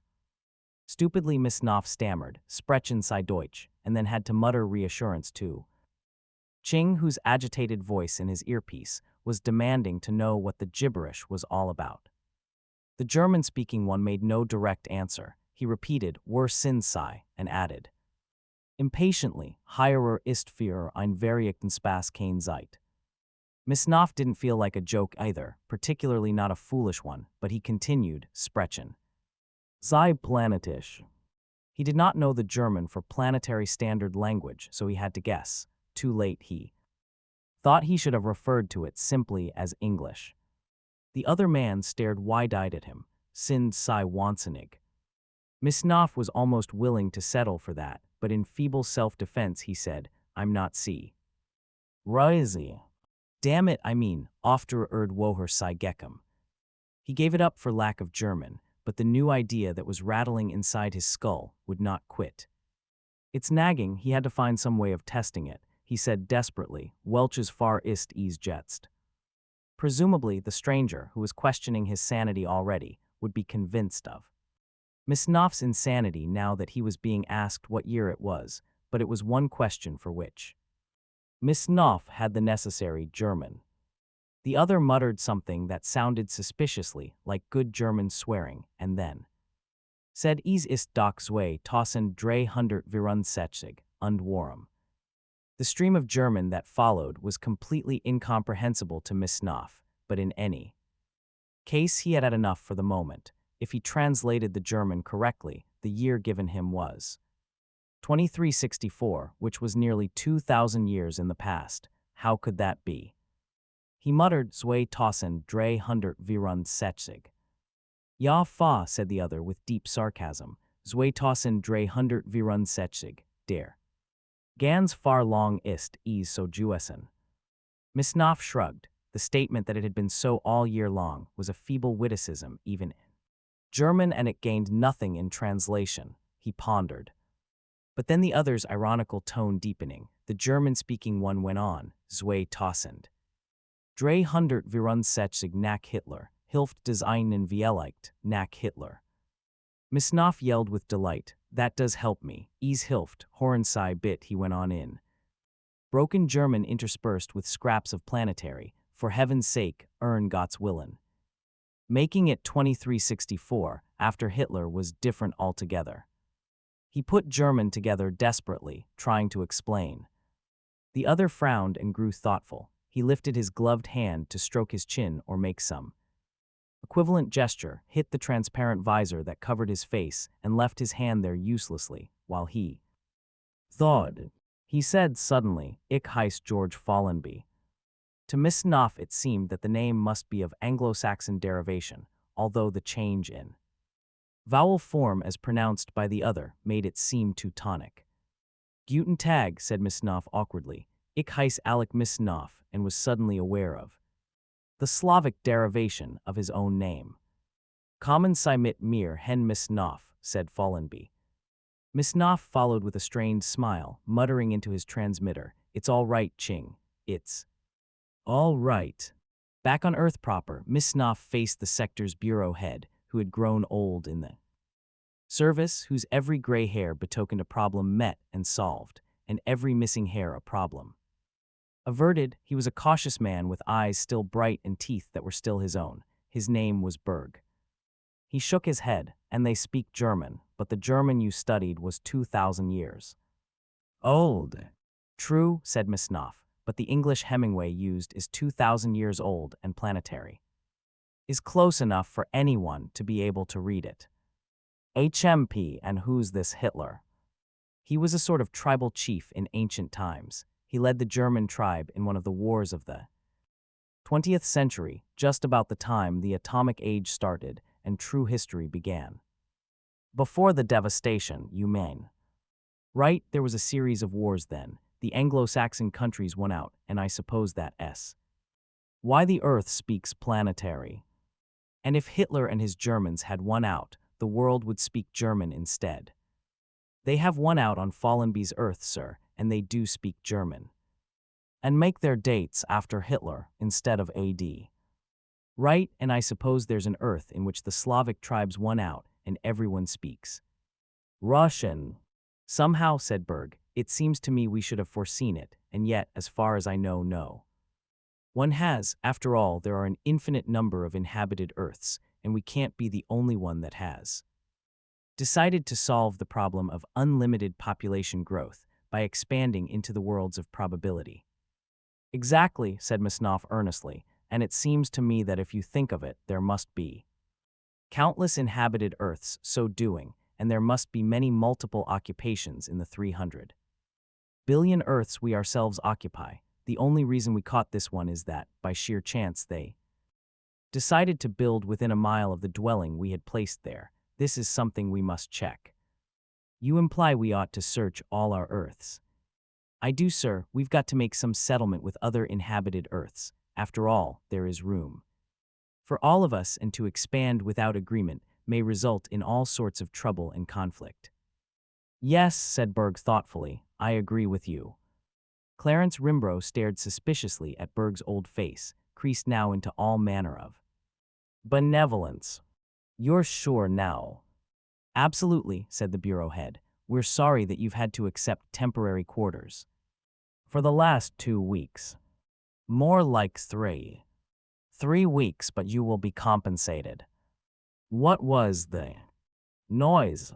Purely geological, sir. A rock was delicately balanced, and with the wind, it made occasional contact with the rocks of the hillside. We've removed it and surveyed the area to make certain that nothing similar will occur again. Rimbro clutched his hat and said, Well, thanks for your trouble. No thanks necessary, I assure you, Mr. Rimbro. This is our job. Rimbro was ushered out, and Berg turned to Miss Knopf, who had remained a quiet spectator of this completion of the Rimbro affair. Berg said the Germans were nice about it anyway. They admitted we had priority and got off. Room for everybody, they said. Of course, as it turned out, they build any number of dwellings on each unoccupied world, and now there's the project of surveying our other worlds and making similar agreements with whomever we find. It's all strictly confidential, too. It can't be made known to the populace without plenty of preparation. Still, none of this is what I want to speak to you about. Oh, said Miss Knopf. Developments had not noticeably cheered him. His own bogey still concerned him. Berg smiled at the younger man. You understand, Miss Knopf, we in the Bureau, and in the planetary government too, are very appreciative of your quick thinking, of your understanding of the situation. This could have developed into something very tragic had it not been for you. This appreciation will take some tangible form. Thank you, sir. But as I said once before, this is something many of us should have thought of. How is it you did? Now we've gone into your background a little. Your coworker, Ching, tells us you have hinted in the past at some serious danger involved in our probability pattern setup, and that you insisted on going out to meet the Germans. Although you were obviously frightened, you were anticipating what you actually found, were you not? And how did you do it? Miss Knopf said confusedly, No, that was not in my mind at all. It came as a surprise. Suddenly he stiffened. Why not now? They were grateful to him. He had proved that he was a man to be taken into account. One unexpected thing had already happened. He said firmly, There's something else. Yes. How did one begin? There's no life in the solar system other than the life on Earth. That's right, said Berg benevolently. And computation has it that the probability of developing any form of interstellar travel is so low as to be infinitesimal. What are you getting at? That all this is so in this probability, but there must be some probability patterns in which other life does exist in the solar system, or in which interstellar drives are developed by dwellers in other star systems. Berg frowned theoretically. In one of these probabilities, Earth may be visited by such intelligences. If it were a probability pattern in which Earth is inhabited, it won't affect us. They'll have no connection with us in Earth proper. But if it were a probability pattern in which Earth is uninhabited and they set up some sort of a base, they may find, by happenstance, one of our dwelling places. Why ours? Demanded Berg dryly. What, not a dwelling place of the Germans, for instance? Because we spot our dwellings one to a world. The German Earth doesn't, probably very few. Others do. The odds are in favor of us by billions to one, and if extraterrestrials do find such a dwelling, they'll investigate and find the route to Earth proper, a highly developed, rich world. Not if we turn off the twisting place, said Berg. Once they know that twisting places exist, they can construct their own, said Miss Knopf. A race intelligent enough to travel through space could do that, and from the equipment in the dwelling they would take over. They could easily spot our particular probability, and then how would we handle extraterrestrials? They're not Germans or other Earths. They would have alien psychologies and motivations, and we're not even on our guard. We just keep setting up more and more worlds and increasing the chance every day that... His voice had risen in excitement, and Berg shouted at him, Nonsense. This is all ridiculous. The buzzer sounded, and the communiplate brightened and showed the face of Ching. Ching's voice said, I'm sorry to interrupt, but... What is it? Demanded Berg savagely. There's a man here I don't know what to do with. He's drunk or crazy. He complains that his home is surrounded and that there are things staring through the glass roof of his garden. Things, cried Miss Knopf. Purple things with big red veins, 3 eyes, and some sort of tentacles instead of hair. They have. But Miss Knopf and Berg didn't hear the rest. They were staring at each other in sick horror. The message. They drank beer and reminisced as men will who have met after long separation. They called to mind the days under fire. They remembered sergeants and girls, both with exaggeration. deadly things became humorous in retrospect, and trifles disregarded for 10 years were hauled out for airing, including, of course, the perennial mystery. How do you account for it? Asked the first, who started it. The second shrugged. No one started it. Everyone was doing it like a disease. You too, I suppose. The first chuckled. The third one said softly, I never saw the fun in it, maybe because I came across it first when I was under fire for the first time, North Africa. Really, said the second. The first night on the beaches of Iran, I was getting under cover, making for some native shack. And I saw it in the light of a flare. George was deliriously happy. 2 years of red tape, and now he was finally back in the past. Now he could complete his paper on the social life of the foot soldier of World War II with some authentic details. Out of the warless, insipid society of the 30th century, he found himself for one glorious moment in the tense, superlative drama of the warlike 20th. North Africa, site of the first great seaborne invasion of the war, how the temporal physicists had scanned the area for the perfect spot and moment. This shadow of an empty wooden building was it. No human would approach for a known number of minutes. No blast would seriously affect it in that time. By being there, George would not affect history. He would be that ideal of the temporal physicist, the pure observer. It was even more terrific than he had imagined. There was the perpetual roar of artillery, the unseen tearing of planes overhead. There were the periodic lines of tracer bullets splitting the sky and the occasional ghastly glow of a flare twisting downward. And he was here. He, George, was part of the war, part of an intense kind of life forever gone. From the world of the 30th century, grown tame and gentle. He imagined he could see the shadows of an advancing column of soldiers, hear the low, cautious monosyllables slip from one to another. How he longed to be one of them in truth, not merely a momentary intruder, a pure observer. He stopped his note-taking and stared at his stylus, its microlight hypnotizing him for a moment.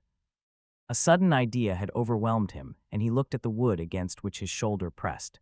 This moment must not pass unforgotten into history. Surely doing this would affect nothing. He would use the older English dialect, and there would be no suspicion. He did it quickly and then spied a soldier running desperately toward the structure, dodging a burst of bullets. George knew his time was up, and, even as he knew it, found himself back in the 30th century. It didn't matter. For those few minutes he had been part of World War II, a small part, but part. And others would know it. They might not know they knew it, but someone perhaps would repeat the message to himself. Someone, perhaps that man running for shelter, would read it and know that along with all the heroes of the 20th century was the pure observer, the man from the 30th century, George Kilroy. He was there. Satisfaction guaranteed. Tony was tall and darkly handsome, with an incredibly patrician air drawn into every line of his unchangeable expression, and Claire Belmont regarded him through the crack in the door with a mixture of horror and dismay. I can't, Larry, I just can't have him in the house. Feverishly, she was searching her paralyzed mind for a stronger way of putting it, some way that would make sense and settle things, but she could only end with a simple repetition. Well, I can't. Larry Belmont regarded his wife stiffly, and there was that spark of impatience in his eyes that Claire hated to see, since she felt her own incompetence mirrored in it. We're committed, Claire, he said. And I can't have you backing out now. The company is sending me to Washington on this basis, and it probably means a promotion. It's perfectly safe and you know it. What's your objection? She frowned helplessly. It just gives me the chills. I couldn't bear him. He's as human as you or I, almost, so no nonsense. Come, get out there. His hand was in the small of her back, shoving, and she found herself in her own living room. Shivering, it was there, looking at her with a precise politeness, as though appraising his hostess-to-be of. The next 3 weeks, Dr. Susan Calvin was there, too, sitting stiffly in thin-lipped abstraction. She had the cold, faraway look of someone who has worked with machines so long that a little of the steel had entered the blood. "Hello," crackled Claire in general and ineffectual greeting. But Larry was busily saving the situation with a spurious gaiety. "Here, Claire, I want you to meet Tony, a swell guy. This is my wife, Claire. Tony, old boy." Larry's hand draped itself amiably over Tony's shoulder, but Tony remained unresponsive and expressionless under the pressure. He said, "How do you do, Mrs. Belmont?" And Claire jumped at Tony's voice. It was deep and mellow, smooth as the hair on his head or the skin on his face. Before she could stop herself, she said, "Oh, my, you talk. Why not? Did you expect that I did?" But Claire could only smile weakly. She didn't really know what she had expected. She looked away, then let him slide gently into the corner of her eye. His hair was smooth and black, like polished plastic, or was it really composed of separate hairs, and was the even, olive skin of his hands and face continued on past the obscurement of his formally cut clothing. She was lost in the shuddering wonder of it and had to force her thoughts back into place to meet Dr. Calvin's flat, unemotional voice. "Mrs. Belmont, I hope you appreciate the importance of this experiment. Your husband tells me he has given you some of the background. I would like to give you more, as the senior psychologist of the U.S. Robots and Mechanical Men Corporation. Tony is a robot. His actual designation on the company files is TN3, but he will answer to Tony. He is not a mechanical monster, nor simply a calculating machine of the type that were developed during World War II 50 years ago. He has an artificial brain nearly as complicated as our own. It is an immense telephone switchboard on an atomic scale, so that billions of possible telephone connections can be compressed into an instrument that will fit inside a skull. Such brains are manufactured for each model of robot specifically. Each contains a precalculated set of connections so that each robot knows the English language to start with and enough of anything else that may be necessary to perform his job.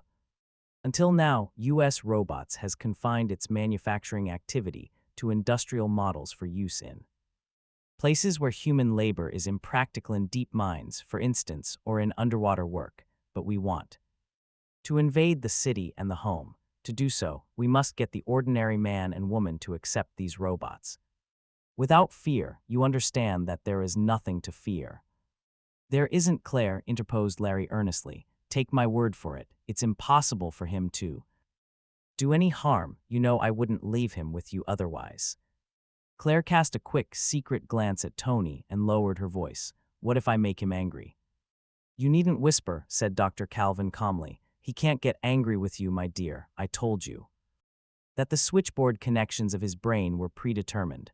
Well, the most important connection of all is what we call the first law of robotics, and it is merely this: no robot can harm a human being or, through inaction, allow a human being to come to harm. All robots are built so. No robot can be forced in any way to do harm to any human. So, you see, we need you and Tony as a preliminary experiment for our own guidance, while your husband is in Washington to arrange for government-supervised legal tests." "You mean all this isn't legal?" Larry cleared his throat. "Not just yet, but it's all right. He won't leave the house, and you must let anyone see him. That's all. And Claire, I'd stay with you, but I know too much about the robots. We must have a completely inexperienced tester so that we can have severe conditions. It's necessary." "Oh well," muttered Claire. Then, as a thought struck her, "But what does he do?" "Housework," said Dr. Calvin shortly. She got up to leave, and it was Larry who saw her to the front door. Claire stayed behind drearily. She caught a glimpse of herself in the mirror above the mantelpiece and looked away hastily. She was very tired of her small, mousy face and her dim, unimaginative hair. Then she caught Tony's eyes upon her and almost smiled before she remembered. He was only a machine. Larry Belmont was on his way to the airport when he caught a glimpse of Gladys Claffern. She was the type of woman who seemed made to be seen in glimpses, perfectly and precisely manufactured, dressed with thoughtful hand and eye, too gleaming to be stared at.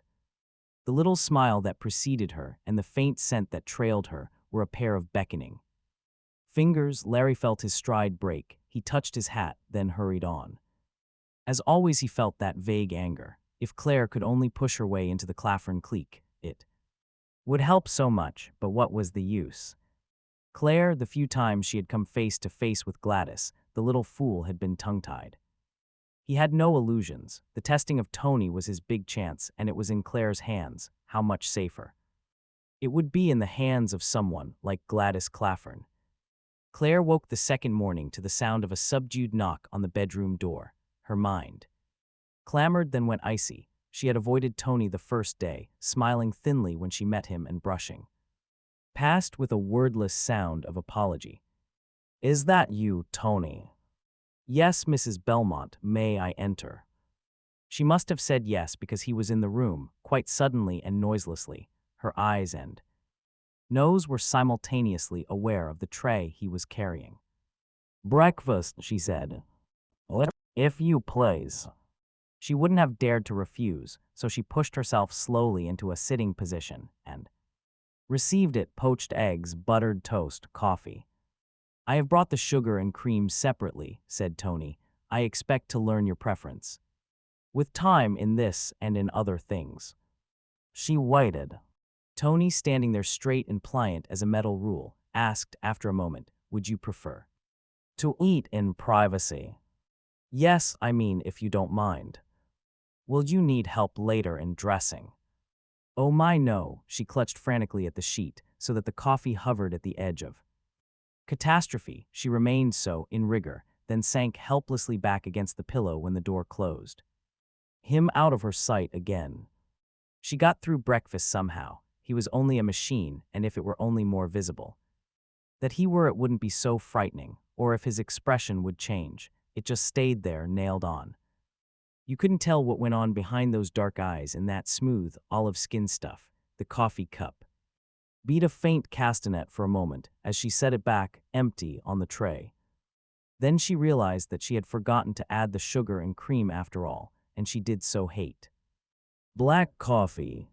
She burned a straight path from bedroom to kitchen after dressing. It was her house, after all, and there wasn't anything frippy about her, but she liked her kitchen clean. He should have waited for supervision. But when she entered, she found a kitchen that might have been minted. Fire new from the factory the moment before. She stopped, stared, turned on her heel, and nearly ran into Tony. She yelped. "May I help?" he asked. "Tony," and she scraped the anger off the edges of her mind's panic. "You must make some noise. When you walk, I can't have you stalking me, you know. Didn't you use this kitchen?" "I did, Mrs. Belmont." "It doesn't look it." "I cleaned up afterward. Is that customary?" Claire opened her eyes wide. After all, what could one say to that? She opened the oven compartment that held the pots, took a quick, unseeing look at the metallic glitter inside, then said with a tremor, "Very good, quite satisfactory." If at the moment he had beamed, if he had smiled, if he had quirked the corner of his mouth the slightest bit, she felt that she could have warmed to him, but he remained an English lord in repose, as he said, "Thank you, Mrs. Belmont. Would you come into the living room?" She did, and it struck her at once. "Have you been polishing the furniture?" "Is it satisfactory, Mrs. Belmont?" "But when? You didn't do it yesterday." "Last night, of course." "You burned the lights all night." "Oh no, that wouldn't have been necessary. I've a built-in ultraviolet source. I can see in ultraviolet, and of course, I don't require sleep." He did require admiration, though. She realized that then. He had to know that he was pleasing her, but she couldn't bring herself to supply that pleasure for him. She could only say sourly, "Your kind will put ordinary houseworkers out of business. There is work of much greater importance they can be put to in the world, once they are freed of drudgery. After all, Mrs. Belmont, things like myself can be manufactured, but nothing yet can imitate the creativity and versatility of a human brain like yours."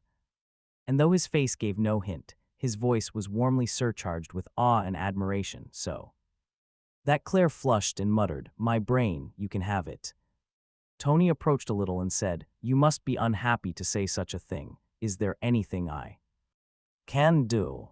For a moment, Claire felt like laughing. It was a ridiculous situation. Here was an animated carpet. Sweeper, dishwasher, furniture polisher, general factotum, rising from the factory table and offering services as consoler and confidant. Yet she said suddenly, in a burst of woe and voice, "Mr. Belmont doesn't think I have a brain if you must know, and I suppose I haven't." She couldn't cry in front of him. She felt, for some reason, that she had the honor of the human race to support against this mere creation. "It's lately," she added. "It was all right when he was a student, when he was just starting, but I can't be a big man's wife, and he's getting to be a big man. He wants me to be a hostess and an entry into social life for him like G. Gugga Gladys Claffern."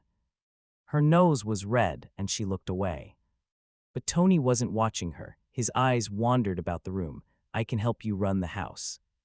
"But it's no good," she said fiercely. "It needs a touch I can't give it. I can only make it comfortable. I can't ever make it the kind they take pictures of for the Home Beautiful magazines." "Do you want that kind? Does it do any good wanting?" Tony's eyes were on her, full. "I could help. Do you know anything about interior decoration? Is it something a good housekeeper should know?" "Oh, yes. Then I have the potentialities of learning it. Can you get me books on the subject?" Something started then. Claire, clutching her hat against the brawling liberties of the wind, had manipulated too fat volumes on the home arts back from the public library. She watched Tony as he opened one of them and flipped the pages. It was the first time she had watched his fingers flicker at anything like fine work. "I don't see how they do it," she thought, and on a sudden impulse reached for his hand and pulled it toward herself. Tony did not resist, but let it lie limp for inspection. She said, "It's remarkable. Even your fingernails look natural." "That's deliberate, of course," said Tony. Then chattily, "The skin is a flexible plastic and the skeletal framework is a light metal alloy. Does that amuse you?" "Oh no," she lifted her reddened face. "I just feel a little embarrassed at sort of poking into your insides. It's none of my business. You don't ask me about mine. My brain paths don't include that type of curiosity. I can only act within my limitations. You know." And Claire felt something tighten inside her in the silence that followed. Why did she keep forgetting he was a machine? Now the thing itself had to remind her. Was she so starved for sympathy that she would even accept a robot as equal because he sympathized? She noticed Tony was still flipping the pages almost helplessly, and there was a quick, shooting sense of relieved superiority within her. "You can't raid, can you?" Tony looked up at her, his voice calm, unreproachful. "I am reading, Mrs. Belmont." But she pointed at the book in a meaningless gesture. "I am scanning the pages, if that's what you mean. My sense of reading is photographic." It was evening then, and when Claire eventually went to bed, Tony was well into the second volume, sitting there in the dark, or what seemed dark to Claire's limited eyes. Her last thought, the one that clamored at her just as her mind let go and tumbled, was a queer one. She remembered his hand again, the touch of it. It had been warm and soft like a human being's. How clever of the factory, she thought, and softly ebbed to sleep. It was the library continuously, thereafter, for several days. Tony suggested the fields of study, which branched out quickly. There were books on color matching and on cosmetics, on carpentry and on fashions, on art, and on the history of costumes. He turned the pages of each book before his solemn eyes, and, as quickly as he turned, he read. Nor did he seem capable of forgetting. Before the end of the week, he had insisted on cutting her hair, introducing her to a new method of arranging it, adjusting her eyebrow line a bit, and changing the shade of her powder and lipstick. She had palpitated in nervous dread for half an hour under the delicate touch of his inhuman fingers, and then looked in the mirror. "There is more that can be done," said Tony, "especially in clothes. How do you find it for beginning?" And she hadn't answered, not for quite a while, not until she had absorbed the identity of the stranger in the glass and cooled the wonder at the beauty of it all. Then she had said chokingly, "Never once." Taking her eyes from the warming image, "Yes, Tony, quite good for a beginning." She said nothing of this in her letters to Larry. let him see it all at once, and something in her realized that it wasn't only the surprise she would enjoy, it was going to be a kind of revenge. Tony said one morning, "It's time to start buying, and I'm not allowed to leave the house. If I write out exactly what we must have, can I trust you to get it? We need drapery and furniture fabric, wallpaper, carpeting, paint, clothing, and any number of small things. You can't get these things to your own specifications at a stroke's notice," said Claire doubtfully. "You can get fairly close if you go through the city and if money is no object." "But Tony, money is certainly an object." "Not at all. Stop off at US Robots in the first place. I'll write a note for you. You see Dr. Calvin. And tell her that I said it was part of the experiment." Dr. Calvin somehow didn't frighten her as on that first evening, with her new face and a new hat. She couldn't be quite the old Claire. The psychologist listened carefully, asked a few questions, nodded, and then Claire found herself walking out, armed with an unlimited charge account against the assets of US Robots and Mechanical Men Corporation. It is wonderful what money will do. With the store's contents at her feet, a saleslady's dictum was not necessarily a voice from above. The uplifted eyebrow of a decorator was not anything like Jove's thunder. And once, when an exalted plumpness at one of the most lordly of the garment salons had insistently pooed her description of the wardrobe she must have with counter-pronouncements in accents of the purest 57th Street French, she called up Tony, then held the phone out to Monsieur. "If you don't mind," voice firm, but fingers twisting a bit, "I'd like you to talk to my Usecker." "Terry." Pudgy proceeded to the phone with a solemn arm crooked behind his back. He lifted the phone 2 fingers and said delicately, "Yes." A short pause, another "yes," then a much longer pause, a squeaky beginning of an objection that perished quickly, another pause, a very meek "yes," and the phone was restored to its cradle. "If Madam will come with me," he said, hurt and distant, "I will try to supply her needs." "Just a second." Claire rushed back to the phone and dialed again. "Hello, Tony, I don't know what you said, but it worked. Thanks. Your A," she struggled for the appropriate word, gave up and ended in a final little squeak. A dear." It was Gladys Claffern looking at her when she turned from the phone again, a slightly amused and slightly amazed Gladys Claffern, looking at her out of a face tilted a bit to one side. "Mrs. Belmont." It all drained out of Claire just like that. She could only nod stupidly, like a marionette. Gladys smiled with an insolence you couldn't put your finger on. "I didn't know you shopped here," as if the place had, in her eyes, definitely lost caste through the fact. "I don't, usually," said Claire humbly.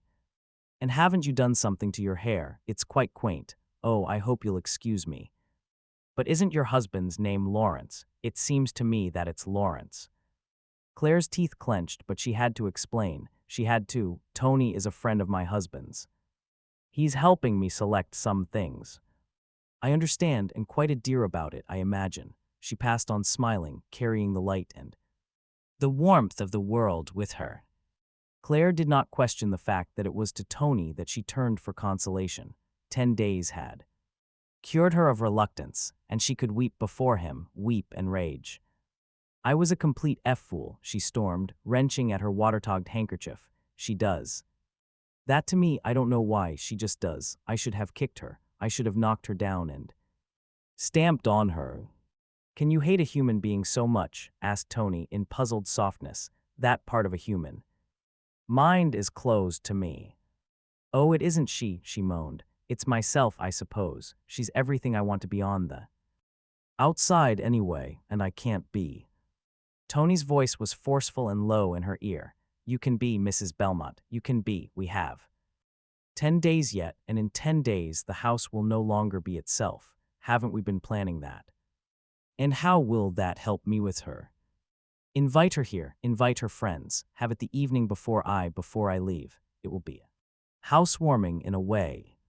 She won't come." "Yes, she will. She'll come to laugh, and she won't be able to." "Do you really think so? Oh, Tony, do you think we can do it?" She had both his hands in hers. And then with her face flung aside, "But what good would it be? It won't be I, it will be you that's doing it. I can't ride your back." Nobody lives in splendid singleness, whispered Tony. They've put that knowledge in me. What you or anyone see in Gladys Claffern is not just Gladys Claffern. She rides the back of all that. Money and social position can bring. She doesn't question that. Why should you? And look at it this way, Mrs. Belmont. I am manufactured to obey, but the extent of my obedience is for myself to determine. I can follow orders niggardly or liberally. For you, it is liberal, because you are what I have been. Manufactured to see human beings as, you are kind, friendly, unassuming, Mrs. Claffern, as you describe. Her is not, and I wouldn't obey her as I would you. So it is you, and not I, Mrs. Belmont, that is doing all. This. He withdrew his hands from hers then, and Claire looked at that expressionless face no one could read wondering. She was suddenly frightened, again in a completely new way. She swallowed nervously and stared at her hands, which were still tingling with the pressure of his fingers. She hadn't imagined it. His fingers had pressed hers, gently, tenderly, just before they moved. Away. No. It's fingers on its fingers. She ran to the bathroom and scrubbed her hands blindly, uselessly. She was a bit shy of him the next day, watching him narrowly, waiting to see what might follow. And for a while, nothing did. Tony was working. If there was any difficulty in technique in putting up wallpaper or utilizing the quick-drying paint, Tony's activity did not show it. His hands moved precisely, his fingers were deft and sure. He worked all night. She never heard him, but each morning was a new adventure. She could count the number of things that had been done, and by evening she was still finding new touches. And another night had come. She tried to help only once, and her human clumsiness marred that. He was in the next room, and she was hanging a picture in the spot marked by Tony's mathematical eyes. The little mark was there. The picture was there, and a revulsion against idleness was there. But she was nervous, or the ladder was rickety. It didn't matter. She felt it going, and she cried. Out it tumbled without her, for Tony, with far more than flesh and blood quickness, had been under her. His calm, dark eyes said nothing at all, and his warm voice said only words. Are you hurt, Mrs. Belmont? She noticed for an instant that her falling hand must have mussed that sleek hair of his, because for the first time she could see for herself that it was composed of distinct strands, fine black hairs. And then all at once, she was conscious of his arms about her shoulders and under her knees, holding her tightly and warmly. She pushed, and her scream was loud in her own ears. She spent the rest of the day in her room, and thereafter she slept with a chair appended against the doorknob of her bedroom door. She had sent out the invitations, and as Tony had said, they were accepted. She had only to wait for the last evening. It came, too, after the rest of them in its proper place. The house was scarcely her own. She went through it one last time, and every room had been changed. She herself was in clothes she would never have dared wear before, and when you put them on, you put on pride and confidence with them. She tried a polite look of contemptuous amusement before the miner, and the mirror sneered back at her masterfully. What would Larry say? It didn't matter somehow. The exciting days weren't coming with him. They were leaving with Tony. Now wasn't that strange? She tried to recapture her mood of 3 weeks before and failed completely. The clock shrieked 8 at her in 8 breathless installments, and she turned to Tony. They'll be here soon, Tony. You'd better get into the basement. We can't let them. She stared a moment, then said weakly, Tony, and more strongly, Tony, and nearly a scream. Tony. But his arms were around her now. His face was close to hers. The pressure of his embrace was relentless. She heard his voice through a haze of emotional jumble. Claire, the voice said, there are many things I am not made to understand, and this must be one of them. I am leaving tomorrow, and I don't want to. I find that there is more in me than just a desire to please you. Isn't it strange? His face was closer. His lips were warm, but with no breath behind them, for machines do not breathe. They were almost on hers. And the bell sounded. For a moment she struggled breathlessly, and then he was gone and nowhere in sight, and the bell was sounding again. Its intermittent shrillness was insistent. The curtains on the front windows had been pulled open. They had been closed 15 minutes. Earlier, she knew that. They must have seen then. They must all have seen everything. They came in so politely, all in a bunch. The pack come to howl with their sharp, darting eyes. Piercing everywhere, they had seen. Why else would Gladys ask in her jabbingest manner after Larry? And Claire was spurred to a desperate and reckless defiance. Yes, he is away. He'll be back tomorrow, I suppose. No, I haven't been lonely here myself. Nada. Bit, I've had an exciting time, and she laughed at them. Why not? What could they do? Larry would know. The truth, if it ever came to him, the story of what they thought they saw. But they didn't laugh. She could read that in the fury in Gladys Claflin's eyes, in the false sparkle of her words, in her desire to leave early, and as she parted with them, she caught one last, anonymous whisper disjointed. Never saw anything like so handsome. And she knew what it was that had enabled her to finger-snap them so. Let each cat mew, and let each cat know that she might be prettier than Claire Belmont, and grander, and richer, but not one could have so handsome a lover. And then she remembered again, that Tony was a machine, and her skin crawled. Go away, leave me be, she cried to the empty room and ran to her bed. She wept wakefully all that night. And the next morning, almost before dawn, when the streets were empty, a car drew up to the house and took Tony away. Lawrence Belmont passed Dr. Calvin's office and on impulse knocked. He found her with mathematician Peter Bojert, but did not hesitate on that account. He said, Claire tells me that U.S. robots paid for all that was done at my house. Yes, said Dr. Calvin, we've written it off as a valuable and necessary part of the experiment. With your new position as associate engineer, you'll be able to keep it up, I think. That's not what I'm worried about. With Washington agreeing to the tests, we'll be able to get a TN model of our own by next year, I think. He turned hesitantly, as though to go, and as hesitantly turned back again. Well, Mr. Belmont, asked Dr. Calvin after a pause. I wonder, began Larry. I wonder what really happened there. Claire, seems so different. It's not just her looks, though frankly I'm amazed. He laughed nervously. It's her, she's not my wife, really. I can't explain it. Why? Try. Are you disappointed with any part of the change? On the contrary, but it's a little frightening, too, you see. I wouldn't worry, Mr. Belmont. Your wife has handled herself very well. Frankly, I never expected to have the experiment yield such a thorough and complete test. We know exactly what corrections must be made in the TN model, and the credit belongs entirely to Mrs. Belmont, if you want me to be very honest. I think your wife deserves your promotion more than you do. Larry flinched visibly at that. As long as it's in the family, he murmured unconvincingly and left. Susan Calvin looked after him. I think that hurt. I hope. Have you read Tony's report, Peter? Thoroughly, said Bojert. And won't the TN3 model need changes? Oh, you think so too? Questioned Calvin sharply. What's your reasoning? Bojert frowned. I don't need any. It's obvious on the face of it that we can't have a robot loose. Which makes love to his mistress, if you don't mind the pun. Love, Peter, you sicken me. You really don't understand. That machine had to obey the first law. He couldn't allow harm to come to a human being, and harm was coming to Claire Belmont through her own sense of inadequacy, so he made love to her, since what woman would fail to appreciate the compliment of being able to stir passion in a machine, in a cold, soulless machine, and he opened the curtains that night deliberately, that the others might see and envy without any risk possible to Claire's marriage. I think it was clever of Tony. Do you? What's the difference whether it was pretense or not, Susan? It still has its horrifying effect. Read the report again. She avoided him. She screamed when he held her. She didn't sleep that last night in hysterics. We can't have that.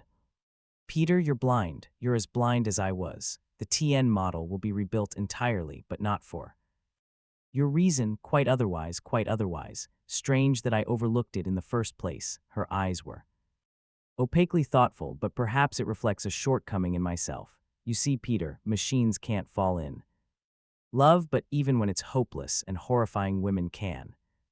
Hellfire. There was a stir as of a very polite first-night audience. only a handful of scientists were present. Sprinkling of high brass, some congressmen, a few newsmen. Alvin Homer of the Washington Bureau of the Continental Press found himself next to Joseph Vincenzo of Los Alamos and said, "Now we ought to learn something." Vincenzo stared at him through bifocals and said, "Not the important thing." Homer frowned. This was to be the first super slow-motion films of an atomic explosion, with trick lenses changing directional polarization in flickers. The moment of explosion would be divided into billion-second snaps. Yesterday, an A-bomb had exploded. Today, those snaps would show the explosion in incredible detail. Horner said, "You think this won't work?" Vincenzo looked tormented. "It will work. We've run pilot tests, but the important thing, which is that these bombs are man's death sentence. We don't seem to be able to learn that." Vincenzo nodded. "Look at them here. They're excited and thrilled, but not afraid." The newsman said, "They know the danger. They're afraid, too." "Not enough," said the scientist. "I've seen men watch an H-bomb blow an island into a hole and then go home and sleep. That's the way men are. For thousands of years, hellfire has been preached to them, and it's made no real impression." "Hellfire? Are you religious, sir?" "What you saw yesterday was hellfire. An exploding atom bomb is hellfire, literally." That was enough for Homer. He got up and changed his seat, but watched the audience uneasily. Were any afraid? Did any worry about hellfire? It didn't seem so to him. The lights went out, the projector started. On the screen, the firing tower stood gaunt. The audience grew tensely quiet. Then a dot of light appeared at the apex of the tower, a brilliant burning point, slowly budding in. A lazy outward elbowing, this way and that, taking on uneven shapes of light and shadow, growing oval. A man cried out chokingly, then others, a hoarse babble of noise followed by thick silence. Horner could smell fear, taste terror in his own mouth, feel his blood freeze. The oval fireball had sprouted projections, then paused a moment in stasis before expanding rapidly into a bright and featureless sphere.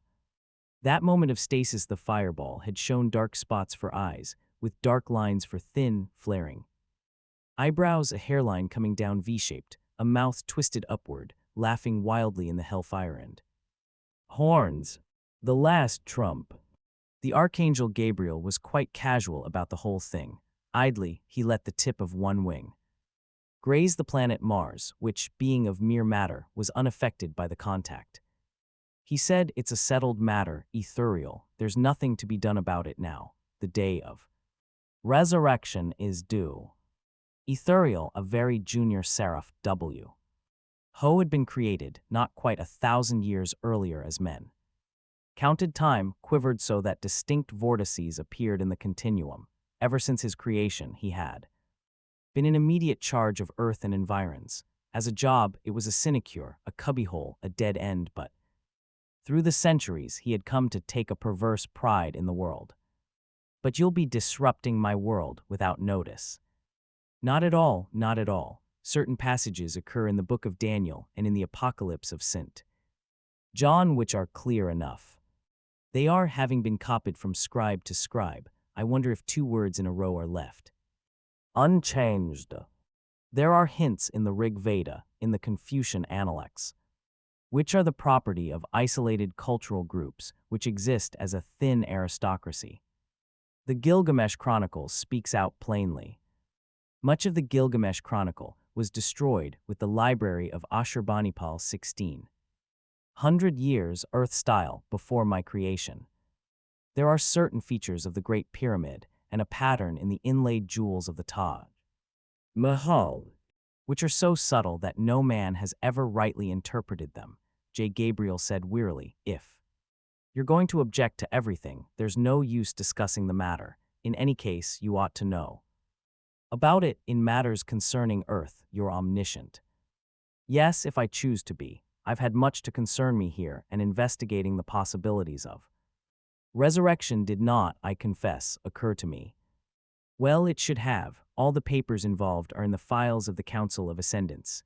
You could have availed yourself of them at any time." "I tell you, all my time was needed here. You have no idea of the deadly efficiency of the adversary on this planet. It took all my efforts to curb him, and even so. Why, yes, Gabriel stroked a comet as it passed. He does seem to have won his little victories. I note as I let the interlocking factual pattern of this miserable little world flow through me that this is one of those setups with matter-energy equivalents. So it is, said Etherial, and they are playing with it. I'm afraid so. Then what better time for ending the matter? I'll be able to handle it, I assure you. Their nuclear bombs will not destroy them. I wonder, well, now suppose you let me continue, Etherial. The appointed moment approaches. The Seraph said stubbornly, I would like to see the documents in the case. If you insist, the wording of an act of ascendancy appeared in glittering symbols against the deep black of the airless firmament. Etherial read aloud, it is hereby directed by order of council that the Archangel Gabriel, serial number etc., well, that's you at any rate, will approach planet Class A, number G753990. Hereinafter known as Earth, and on January 1, 1957 at 12:01 p.m., using local time values, he finished reading in gloomy silence. Satisfied? No, but I'm helpless. Gabriel smiled. A trumpet appeared in space, in shape like an earthly trumpet, but it's burnished. Gold extended from earth to sun. It was raised to Gabriel's glittering, beautiful lips. Can't you let me have a little time to take this up with the council? Asked Etherial desperately. What good would it do you? The act is countersigned by the chief, and you know that an act countersigned by the chief is absolutely irrevocable. And now, if you don't mind, it is almost the stipulated second, and I want to be done with this as I have other matters of much greater moment on my mind. Would you step out of my way a little, thank you?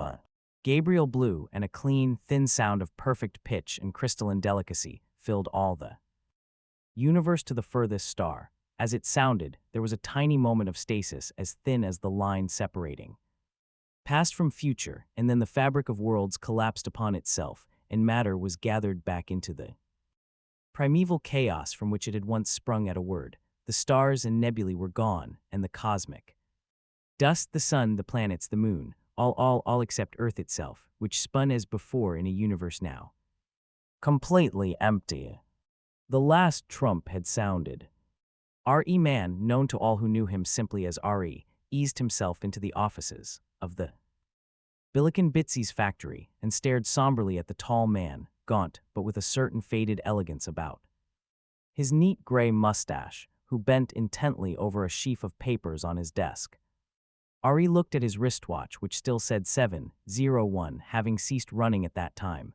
It was Eastern Standard Time, of course, 12:01 p.m. Greenwich Time, his dark brown eyes staring sharply out over. A pair of pronounced cheekbones caught those of the other. For a moment the tall man stared at him blankly, then he said, "Can I do anything for you?" Horatio J. Billiken, I presume, owner of this place. Yes. I'm R.E. Mann, and I couldn't help but stop in when I finally found someone at work, don't you know what today is? Today. It's Resurrection Day. Oh, that I know it. I heard the blast, fit to wake the dead. That's rather a good one, don't you think? He chuckled for a moment, then went on. It woke me at 7 in the morning. I nudged my wife. She slept through it, of course. I always said she would. It's the last trump, dear, I said. Hortense, that's. My wife said, all right, and went back to sleep. I bathed, shaved, dressed, and came to work. But why? Why not? None of your workers have come in. No, poor souls, they'll take a holiday just at first. You've got to expect that. After all, it is every day that the world comes to an end. Frankly, it's just as well. It gives me a chance to straighten out my personal correspondence without interruptions. Telephone hasn't rung once. He stood up and went to the window. It's a great improvement. No blinding sun anymore, and the snow's gone. There's a pleasant light and a pleasant warmth. Very good arrangement. But now, if you don't mind, I'm rather busy, so if you'll excuse me. A great hoarse voice interrupted with a, just a minute, Horatio, and a gentleman looking remarkably like Billiken in a somewhat craggier way, followed his prominent nose into the office and struck an attitude of offended dignity which was scarcely spoiled by the fact that he was quite naked. May I ask why you've shut down Bitsy's? Billiken looked faint. Good heavens, he said, it's father, wherever did you come from? From the graveyard, roared Billiken Sr. Where on earth else? They're coming out of the ground there by the dozens, every one of them naked, women too. Billiken cleared his throat. I'll get you some clothes, father. I'll bring them to you from home. Never mind that, business first, business first. Ari came out of his musing. Is everyone coming out of their graves at the same time, sir? He stared curiously at Billiken Sr. as he spoke. The old man's appearance was one of robust age. His cheeks were furrowed but glowed with health. His age, Ari decided, was exactly what it was at the moment of his death, but his body was as it should have been at that age if it functioned ideally. Billiken Sr. said, No, sir, they are not. The newer graves are coming up first. Pottersby died 5 years before me and came up about 5 minutes after me. Seeing him made me decide to leave. I had enough of him when, and that reminds me, he brought his fist down on the desk, a very solid fist. There were no taxis, no buses. Telephones weren't working. I had to walk 20 miles. Like that? Asked his son in a faint and appalled voice. Billiken Sr. looked down upon his bearskin with casual approval. It's warm, almost. Everyone else is naked. Anyway, son, I'm not here to make small talk. Why is the factory shut down? It isn't shut down, it's a special occasion. Special occasion, my foot. You call Union headquarters and tell them Resurrection Day isn't in the contract. Every worker is being docked for every minute he's off the job. Billiken's lean face took on a stubborn look as he peered at his father. I will not, don't forget. Now you're no longer in charge of this plant. I am. Oh, you are, by what right? By your wills. All right, now here I am, and I void my will. You can't, father, you're dead. You may not look dead, but I have witnesses. I have the Dr.'s certificate. I have receipted bills from the undertaker. I can get testimony from the pallbearers. Billiken Sr. stared at his son, sat down, placed his arm over the back of the chair, crossed his legs and said, If it connies to that, we're all dead, aren't we? The world's come to an end, hasn't it? But you've been declared legally dead, and one haven't. Oh, we'll change that, son. There are going to be more of us than of you, and votes count. Billiken Jr. tapped the desk firmly with the flat of his hand and flushed slightly. Father, I hate to bring up this particular point, but you force me to. May I remind you that by now I'm sure that Mother is sitting at home waiting for you, that she probably had to walk the streets unnaked, too, and that she probably isn't in a good humor. Billiken Sr. went ludicrously pale. Good heavens. And you know she always wanted you to retire. Billiken Sr. came to a quick decision. I'm not going home. Why, this is a nightmare. Are there any limits to this resurrection business? It's sheer anarchy. There's such a thing as overdoing it. I'm just not going home. At which point, a somewhat rotund gentleman with a smooth, pink face and fluffy white sideburns, much like pictures of Martin Van Buren, stepped in and said coldly, Good day. Father, said Billiken Sr. Grandfather, said Billiken Jr.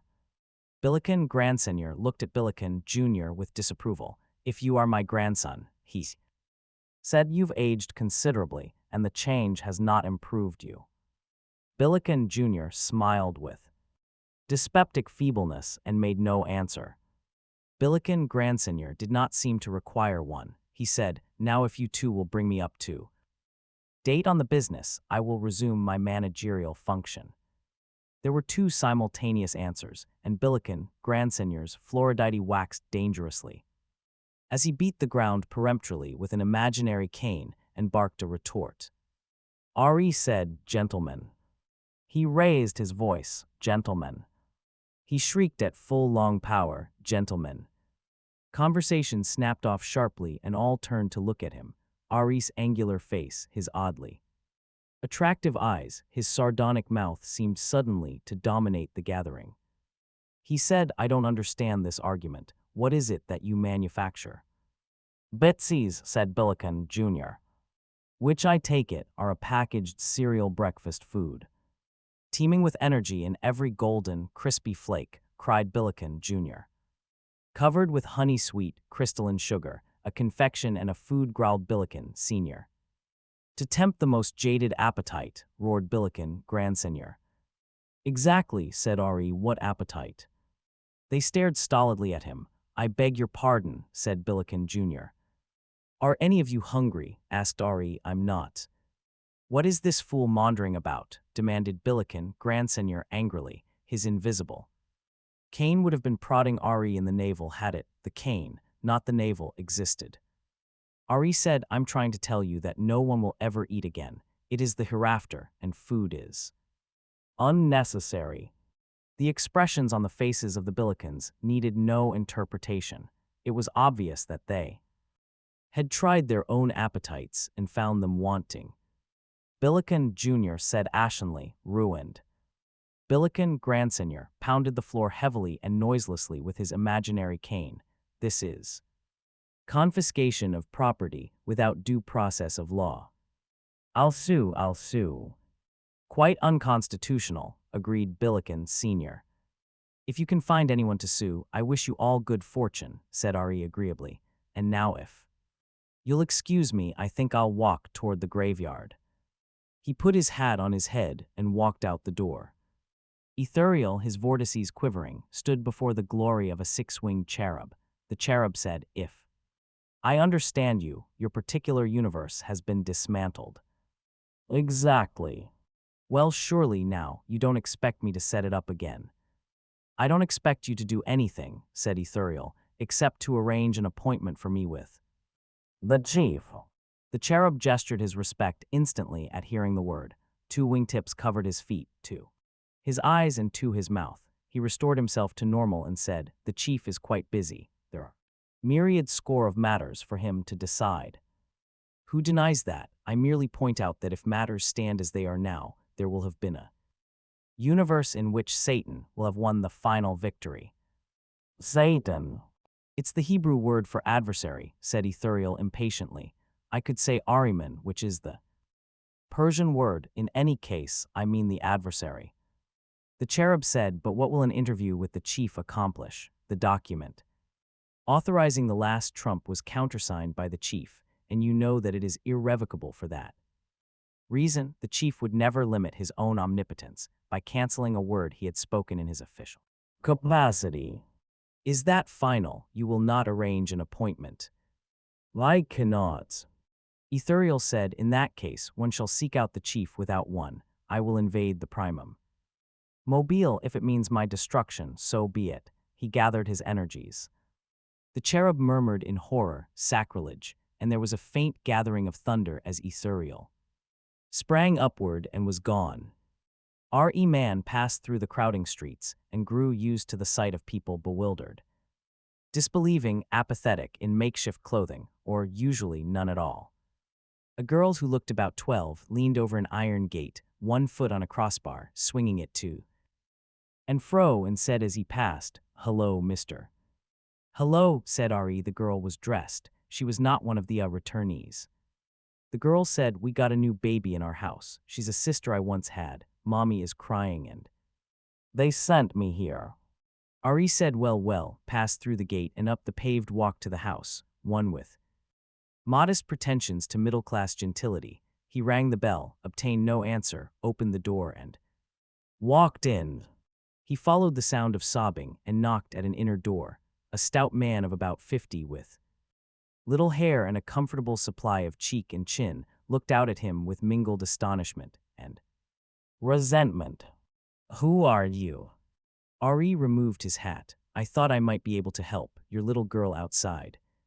A woman looked up at him hopelessly from a chair by a double bed. Her hair was beginning to gray, her face was puffed and unsightly with weeping, and the veins stood out bluely on the back of her hands. A baby lay on the bed, plump and naked.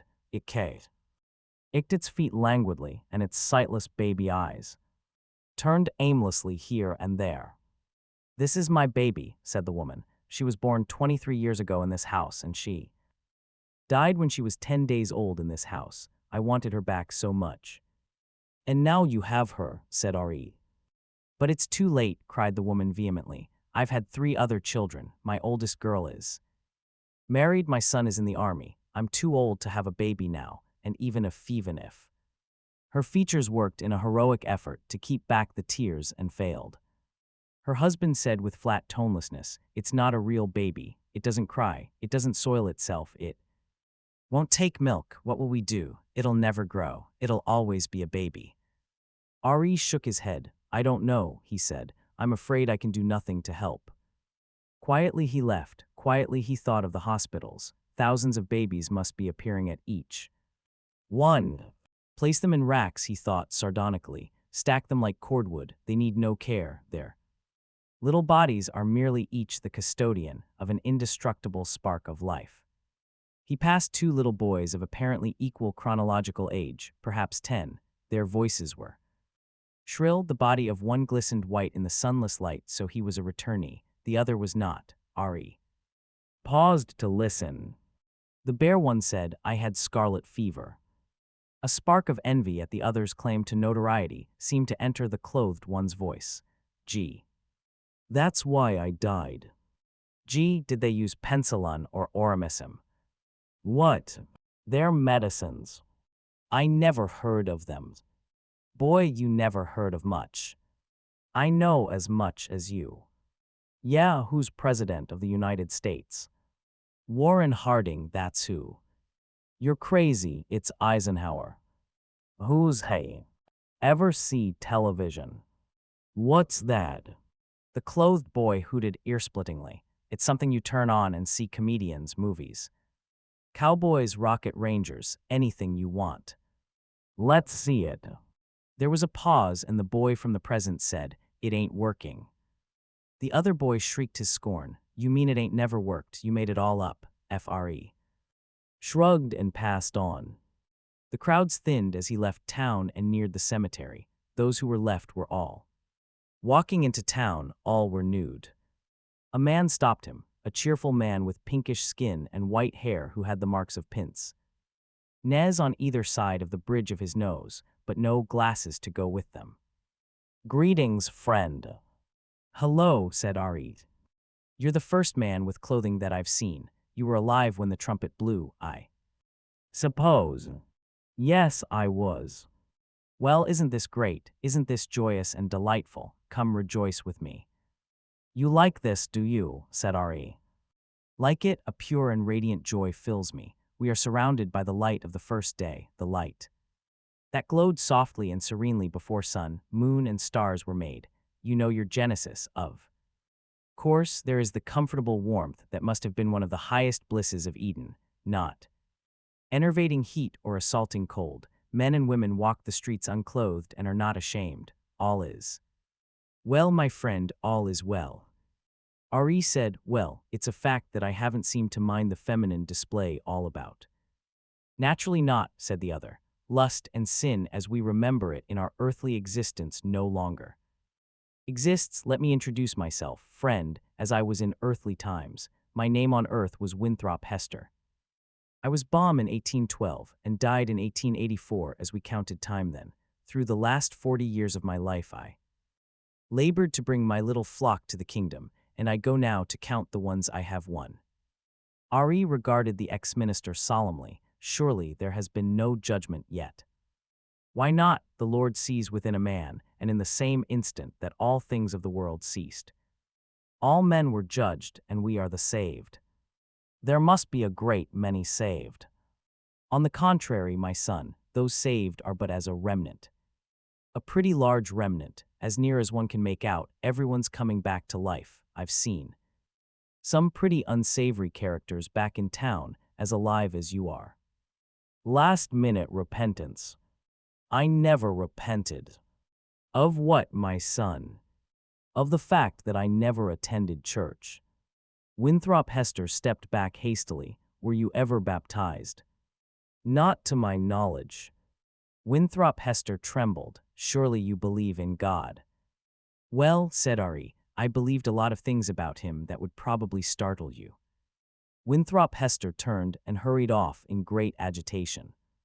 In what remained of his walk to the cemetery, Ari had no way of estimating time, nor did it occur to him to try. No one else stopped him. He found the cemetery itself all but empty, its trees and grass gone. It occurred to him that there was nothing green in the world. The ground everywhere was a hard, featureless, grainless gray, the sky a luminous white, but its headstones still standing. On one of these sat a lean and furrowed man with long black hair on his head, and a mat of it, shorter though more impressive, on his chest and upper arms. He called out in a deep voice, "Hey there, you." Ari sat down on a neighboring headstone. "Hello." Blackhair said, "Your clothes don't look right. What year was it when it happened?" 1957. I died in 1807. Funny, I expected to be one pretty hot boy right about now, with the eternal flames shooting up my innards. "Aren't you coming along to town?" asked Ari. "My name's Zeb," said the ancient. "That's short for Zebulun, but Zeb's good enough. What's the town like? Changed some, I reckon. It's got nearly 100,000 people in it." Zeb's mouth yawned somewhat. "Go on, mightn't I bigger'n Philadelphia, 's you're making fun." Philadelphia's got. Ari paused, stating the figure would do him no good. Instead, he said, "The town's grown in 150 years, you know. Country, too." 48 states, said Ari, "all the way to the Pacific."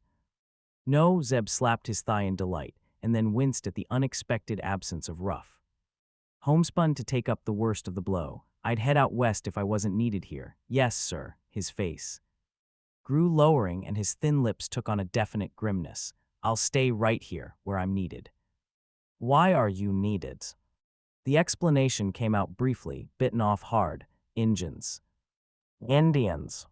Millions of 'em. First the tribes we fought and licked, and then tribes who ain't never seen a white man. They'll all come back to life. I'll need my old buddies. You city fellers ain't no good at it. Ever sign an Injun?" Ari said, "Not around here lately, no." Zeb looked his contempt and tried to spit to one side but found no saliva for the purpose. He said, "You better get back to the city then. After a while, it ain't going to be safe nohow round here. Wish I had my musket." Ari rose, thought a moment, shrugged, and faced back to the city. The headstone he had been sitting upon collapsed as he rose, falling into a powder of gray stone that melted into the featureless ground. He looked about. Most of the headstones were gone. The rest would not last long. Only the one under Zeb still looked firm and strong. Ari began the walk back. Zeb did not turn to look at him. He remained waiting quietly and calmly for Indians. Ithuriel plunged through the heavens in reckless haste. The eyes of the ascendants were on him. He knew, from late-born seraph, through cherubs and angels, to the highest archangel, they must be watching. Already he was higher than any ascendant, uninvited, had ever been before, and he waited for the quiver of the word that would reduce his vortices to non-existence. But he did not falter. Through non-space and non-time, he plunged toward union with the primum mobile, the seat that encompassed all that is, was, would be, had been, could be, and might be. And as he thought that, he burst through and was part of it, his being expanding so that momentarily he, too, was part of the all, but then it was mercifully veiled from his senses, and the chief was a still, small voice within him, yet all the more impressive in its infinity for all that. "My son," the voice said, "I know why you have come.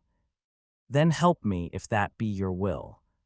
"By my own will," said the chief, "an act of mine is irrevocable. All your mankind, my son, yearn for life, all feared death, all evolved thoughts and dreams of life unending. No two groups of men, no two single men, evolved the same afterlife, but all wished life. I was petitioned that I might grant the common denominator of all these wishes, life unending. I did so. No servant of yours made that request. The adversary did, my son." Ithuriel trailed his feeble glory in dejection, and said in a low voice, "I am dust in your sight and unworthy to be in your presence, yet I must ask a question. Is then the adversary your servant also?" "Without him I can have no other," said the chief. for what then is good but the eternal fight against evil. And in that fight, thought Ithuriel, I have lost. Ari paused in sight of town. The buildings were crumbling. Those that were made of wood were already heaps of rubble. Ari walked to the nearest such heap and found the wooden splinters powdery and dry. He penetrated deeper into town and found the brick buildings still standing, but there was an ominous roundness to the edges of the bricks, a threatening flakiness. They won't last long, said a deep voice, but there is this consolation, if consolation it be, there. Collapse can kill no one. Ari looked up in surprise and found himself face to face with a cadaverous Don Quixote of a man, lantern-jawed, sunken-cheeked. His eyes were sad and his brown hair was lank and straight. His clothes hung loosely and skin showed clearly through various rents. My name, said the man, is Richard Levine. I was a professor of history once before this happened. You're wearing clothes, said Ari. You're not one of those resurrected. No, but that mark of distinction is vanishing. Clothes are going. Ari looked at the throngs that drifted past them, moving slowly and aimlessly like motes in a sunbeam. Vanishingly few wore clothes. He looked down at himself and noticed for the first time that the seam down the length of each trouser leg had parted. He pinched the fabric of his jacket between thumb and forefinger, and the wool parted and came away easily. I guess you're right, said Ari. If you'll notice, went on Levine, Melon's Hill is flattening out. Ari turned to the north, where ordinarily the mansions of the aristocracy, such aristocracy as there was in town, studded the slopes of Melon's Hill and found the horizon nearly flat. Levine said, eventually, there'll be nothing but flatness, featurelessness, nothingness and us. And Indians, said Ari, there's a man outside of town waiting for Indians and wishing he had a musket. I imagine, said Levine, the Indians will give no trouble. There is no pleasure in fighting an enemy that cannot be killed or hurt, and even if that were not so, the lust for battle would be gone, as are all lusts. Are you sure? I am positive. Before all this happened, although you may not think it to look at me, I derived much harmless pleasure in a consideration of the female figure. Now, with the unexampled opportunities at my disposal, I find myself irritatingly uninterested. No, that is wrong. I am not even irritated at my disinterest. Ari looked up briefly at the passers-by. I see what you mean. The coming of Indians here, said Levine, is nothing compared with the situation in the old world. Early during the resurrection, Hitler and his Wehrmacht must have come back to life and must now be facing and intermingled with Stalin and the Red Army all the way from Berlin to Stalingrad. To complicate the situation, the Kaisers and Tsars will arrive. The men at Verdun and the Somme are back in the old battlegrounds. Napoleon and his marshals are scattered over Western Europe, and Mohammed must be back to see what following ages have made of Islam, while the saints and apostles consider the paths of Christianity, and even the Mongols, poor things, the Khans from Temujin to Aurangzeb must be wandering the steppes helplessly, longing for their horses. As a professor of history, said Ari, you must long to be there and observe. How could I be there? Every man's position on earth is restricted to the distance he can walk. There are no machines of any kind, and as I have just mentioned, no horses. And what would I find in Europe anyway? Apathy, I think, as here. A soft plopping sound caused Ari to turn around. The wing of a neighboring brick building had collapsed in dust. Portions of bricks lay on either side of him. Some must have hurtled through him without his being aware of it. He looked about. The heaps of rubble were less numerous. Those that remained were smaller in size. He said, I met a man who thought we had all been judged and are in heaven. Judged, said Levine. Why, yes, I imagine we are. We face eternity now. We have no universe left, no outside phenomena, no emotions, no passions, nothing but ourselves in thought. We face an eternity of introspection, when all through history we have never known what to do with ourselves on a rainy Sunday. You sound as though the situation bothers you. It does more than that. The Dantean conceptions of Inferno were childish and unworthy of the Divine imagination, fire and torture. Boredom is much more subtle, the inner torture of a mind unable to escape itself in any way, condemned to fester in its own exuding mental pus for all time, is much more fitting. Oh yes, my friend, we have been judged and condemned too, and this is not heaven but hell. And Levine rose with shoulders drooping dejectedly and walked away. Ari gazed thoughtfully about and nodded his head. He was satisfied. The self-admission of failure lasted but an instant in ethereal, and then, quite suddenly, he lifted his being as brightly and highly as he dared in the presence of the chief, and his glory was a tiny dot of light in the infinite primum mobile. If it be your will, then, he said, I do not ask you to defeat your will but to fulfill it. In what way, my son? The document, approved by the Council of Ascendants and signed by yourself, authorizes the day of resurrection at a specific time of a specific day of the year 1957, as Earthmen count time. So it did.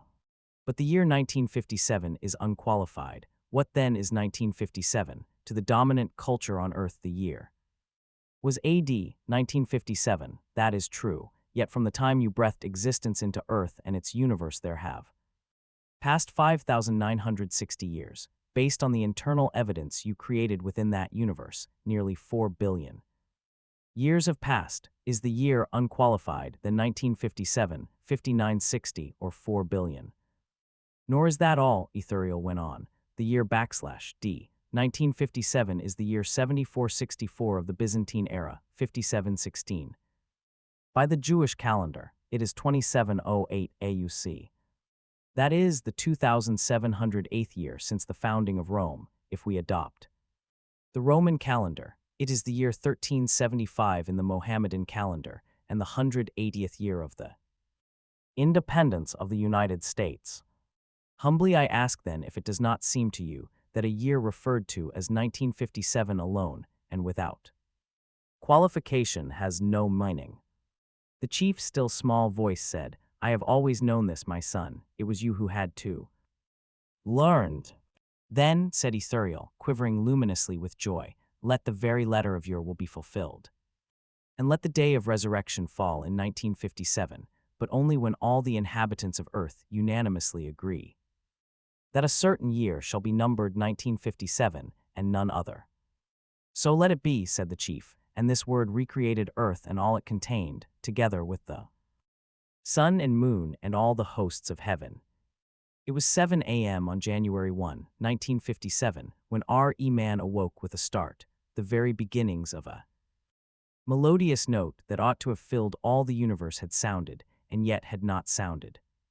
For a moment he cocked his head as though to allow understanding to flow in, and then a trifle of rage crossed his face to vanish again. It was but another battle. He sat down at his desk to compose the next plan of action. People already spoke of calendar reform, and it would have to be stimulated. A new era must begin with December 2, 1944, and someday New Year 1957 would come, 1957 of the atomic era, acknowledged as such by all the world. A strange light shone on his head as thoughts passed through his more than human mind, and the shadow of Ahriman on the wall seemed to have small horns at either temple. The fun they had. Margie even wrote about it that night in her diary. On the page headed May 17, 2157, she wrote, Today Tommy found a real book. It was a very old book. Margie's grandfather once said that when he was a little boy his grandfather told him that there was a time when all stories were printed on paper. They turned the pages, which were yellow and crinkly, and it was awfully funny to read words that stood still instead of moving the way they were supposed to on a screen, you know, and then, when they turned back to the page before, it had the same words on it that it had had when they read it the first time. Gee, said Tommy, what a waste. When you're through with the book, you just throw it away. I guess our television screen must have had 1,000,000 books on it, and it's good for plenty more. One would throw it away. Same with mine, said Margie. She was 11 and hadn't seen as many telebooks as Tommy had. He was 13. She said, where did you find it? In my house, he pointed without looking, because he was busy reading. in the attic. What's it about? School. Margie was scornful. School. What's there to write about school? I hate school. Margie always hated school, but now she hated it more than ever. The mechanical teacher had been giving her test after test in geography, and she had been doing worse and worse until her mother had shaken her head sorrowfully and sent for the county inspector. He was a round little man with a red face and a whole box of tools with dials and wires. He smiled at Margie and gave her an apple, then took the teacher apart. Margie had hoped he wouldn't know how to put it together again, but he knew how all right, and after an hour or so, there it was again, large and black and ugly, with a big screen on which all the lessons were shown and the questions were asked. That was so bad. The part Margie hated most was the slot where she had to put homework and test papers. She always had to write them out in a punch code. They made her lame when she was 6 years old, and the mechanical teacher calculated the mark in no time. The inspector had smiled after he was finished and patted Margie's head. He said to her mother, "It's not the little girl's fault, Mrs. Jones. I think the geography sector was geared a little too quick. Those things happen sometimes. I've slowed it up to an average 10-year level. Actually, the overall pattern of her progress is quite satisfactory," and he patted Margie's head again. Margie was disappointed. She had been hoping they would take the teacher away altogether. They had once taken Tommy's teacher away for nearly a month because the history sector had blanked out completely. So she said to Tommy, "Why would anyone write about school?" Tommy looked at her with very superior eyes. "Because it's not our kind of school, stupid. This is the old kind of school that they had hundreds and hundreds of years ago," he added loftily, pronouncing the word carefully, "centuries ago." Margie was hurt. "Well, I don't know what kind of school they had all that time ago." She read the book over his shoulder for a while, then said, "Anyway, they had a teacher." Sure, they had a teacher, but it wasn't a regular teacher. It was a man. A man? How could a man be a teacher? Well, he just told the boys and girls things and gave them homework and asked them questions. A man isn't smart enough. Sure he is. My father knows as much as my teacher. He can't. A man can't know as much as a teacher. He knows almost as much, I betcha. Margie wasn't prepared to dispute that. She said, "I wouldn't want a strange man in my house to teach me." Tommy screamed with laughter. "You don't know much, Margie. The teachers didn't live in the house. They had a special building, and all the kids went there. And all the kids learned the same thing. Sure, if they were the same age. But my mother says a teacher has to be adjusted to fit the mind of each boy and girl it teaches, and that each kid has to be taught differently. Just the same, they didn't do it that way then. If you don't like it, you don't have to read the book." "I didn't say I didn't like it," Margie said quickly. She wanted to read about those funny schools. They weren't even half finished when Margie's mother called, "Margie, school." Margie looked up. "Not yet, Mama." "Now," said Mrs. Jones, "and it's probably time for Tommy, too." Margie said to Tommy, "Can I read the book some more with you after school?" "Maybe," he said nonchalantly. He walked away whistling, the dusty old book tucked beneath his arm. Margie went into the schoolroom. It was right next to her bedroom, and the mechanical teacher was on and waiting for her. It was always on at the same time every day except Saturday and Sunday, because her mother said little girls learned better if they learned at regular hours. The screen was lit up and it said, "Today's arithmetic lesson is on the addition of proper fractions. Please insert yesterday's homework in the proper slot." Margie did so with a sigh. She was thinking about the old schools they had when her grandfather was a little boy. All the kids from the whole neighborhood came, laughing and shouting in the schoolyard, sitting together in the schoolroom, going home together at the end of the day. They learned the same things so they could help one another on the homework and talk about it. And the teachers were people. The mechanical teacher was flashing on the screen. "When we add the fractions 1, 2, and L4. Margie was thinking about how the kids must have loved it in the old days. She was thinking about the fun they had. Jokester. Noel Meyerhoff consulted the list he had prepared and chose which item was to be first, as usual. He relied mainly on intuition. He was dwarfed by the machine he faced, though only the smallest portion of the latter was in view. That didn't matter. He spoke with the offhand confidence of one who thoroughly knew he was. Master. Johnson, he said, came home unexpectedly from a business trip to find his wife in the arms of his best friend. He staggered back and said, Max, I'm married to the lady, so I have to, but why you? Meyerhoff thought, okay, let that trickle down into its guts and gurgle about a bit. And a voice behind him said, hey. Meyerhoff erased the sound of that monosyllable and put the circuit he was using into neutral. He whirled and said, I'm working, don't you knock. He did not smile as he customarily did in greeting Timothy Whistler, a senior analyst with whom he dealt as often as with any. He frowned as he would have for an interruption by a stranger, wrinkling his thin face into a distortion that seemed to extend to his hair, rumpling it more than ever. Whistler shrugged. He wore his white lab coat with his fists pressing down within its pockets and creasing it into tense vertical lines. I knocked. You didn't answer. The operations signal wasn't on. Meyerhoff grunted. It wasn't at that. He'd been thinking about this new project too intensively and he was forgetting little details. And yet he could scarcely blame himself for that. This thing was important. He didn't know why it was, of course. Grand masters rarely did. That's what made them grand. Masters, the fact that they were beyond reason. How else could the human mind keep up with that 10-mile long lump of solidified reason that men called multivac, the most complex computer ever built? Meyerhoff said, I am working. Is there something important on your mind? Nothing that can't be postponed. There are a few holes in the answer on the hyperspatial. Whistler did a double take, and his face took on a rueful look of uncertainty. Working. Yes, what about it? But he looked about, staring into the crannies of the shallow room that faced the banks upon banks of relays that formed a small portion of multivac. There isn't anyone here at that. Who said there was, or should be? You were telling one of your jokes, weren't you? And Whistler forced a smile. Don't tell me you were telling a joke to multivac. Meyerhoff stiffened. Why not? Were you? Yes. Why?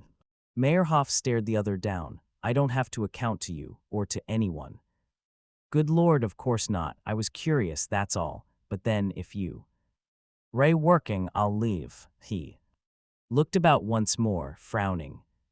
Do so, said Meyerhoff. His eyes followed the other out, and then he activated the operations signal with a savage punch of his finger.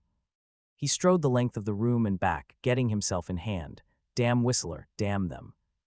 All because he didn't bother to hold those technicians, analysts, and mechanics at the proper social distance because he treated them as though they, too, were creative artists. They took these liberties. He thought grimly, they can't even tell jokes decently. And instantly that brought him back to the task in hand. He sat down again. Devil take them all. He threw the proper multivac circuit back into operation and said, the ship's steward stopped at the rail of the ship during a particularly rough ocean, crossing and gazed compassionately at the man whose slumped position over the rail and whose intensity of gaze toward the depths betokened all too well the ravages of seasickness. Gently the steward patted the man's shoulder. Cheer up, sir, he murmured. I know it seems bad, but really, you know, nobody ever dies of seasickness.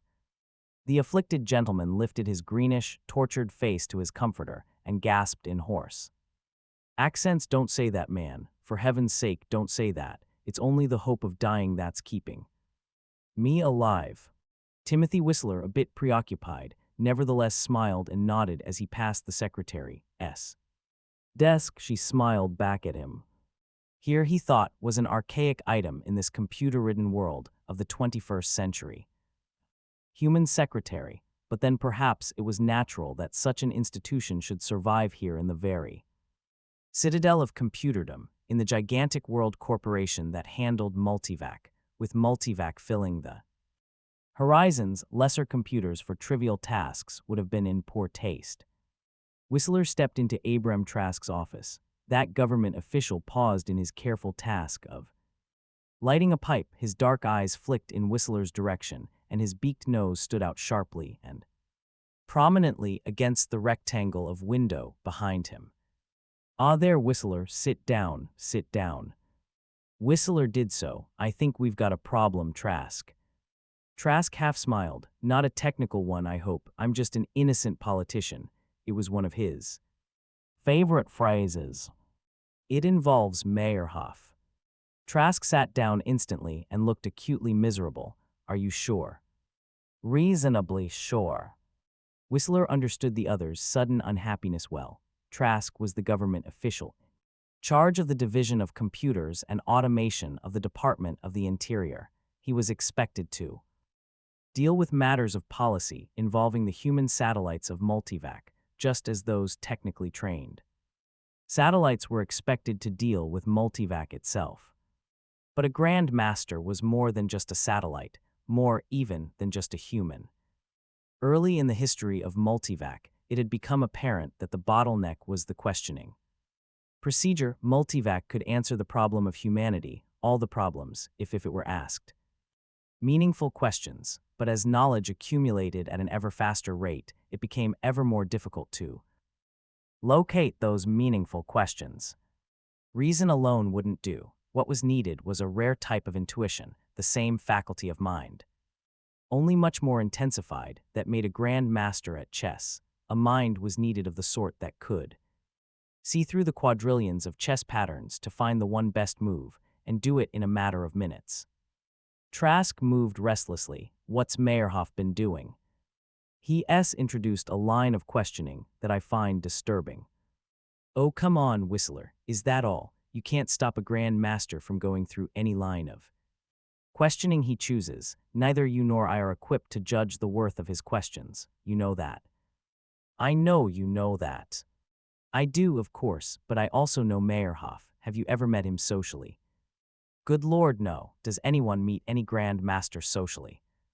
"Don't take that attitude, Trask. They're human and they're to be pitied. Have you ever thought what it must be like to be a Grand Master, to know there are only some 12 like you in the world, to know that only 1 or 2 come up per generation, that the world depends on you, that 1,000 mathematicians, logicians, psychologists, and physical scientists wait on you?"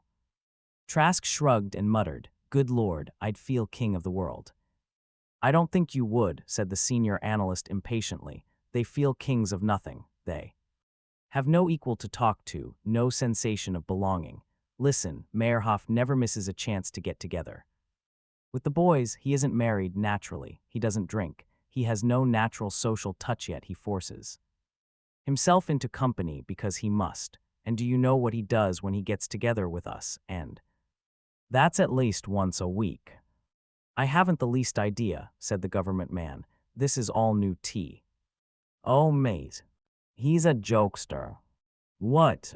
"He tells jokes, good ones. He's terrific. He can take any story, however old and dull, and make it sound good. It's the way he tells it. He has a flair."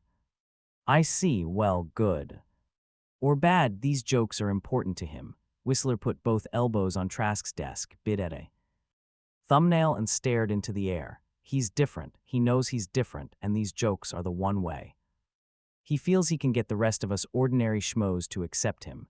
We laugh, we howl, we clap him on the back, and even forget he's a Grand Master. It's the only hold he has on the rest of us. This is all interesting. I didn't know you were such a psychologist. Still, where does this lead?" "Just this. What do you suppose happens if Meyerhoff runs out of jokes?" "What?" The government man stared blankly. "If he starts repeating himself, if his audience starts laughing less heartily or stops laughing altogether, it's his only hold on our approval. Without it, he'll be alone, and then what would happen to him? After all, Trask, he's one of the dozen men mankind can't do without. We can't let anything happen to him. I don't mean just physical things. We can't even let him get too unhappy. Who knows how that might affect his intuition?" "Well, has he started repeating himself?" "Not as far as I know, but I think he thinks he has." Why do you say that? Because I've heard him telling jokes to Multivac. Oh no. Accidentally, I walked in on him and he threw me out. He was savage. He's usually good natured enough, and I consider it a bad sign that he was so upset at the intrusion, but the fact remains that he was telling a joke to Multivac, and I'm convinced it was one of a series. But why? Whistler shrugged and rubbed a hand fiercely across his chin. I have a thought about that, I think. He's trying to build up a store of jokes in Multivac's memory banks in order to get back new variations. You see what I mean? He's planning a mechanical jokester so that he can have an infinite number of jokes at hand and never fear running out. Good Lord. Objectively, there may be nothing wrong with that, but I consider it a bad sign when a Grand Master starts using Multivac for his personal problems. Any Grand Master has a certain inherent mental instability, and he should be watched. Meyerhoff may be approaching a borderline beyond which we lose a Grand Master. Trask said blankly, what are you suggesting I do? You can check me. I'm too close to him to judge well, maybe, and judging humans isn't my particular talent anyway. You're a politician, it's more your talent.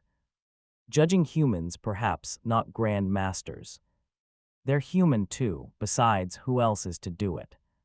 The fingers of Trask's hand struck his desk in rapid succession, over and over like a slow and muted roll of drums. I suppose I'll have to, he said.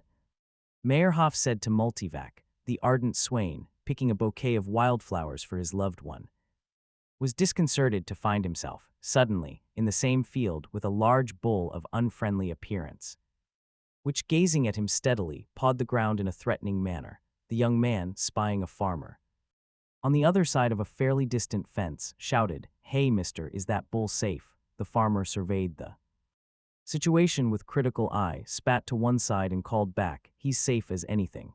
He spat again and added, can't say the same about you, though. Meyerhoff was about to pass on to the next when the summons came. It wasn't really a summons. No one could summon a Grand Master. It was only a message that Division Head Trask would like very much to see Grand Master Meyerhoff, if Grand Master Meyerhoff could spare him the time. Meyerhoff might, with impunity, have tossed the message to one side and continued with whatever he was doing. He was not subject to discipline. On the other hand, were he to do that, they would continue to bother him. Oh, very respectfully, but they would continue to bother him. So he neutralized the pertinent circuits of Multivac and locked them into place. He put the freeze signal on his office so that no one would dare enter in his absence and left for Trask's office. Trask coughed and felt a bit intimidated by the sullen fierceness of the other's look. He said, We have not had occasion to know one another, Grand Master, to my great regret. I have reported to you, said Meyerhoff stiffly. Trask wondered what lay behind those keen, wild eyes. It was difficult for him to imagine. Meyerhoff, with his thin face, his dark, straight hair, his intense air, even unbending long enough to tell funny stories. He said, reports are not social acquaintance. I have been given to understand you have a marvelous fund of anecdotes. I am a jokester, sir. That's the phrase people use, a jokester. They haven't used the phrase to me, Grand Master. They have said, the hell with them, I don't care what they've said. See here, Trask, do you want to hear a joke? He leaned forward. Across the desk, his eyes narrowed.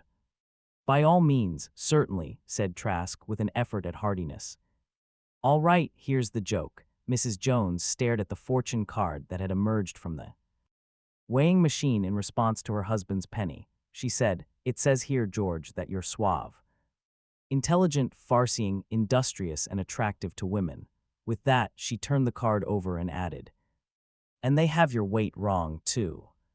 Trask laughed. It was almost impossible not to, although the punchline was predictable. The surprising facility with which Meyerhoff had produced just the tone of contemptuous disdain in the woman's voice and the cleverness with which he had contorted the lines of his face to suit that tone carried the politician helplessly into laughter. Meyerhoff said sharply, Why is that funny? Trask sobered. I beg your pardon. I said, why is that funny? Why do you laugh? Well, said Trask, trying to be reasonable. The last line put everything that preceded in a new light, the unexpectedness. The point is, said Meyerhoff, that I have pictured a husband being humiliated by his wife. Marriage that is such a failure that the wife is convinced that her husband lacks any virtue, yet you laugh at. That, if you were the husband, would you find it funny? He waited a moment in thought, then said, try this one, Trask. Abner was seated at his wife's sickbed, weeping uncontrollably, when his wife, mustering the dregs of her strength, drew herself up to one elbow. Abner, she whispered, Abner, I cannot go to my Maker without confessing my misdeed. Not now, muttered the stricken husband. Not now, my dear, lie back and rest. I cannot, she cried. I must tell, or my soul will never know peace. I have been unfaithful to you, Abner, in this very house not 1 month ago. Hush, dear, soothed Abner. I know all about it. Why else have I poisoned you? Trask tried desperately to maintain equanimity, but did not entirely succeed. He suppressed a chuckle imperfectly. Meyerhoff said, so that's funny too. Adultery, murder, all funny. Well now, said Trask, books have been written analyzing humor. True enough, said Meyerhoff, and I've read a number of them. What's more, I've read most of them to multivac. Still, the people who write the books are just guessing. Some of them say we laugh because we feel superior to the people in the joke. Some say it is because of a suddenly realized incongruity or a sudden relief from tension or a sudden reinterpretation of events. Is there any simple reason? Different people laugh at different jokes. No joke is universal. Some people don't laugh at any joke, yet what may be most important is that man is the only animal with a true sense of humor, the only animal that laughs. Trask said suddenly, I understand, you're trying to analyze humor, that's why you're transmitting a series of jokes to multivac. Who told you I was doing that? Never mind, it was Whistler. I remember now, he surprised me at it. Well, what about it? Nothing at all. You don't dispute my right to add anything I wish to Multivac's general fund of knowledge, or to ask any question I wish. No, not at all, said Trask hastily. As a matter of fact, I have no doubt that this will open the way to new analyses of great interest to psychologists. HMP, maybe. Just the same, there's something plaguing me that's more important than just the general analysis of humor. There's a specific question I have to ask, 2 of them really. Oh, what's that? Trask wondered if the other would answer. There would be no way of compelling him if he chose not to. But Meyerhoff said, the first question is this: where do all these jokes come from? What? Who makes them up? Listen, about a month ago I spent an evening swapping jokes. As usual, I told most of them, and as usual the fools laughed. Maybe they really thought the jokes were funny, and maybe they were just humoring me. In any case, one creature took the liberty of slapping me on the back and saying, Meyerhoff, you know more jokes than any 10 people I know. I'm sure he was right, but it gave rise to a thought. I don't know how many hundreds or perhaps thousands of jokes I've told at one time or another in my life, yet the fact is I never made up one, not one. I'd only repeated them. My only contribution was to tell them. To begin with, I'd either heard them or read them, and the source of my hearing or reading didn't make up the jokes, either. I never met anyone who ever claimed to have constructed a joke. It's always, I heard a good one the other day, and heard any good ones lately.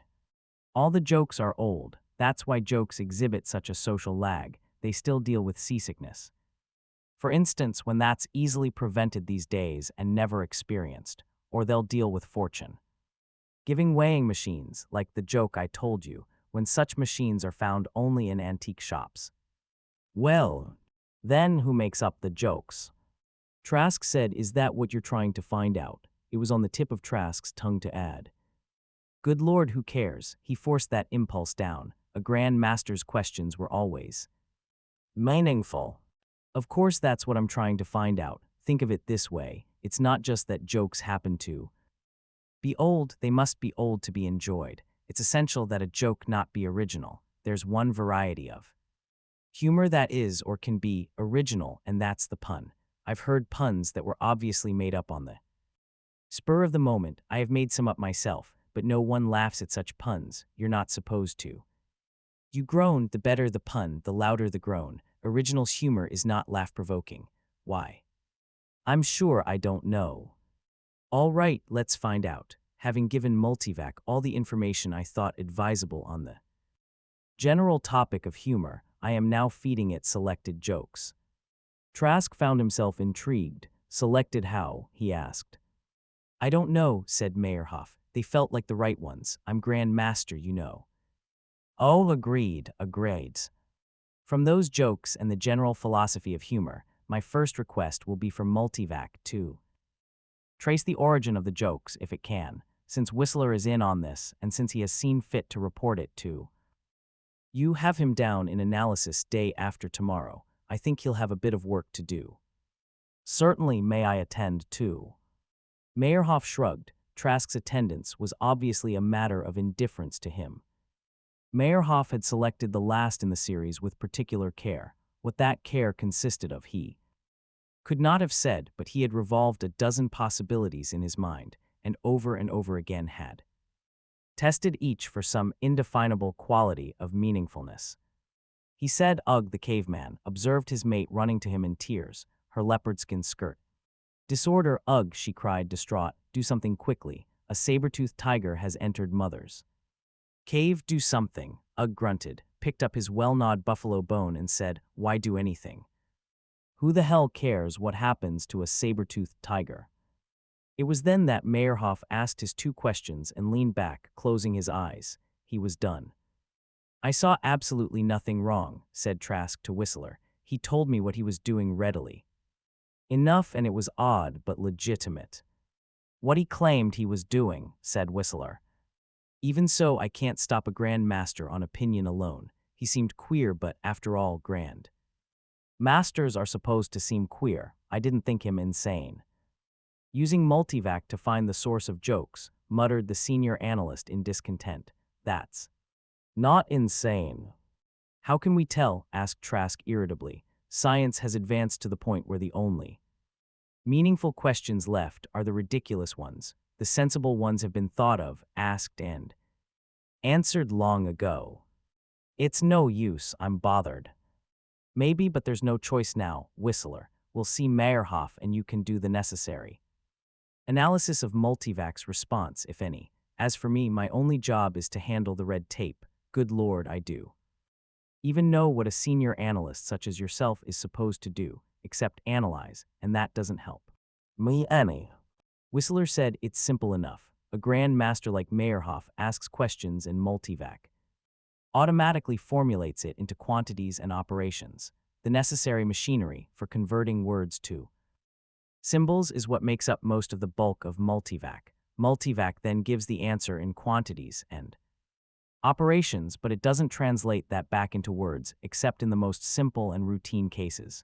If it were designed to solve the general retranslation problem, its bulk would have to be quadrupled at least. I see, then it's your job to translate these symbols into words. My job and that of other analysts. We use smaller, specially designed computers whenever necessary. Whistler smiled grimly. Like the Delphic priestess of ancient Greece, Multivac gives oracular and obscure answers. Only we have translators, you see. They had arrived. Meyerhoff was waiting. Whistler said briskly, what circuits did you use, Grand Master?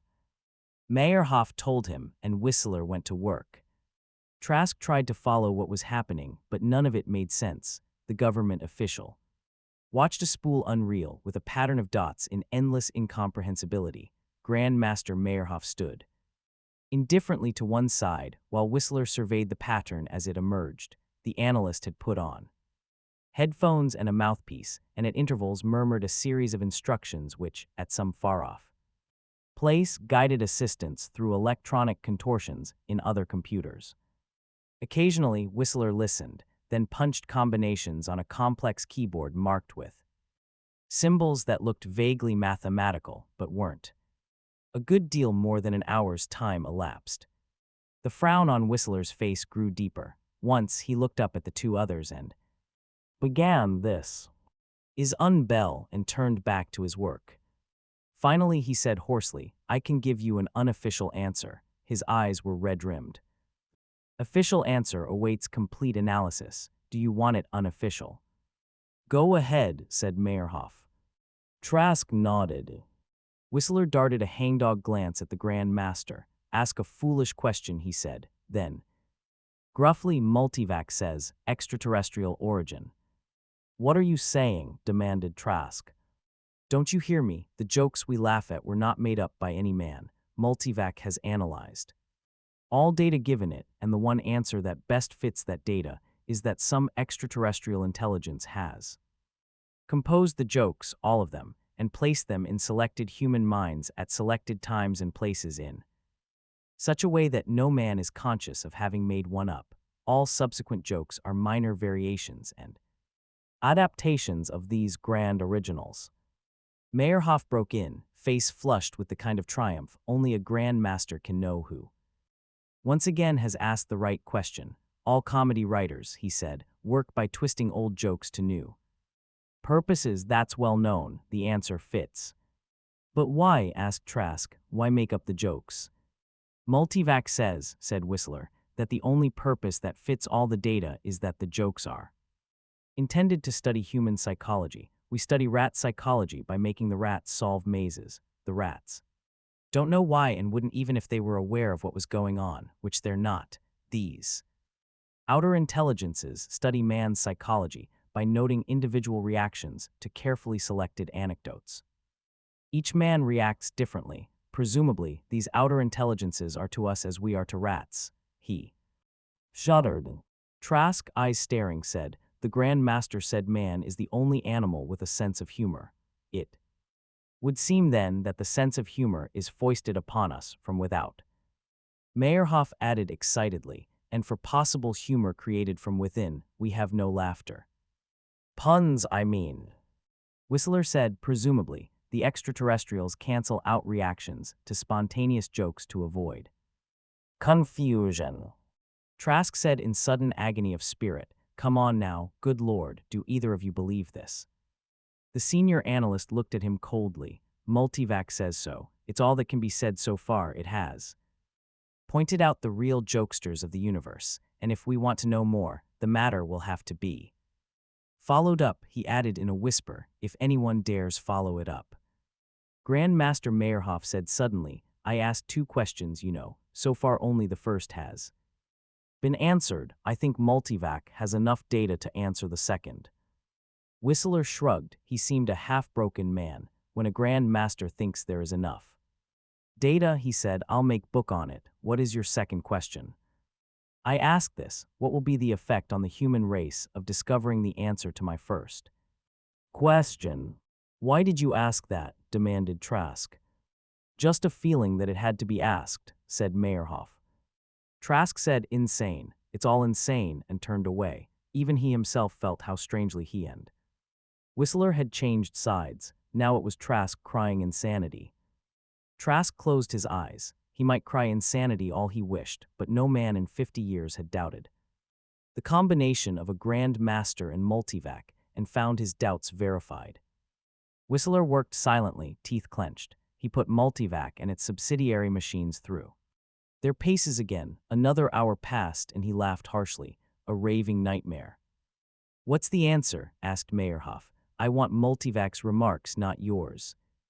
All right, take it. Multivac states that, once even a single human discovers the truth of this method of psychological analysis of the human mind, it will become useless as an objective technique to those extraterrestrial powers now using it. You mean there won't be any more jokes handed out to humanity? Asked Trask faintly. Or, what do you mean? No more jokes, said Whistler. Now, Multivac says now, the experiment is ended now, a new technique will have to be introduced. They stared at each other. The minutes passed. Meyerhoff said slowly, Multivac is right. Whistler said haggardly, I know. Even Trask said in a whisper, yes, it must be. It was Meyerhoff who put his finger on the proof of it, Meyerhoff the accomplished jokester. he said. It's over, all over. I've been trying for 5 minutes now, and I can't think of one single joke, not one, and if I read one in a book, I wouldn't laugh, I know. The gift of humor is gone, said Trask drearily. No man will ever laugh again. And they remained there, staring, feeling the world shrink down to the dimensions of an experimental rat cage with the maze removed and something about to be put in its place. The immortal bard. Oh yes, said Dr. Phineas Welch, I can bring back the spirits of the illustrious dead. He was a little drunk, or maybe he wouldn't have said it. Of course, it was perfectly all right to get a little drunk at the annual Christmas party. Scott Robertson, the school's young English instructor, adjusted his glasses and looked to right. And left to see if they were overheard. Really, Dr. Welch. I mean it, and not just the spirits. I bring back the bodies, too. I wouldn't have said it were possible, said Robertson primly. Why not? A simple matter of temporal transference. You mean time travel, but that's quite unusual. Not if you know how. Well, how, Dr. Welch? Think I'm going to tell you? Asked the physicist gravely. He looked vaguely about for another drink and didn't find any. He said, I brought quite a few back. Archimedes, Newton, Galileo, poor fellows. Didn't they like it here? I should think they'd have been fascinated by our modern science, said Robertson. He was beginning to enjoy the conversation. Oh, they were, especially Archimedes. I thought he'd go mad with joy at first after I explained a little of it in some Greek I'd boned up on, but no. What was wrong? Just a different culture. They couldn't get used to our way section I life. They got terribly lonely and frightened. I had to send them back. That's too bad. Yes, great minds, but not flexible minds, not universal, so I tried Shakespeare. What? Yelled Robertson. This was getting closer to home. Don't yell, my boy, said Welch. It's bad manners. Did you say you brought back Shakespeare? I did. I needed someone with a universal mind, someone who knew people well enough to be able to live with them centuries way from his own time. Shakespeare was the man. I've got his signature. As a memento, On you? Asked Robertson, eyes bugging. Right here. Welch fumbled in one vest pocket after another. Ah, here it is. A little piece of pasteboard was passed to the instructor. On one side it said, L. Klein and Sons, Wholesale Hardware. On the other side, in straggly script, was written, William Shakespeare. A wild surmise filled Robertson. What did he look like? Not like his pictures, bald and an ugly mustache. He spoke in a thick brogue. Of course, I did my best to please him with our times. I told him we thought highly of his plays and still put them on the boards. In fact, I said we thought they were the greatest pieces of literature in the English language, maybe in any language. Good, said Robertson breathlessly. I said people had written volumes of commentaries on his plays. Naturally, he wanted to see one. And I got one for him from the library. Oh, he was fascinated. Of course, he had trouble with the current idioms and references to events since 1600, but I helped out. Poor fellow, I don't think he ever expected such treatment, he kept saying. God ha' mercy, what cannot be racked from words in 5 centuries, one could wring, methinks, a flood from a damp clout. He wouldn't say that. Why not? He wrote his plays as quickly as he could. He said he had to on account of the deadlines. He wrote Hamlet in less than 6 months. The plot was an old one, he just polished it up. That's all they do to a telescope mirror, just polish it up, said the English instructor indignantly. The physicist disregarded him. He made out an untouched cocktail on the bar some feet away and sidled toward it. I told the immortal bard that we even gave college courses in Shakespeare. I give ones. I know, I enrolled him in your evening extension course. I never saw a man so eager to find out what posterity thought of him as poor Bill was. He worked hard at it. You enrolled William Shakespeare in my course, mumbled Robertson, even as an alcoholic. Fantasy, the thought staggered him. And was it an alcoholic fantasy? He was beginning to recall a bald man with a queer way of talking. Not under his real name, of course, said Dr. Welch. Never mind what he went under. It was a mistake, that's all. A big mistake, poor fellow. He had the cocktail now and shook his head at it. Why was it a mistake? What happened? I had to send him back to 1600, roared Welch indignantly. How much humiliation do you think a man can stand? What humiliation are you talking about? Dr. Welch tossed off the cocktail. Why, you poor simpleton, you flunked him. Someday. Niccolo Mazzetti lay stomach down on the rug, chin buried in the palm of one small hand, and listened to the bard disconsolately. There was even the suspicion of tears in his dark eyes, a luxury an 11-year-old could allow himself only when alone. The bard said, once upon a time in the middle of a deep wood, there lived a poor woodcutter and his two motherless daughters, who were each as beautiful as the day is long. The older daughter had long hair as black as a feather from a raven's wing, but the younger daughter had hair as bright and golden as the sunlight of an autumn afternoon. Many times while the girls were waiting for their father to come home from his day's work in the wood, the older girl would sit before a mirror and sing. What she sang, Niccolo did not hear, for a call sounded from outside the room. Hey, Nicky. And Niccolo, his face clearing on the moment, rushed to the window and shouted, Hey, Paul. Paul Loeb waved an excited hand. He was thinner than Niccolo and not as tall, for all he was 6 months older. His face was full of repressed tension, which showed itself most clearly in the rapid blinking of his eyelids. Hey, Nicky, let me in. I've got an idea and a half. Wait till you hear it. He looked rapidly about him as though to check on the possibility of eavesdroppers, but the front yard was quite patently empty. He repeated in a whisper, Wait till you hear it. All right, I'll open the door. The bard continued smoothly, oblivious to the sudden loss of attention on the part of Niccolo. As Paul entered, the bard was saying. Thereupon the lion said, If you will find me the lost egg of the bird which flies over the ebony mountain once every 10 years, I will. Paul said, Is that a bard you're listening to? I didn't know you had one. Niccolo reddened, and the look of unhappiness returned to his face. Just an old thing I had when I was a kid. It ain't much good. He kicked at the bard with his foot and caught the somewhat scarred and discolored plastic covering a glancing blow. The bard hiccuped as its speaking attachment was jarred out of contact a moment. Then it went on for a year and a day until the iron shoes were worn out. The princess stopped at the side of the road. Paul said, Boy, that is an old model, and looked at it critically. Despite Niccolo's own bitterness against the bard, he winced at the other's condescending tone.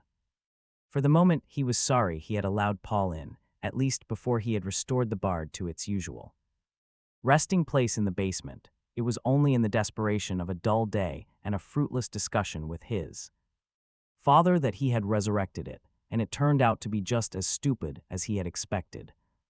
Nicky was a little afraid of Paul anyway, since Paul had special courses at school and everyone said he was going to grow up to be a computing engineer.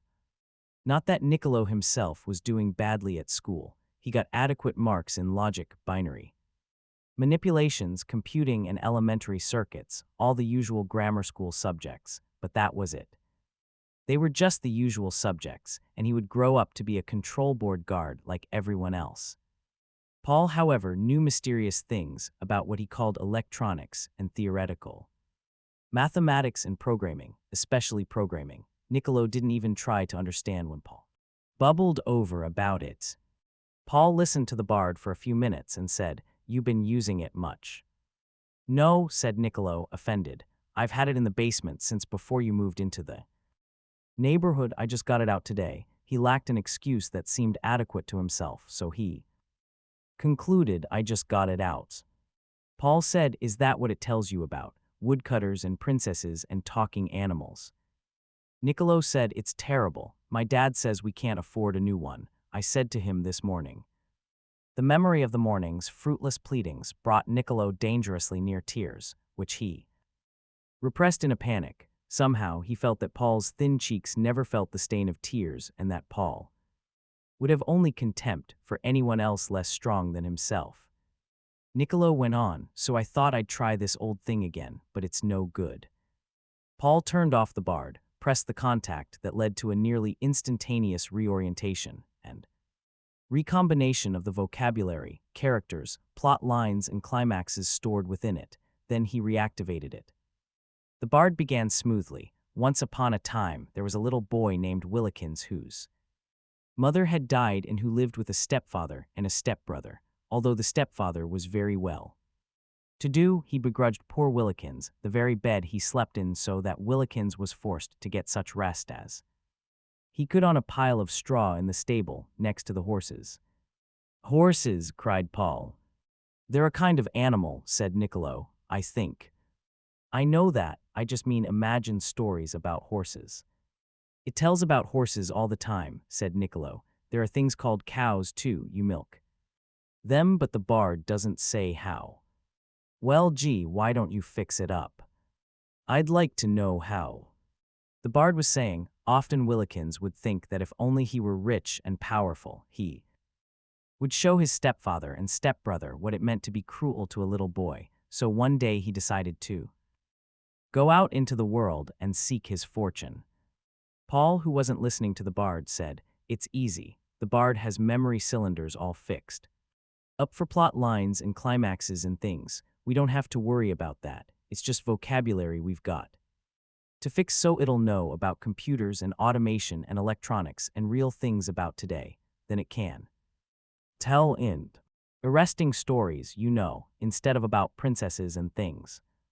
Niccolo said despondently, "I wish we could do that." Paul said, "Listen, my dad says if I get into special computing school next year, he'll get me a real bard, a late model, a big one with an attachment for space stories and mysteries, and a visual attachment too. You mean see the stories?"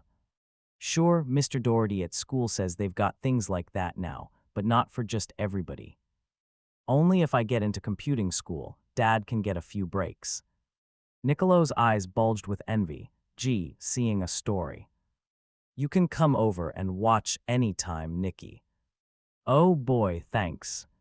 That's all right, but remember, I'm the guy who says what kind of story we hear." Sure, sure. Niccolo would have agreed readily to much more onerous conditions. Paul's attention returned to the bard. "It was saying, if that is the case," said the king, stroking his beard and frowning till clouds filled the sky and lightning flashed. "UW, see to it that my entire land is freed of flies by this time day after tomorrow, or—" "All we've got to do," said Paul, "is open it up." He shut the bard off again and was prying at its front panel as he spoke. "Hey," said Niccolo in sudden alarm, "don't break it." "I won't break it," said Paul impatiently. "I know all about these things." Then, with sudden caution, "Your father and mother home?" "No." "All right then." He had the front panel off and peered in. "Boy, this is a one-cylinder thing." He worked away at the bard's innards. Niccolo, who watched with painful suspense, could not make out what he was doing. Paul pulled out a thin, flexible metal strip, powdered with dots. "That's the bard's memory cylinder. I'll bet its capacity for stories is under 1 trillion. "What are you going to do, Paul?" quavered Niccolo. "I'll give it vocabulary." "How?" "Easy, I've got a book here. Mr. Doherty gave it to me at school." Paul pulled the book out of his pocket and pried at it till he had its plastic jacket off. He unreeled the tape a bit, ran it through the vocalizer, which he turned down to a whisper, then placed it within the bard's vitals. He made further attachments. "What'll that do?" "The book will talk, and the bard will put it all on its memory tape." "What good will that do?" "Boy, you're a dope. This book is all about computers and automation, and the bard will get all that information. Then he can stop talking about kings making lightning when they frown." Niccolo said, "And the good guy always wins anyway. There's no excitement." "Oh well," said Paul, watching to see if his setup was working properly. "That's the way they make bards. They got to have the good guy win and make the bad guys lose and things like that. I heard my father talking about it once. He says that without censorship, there'd be no telling what the younger generation would come to. He says it's bad enough as it is. There, it's working fine." Paul brushed his hands against one another and turned away from the bard. He said, "But listen, I Didn't tell you my idea yet. It's the best thing you ever heard, I bet. I came right to you because I figured you'd come in with me. Sure, Paul, sure. Okay, you know Mr. Doherty at school. You know what a funny kind of guy he is. Well, he likes me, kind of. I know. I was over at his house after school today. You were? Sure, he says I'm going to be entering computer school, and he wants to encourage me and things. Like that, he says the world needs more people who can design advanced computer circuits and do proper programming. Though, Paul might have caught some of the emptiness behind that monosyllable. He said impatiently, programming, I told you 100 times. That's when you set up problems for the giant computers like Multivac to work on. Mr. Doherty says it gets harder all the time to find people who can really run computers. He says anyone can keep an eye on the controls and check off answers and put through routine problems. He says the trick is to expand research and figure out ways to ask the right questions, and that's hard. Anyway, Nicky, he took me to his place and showed me his collection of old computers. It's kind of a hobby of his to collect old computers. He had tiny computers you had to push with your hand, with little knobs all over it, and he had a hunk of wood he called a slide rule with a little piece of it that went in and out and some wires with balls on them. He even had a hunk of paper with a kind of thing he called a multiplication table. Niccolo, who found himself only moderately interested, said, a paper table. It wasn't really a table like you eat on. It was different. It was to help people compute, Mr. Doherty tried to explain, but he didn't have much time, and it was kind of complicated anyway. Why didn't people just use a computer? That was before they had computers, cried Paul. Before? Sure, do you think people always had computers, didn't yo? You ever hear of cavemen? Niccolo said, how'd they get along without computers? I don't know. Mr. Doherty says they just had children any old time and did anything that came into their heads, whether it would be good for everybody or not. They didn't even know if it was good or not, and farmers grew things with their hands, and people had to do all the work in the factories and run all the machines. I don't believe you. That's what Mr. Doherty said. He said it was just plain messy and everyone was miserable. Anyway, let me get to my idea, wills you? Well, go ahead, who's stopping you? Said Niccolo, offended. All right, well, the hand computers, the ones with the knobs, had little squiggles on each knob. And the slide rule had squiggles on it, and the multiplication table was all squiggles. I asked what they were. Mr. Doherty said they were numbers. What? Each different squiggle stood for a different number. For 1, you made a kind of mark. For 2, you make another kind of mark. For 3, another one, and so on. What for? So you could compute. What for? You just tell the computer. Jiminy, cried Paul, his face twisting with anger. Can't you get it through your head? These slide rules and things didn't talk. Then how? The answers showed up in squiggles, and you had to know what the squiggles meant. Mr. Doherty says that, in olden days, everybody learned how to make squiggles when they were kids, and how to decode them too. Making squiggles was called writing, and decoding them was reading, he says. There was a different kind of squiggle for every word, and they used to write whole books in squiggles.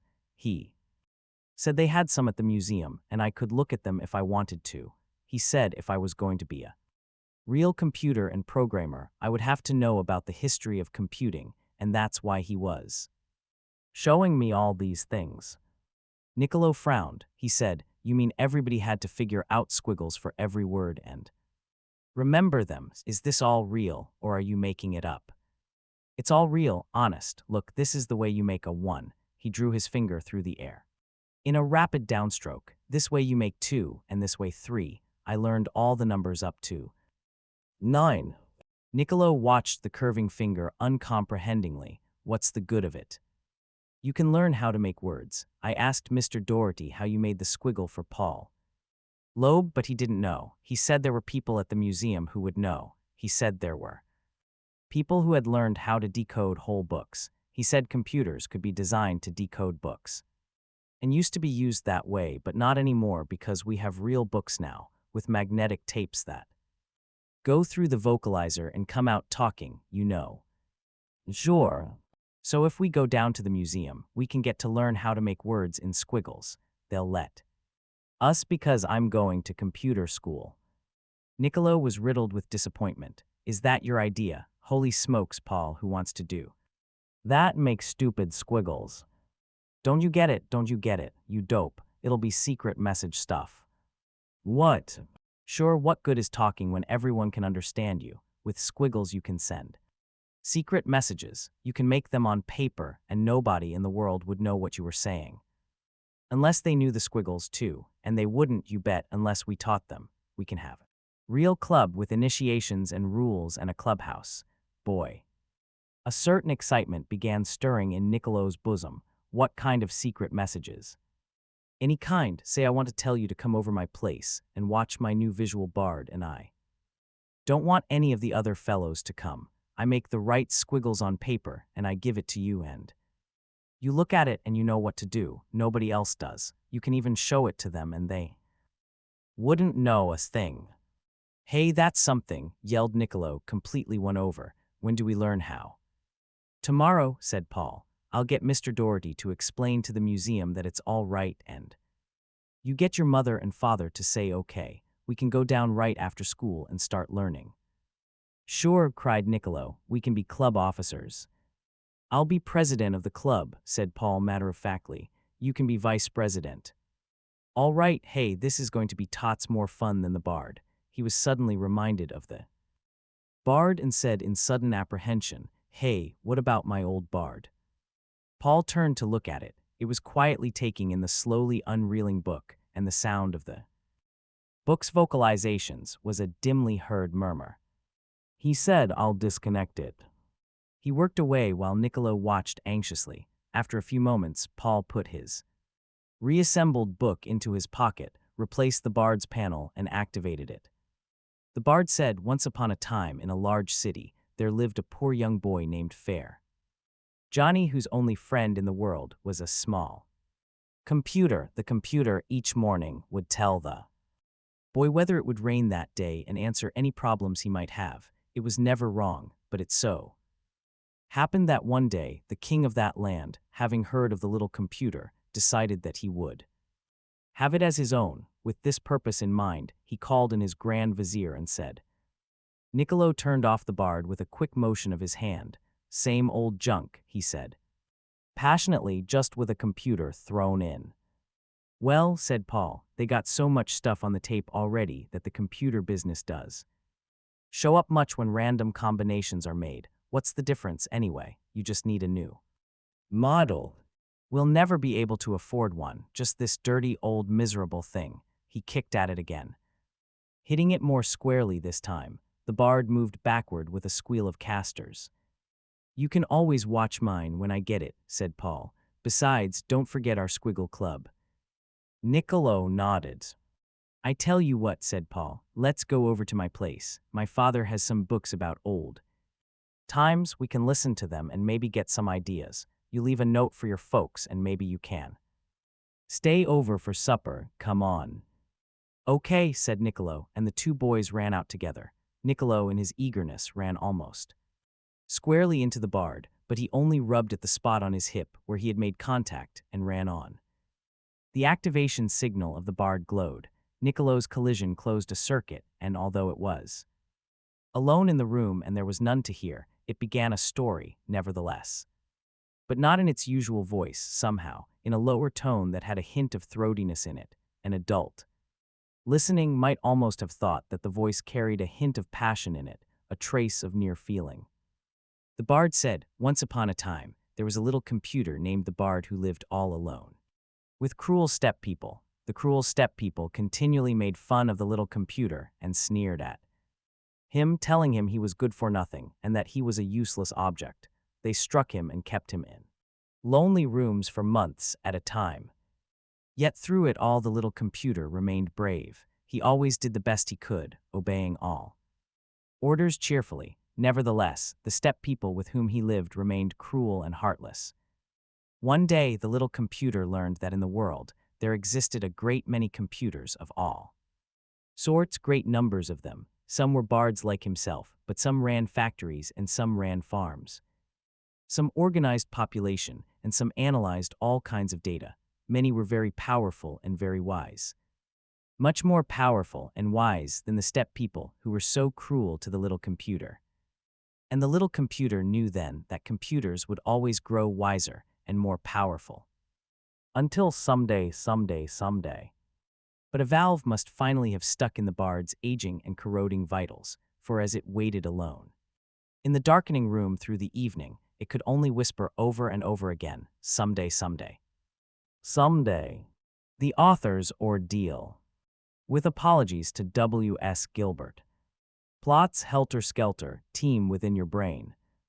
Plots SF plots, devised with joy and gladness. Plots crowd your skull and stubbornly remain, until you're driven into hopeless madness. When you're with your best girl and your mind's in a whirl and you don't hear a thing that she's saying.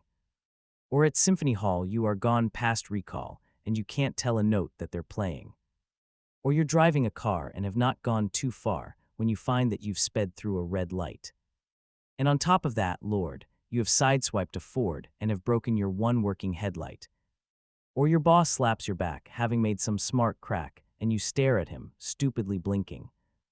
Then you say something dumb so he's sure you're a crumb and are possibly given to drinking. When events such as that have been knocking you flat, do not blame supernatural forces. If you write SF tales, you'll be knocked off your rails, just as sure as the stars in their courses. For your plot-making mind will stay deaf, dumb and blind to the dull facts of life that will hound you, while the wonders of space have you close in embrace and the glory of starbeams surround you. You begin with a ship that is caught on a skip into hyperspace en route for Castor, and has found to its cost that it seems to be lost in a galaxy like ours, but vaster. You're a little perplexed as to what may come next, and you make up a series of creatures who are villains and liars with such evil desires and with perfectly horrible features. Our brave heroes are faced with these hordes and are placed in a terribly crucial position. For the enemy's bound, once our galaxy's found, that they'll beat mankind into submission. Now you must make it rough when developing stuff so's to keep the yarn pulsing with tension. So the Earthmen are four, only four and no more, while the numbers of foe ease are past mention. Our four heroes are caught and accordingly brought to the sneering, tyrannical leaders. Where is Earth, they demand, but the men mutely stand with a courage that pleases the readers. But now wait just a bit, let's see, this isn't it, since you haven't provided a maiden who is both good and pure, yet with sexy allure, and with not many clothes overladen. She is part of the crew, and so she's captured too, and is ogled by foes who are lustful. There's desire in each eye, and there's good reason why, for of beauty our girl has a bustful. Just the same you go fast, till this section is past, so the reader won't raise any ruction. When recalling the foe are all reptiles, and so have no interest in human seduction. Then they truss up the girl, and they make the whips swirl, just in order to break Earthmen's silence. And so that's when our men break their handcuffs, and then we are treated to scenes full of violence. Every hero from Earth is a fighter from birth, and his fists are a match for a dozen. And then just when this spot has been reached in your plot, you come to with your mind all a-buzzin'. You don't know where you are or the site of your car, and your tie is askew, and you haven't a clue of the time of the day or of what people say or the fact that they stare at your socks, not a pair, and decide it's a fad or else that you're mad, which is just a surmise from the gleam in your eyes, till at last they conclude from your general mood, you'll be mad from right now till you're hoary. But the torture is done, and it's now for the fun and the paper that's white and the words that are right, for you've worked up a new SF story. Dreaming is a private thing. Jesse Weil looked up from his desk, his old spare body, his sharp, high-bridged nose deep set. Shadowy eyes and amazing shock of white hair had trademarked his appearance during the years that Dreams, Inc. had become world famous. He said, "Is the boy here already, Joe?" Joe Dooley was short and heavy-set. A cigar caressed his moist lower lip. He took it away for Moment and nodded. His folks are with him. They're all scared. You're sure this is not a false alarm, Joe? I haven't got much time. He looked at his watch. Government business at 2. This is a sure thing, Mr. Weil. Dooley's face was a study in earnestness. His jowls quivered. With persuasive intensity. Like I told you, I picked him up playing some kind of basketball game in the schoolyard. You should have seen the kid. He stunk. When he had his hands on the ball, his own team had to take it away and fast, but just the same he had all the stance of a star player. Know what I mean? To me it was a giveaway. Did you talk to him? Well, sure, I stopped him at lunch, you know me.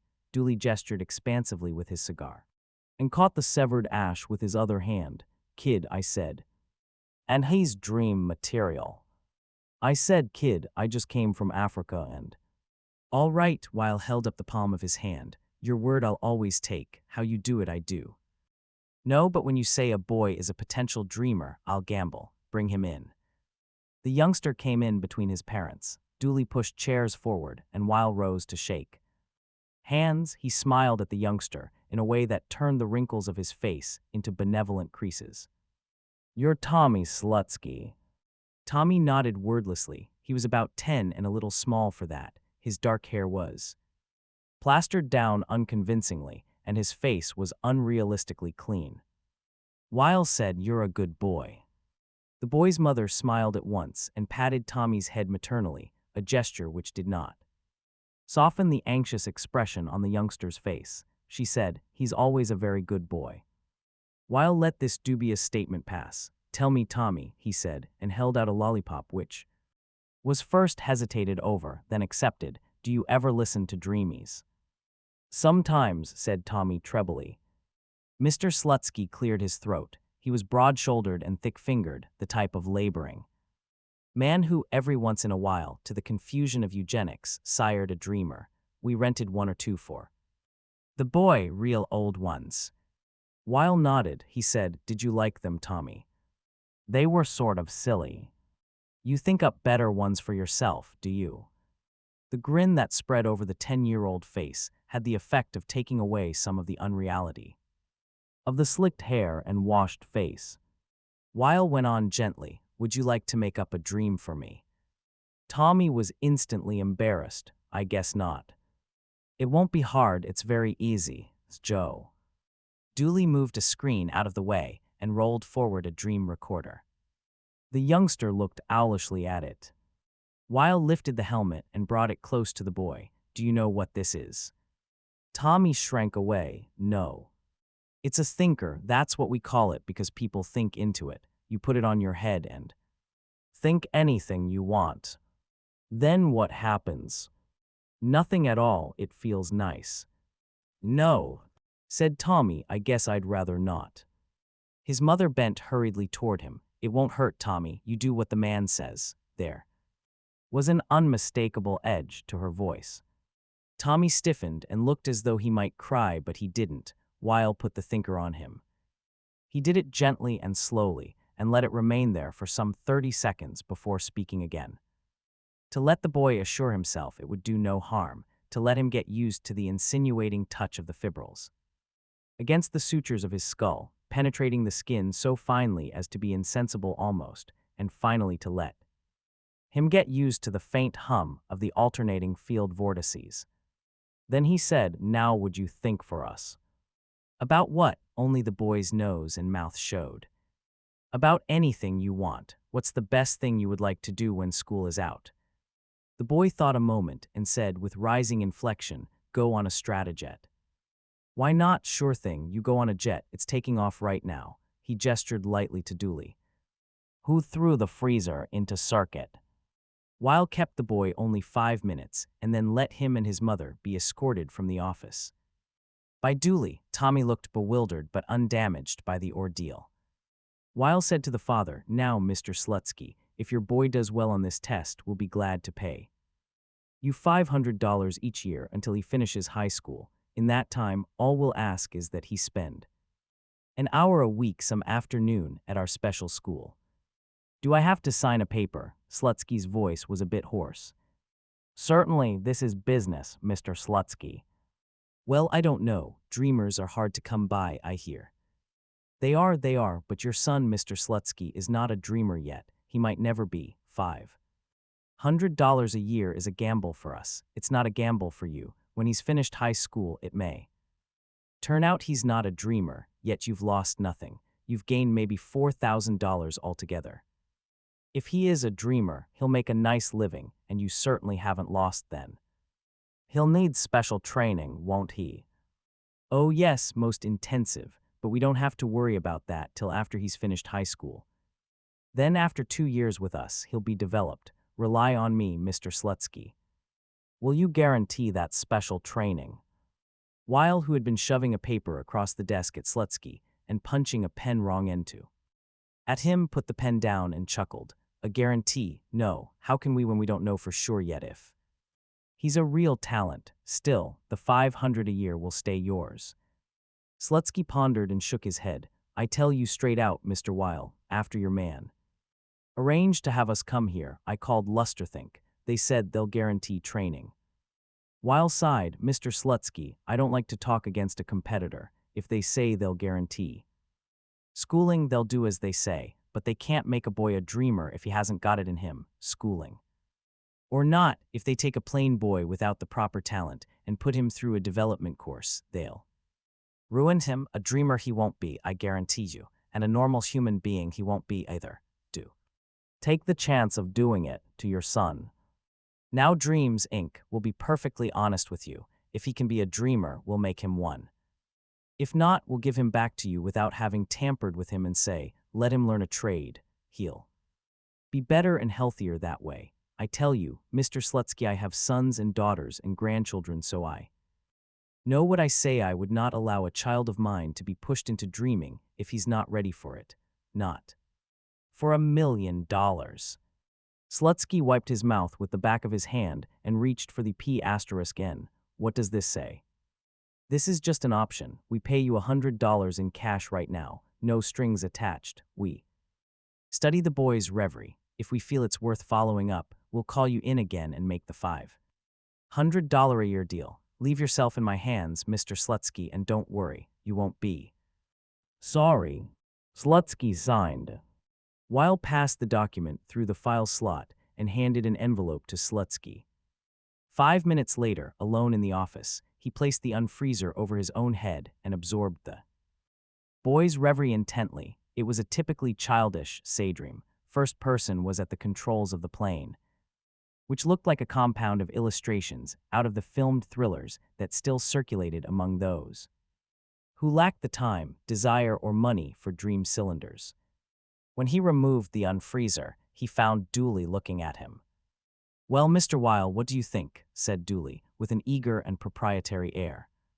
Could be, Joe, could be. He has the overtones, and for a 10-year-old boy without a scrap of training, it's hopeful. When the plane went through a cloud, there was a distinct sensation of pillows, also the smell of clean sheets, which was an amusing touch. We can go with him a ways, Joe. Good. But I tell you, Joe, what we really need is to catch them still sooner. And why not? Someday, Joe. Every child will be tested at birth. A difference in the brain there positively must be, and it should be found. Then we could separate the dreamers at the very beginning. Hell, Mr. Weil, said Dooley, looking hurt. What would happen to my job then? Weil laughed. No cause to worry yet, Joe. It won't happen in our lifetimes. In mine, certainly.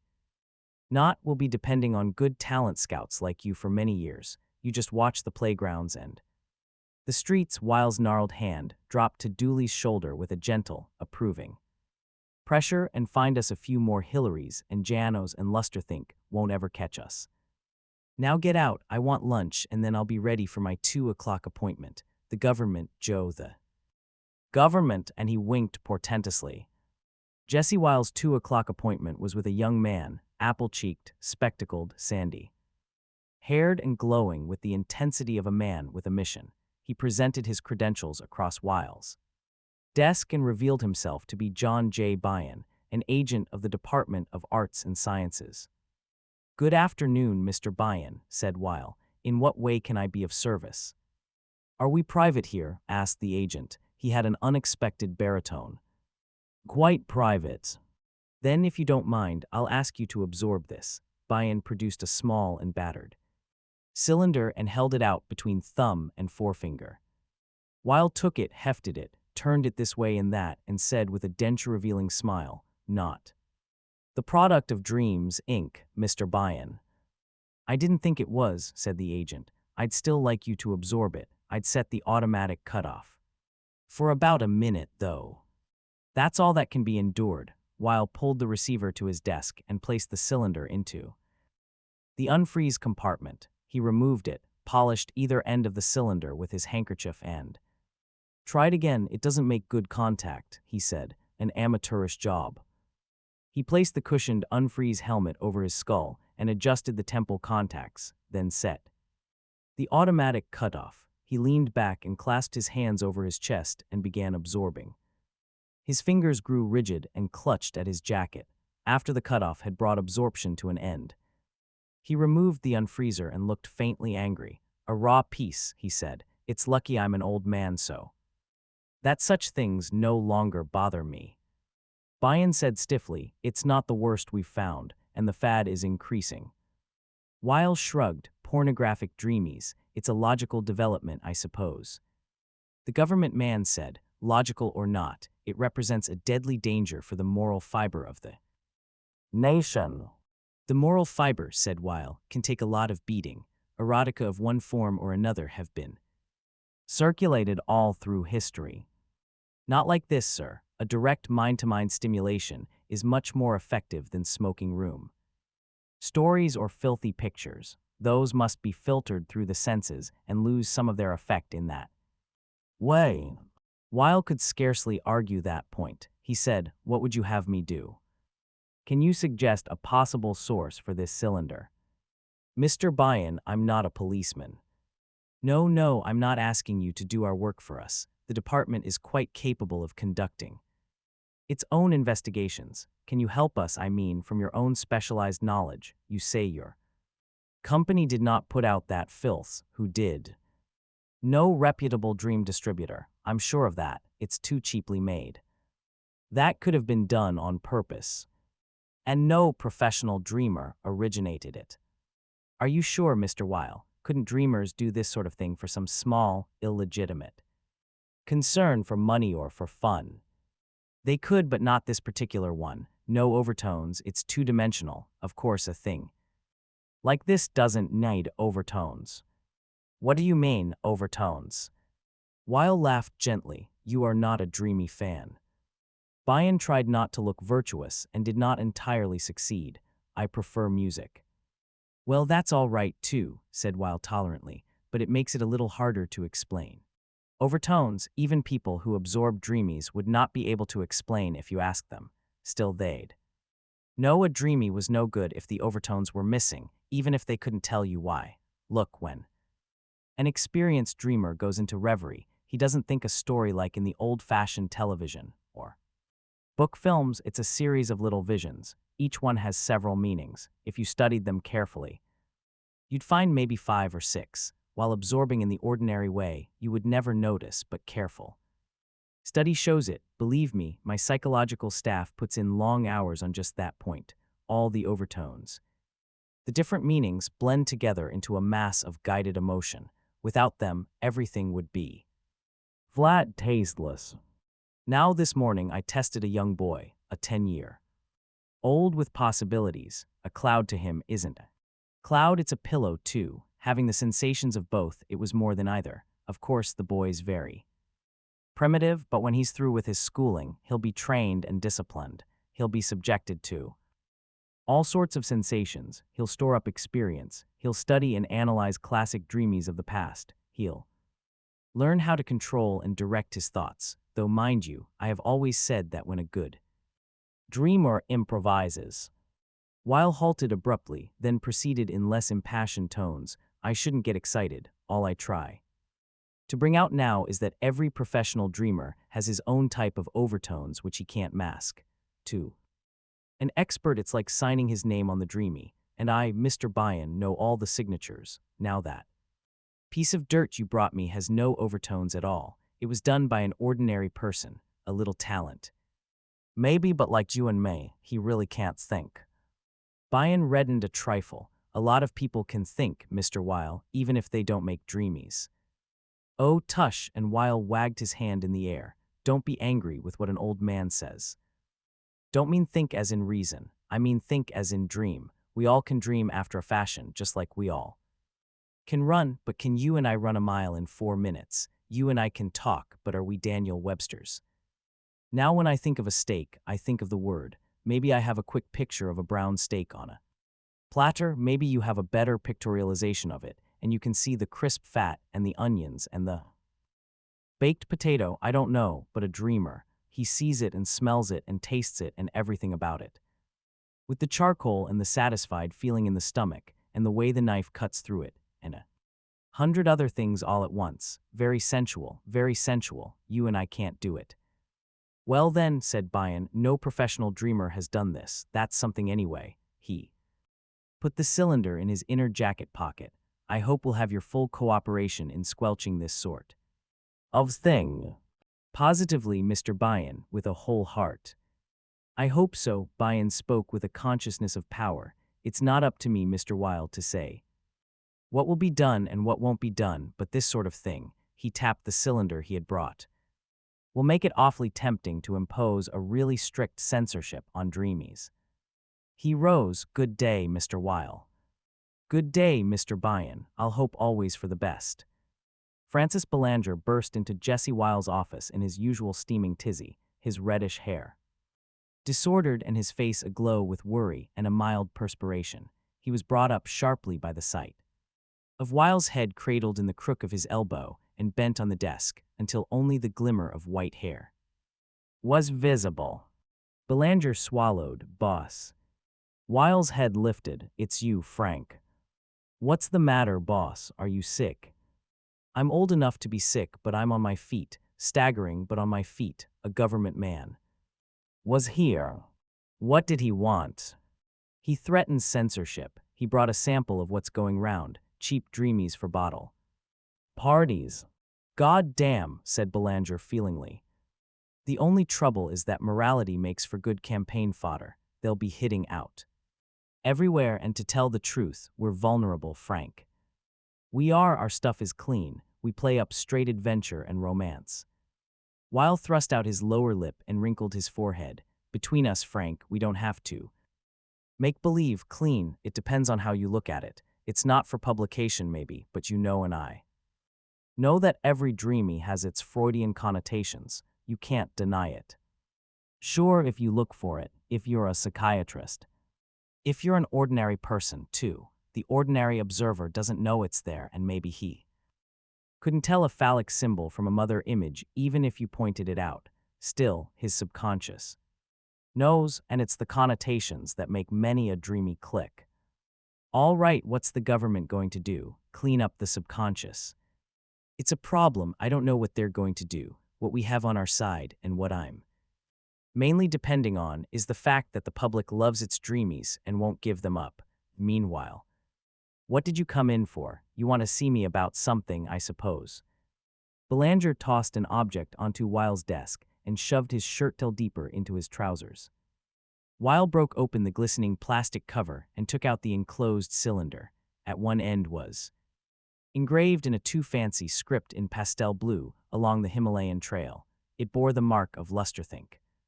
The competitor's product. Weil said it with capitals and his lips twitched. It hasn't been published yet. Where did you get it, Frank? Never mind, I just want you to absorb it. Weil sighed. Today, everyone wants me to absorb dreams. Frank, it's not dirty. Belanger said testily, it has your Freudian symbol. Narrow crevasses between the mountain peaks. I hope that won't bother you. I'm an old man. It stopped bothering me years ago, but that other thing was so poorly done. It hurt. All right, let's see what you've got here.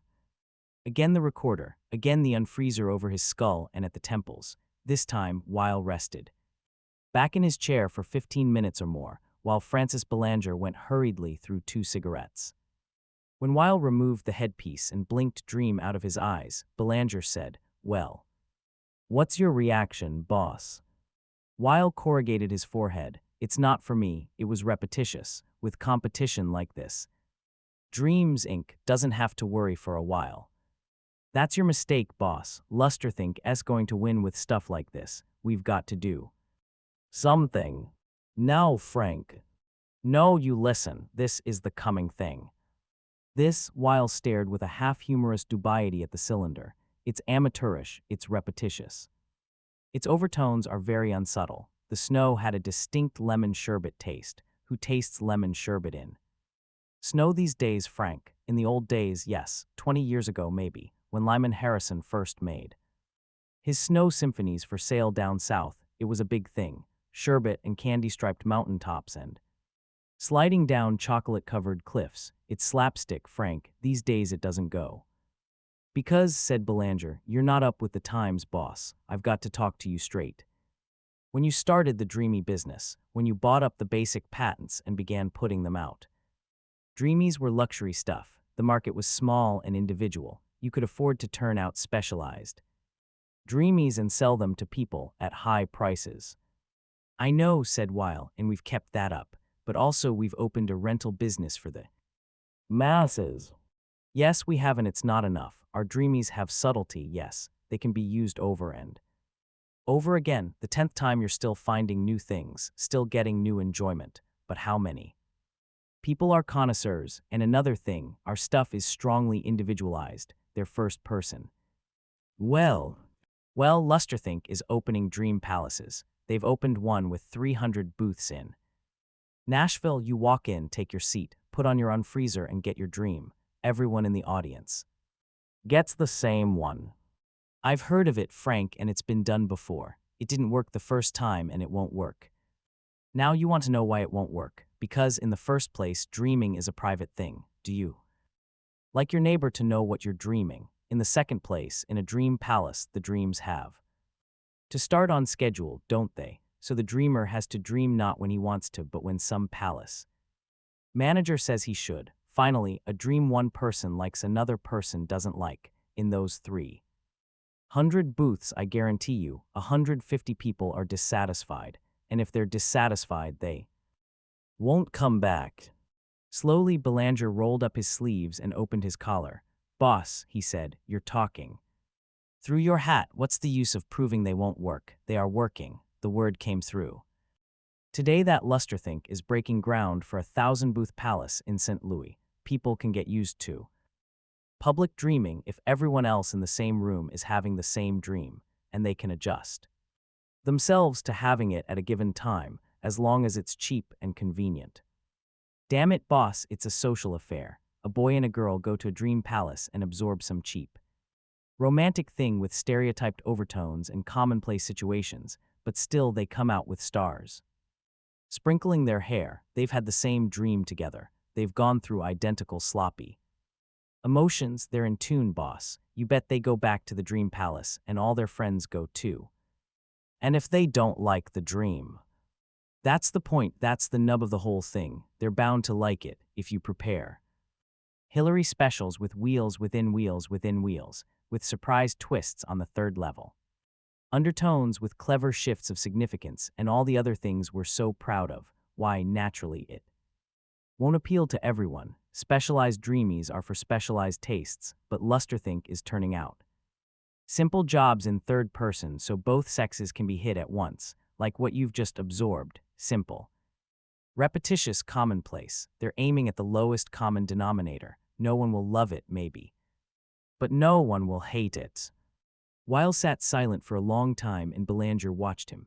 Then Weil said, Frank, I started on quality and I'm staying there. Maybe you're right. Maybe dream palaces are the coming thing. If so, we'll open them, but we'll use good stuff. Maybe Lusterthink underestimates ordinary people. Let's go slowly and not panic. I have based all my policies on the theory that there's always a market for quality. Sometimes, my boy, it would surprise you how big a market. Boss. The sounding of the intercom interrupted Belanger. What is it, Ruth? Said Weil. The voice of his secretary said, It's Mr. Hillary, sir. He wants to see you right away. He says it's important. Hillary? Weil's voice registered shock. Then, wait 5 minutes, Ruth, then send him in. Weil turned to Belanger. Today, Frank, is definitely not one of my good days. A dreamer's place is in his home with his thinker, and Hillary's our best dreamer, so he especially should be at home. What do you suppose is wrong with him? Belanger, still brooding over lusterthink and dream palaces, said shortly, call him in and find out. In 1 minute, tell me, how was his last dream? I haven't tried the one that came in last week. Belanger came down to earth. He wrinkled his nose. Not so good. Why not? It was ragged, too jumpy. I don't mind sharp transitions for the liveliness, but there's got to be some connection, even if only on a deep level. Is it a total loss? No Hillary dream is a total loss. It took a lot of editing, though. We cut it down quite a bit and spliced in some odd pieces he'd sent us now and then. Detached scenes. It's still not grade A. But it will pass. You told him about this, Frank. Think I'm crazy, boss. Think I'm going to say a harsh word to a dreamer. And at that point the door opened, and Weil's comely young secretary smiled Sherman Hillary into the office. Sherman Hillary, at the age of 31, could have been recognized as a dreamer by anyone. His eyes, unspectacled, had nevertheless the misty look of one who either needs glasses or who rarely focuses on anything mundane. He was of average height but underweight, with black hair that needed cutting, narrow chin, a pale skin, and a troubled look. He muttered, "Hello, Mr. Weil," and half-nodded in hangdog fashion in the direction of Belanger. Weil said heartily, "Sherman, my boy, you look fine. What's the matter? A dream is cooking only. So at home, you're worried about it. Sit down, sit down." The dreamer did, sitting at the edge of the chair and holding his thighs stiffly together as though to be ready for instant obedience to a possible order to stand up once more. He said, "I've come to tell you, Mr. Weil, I'm quitting." Quitting? I don't want to dream anymore, Mr. Weil. Weil's old face looked older now than at any time in the day. Why, Sherman? The dreamer's lips twisted. He blurted out, "Because I'm not living, Mr. Weil. Everything passes. Me by, it wasn't so bad at first. It was even relaxing.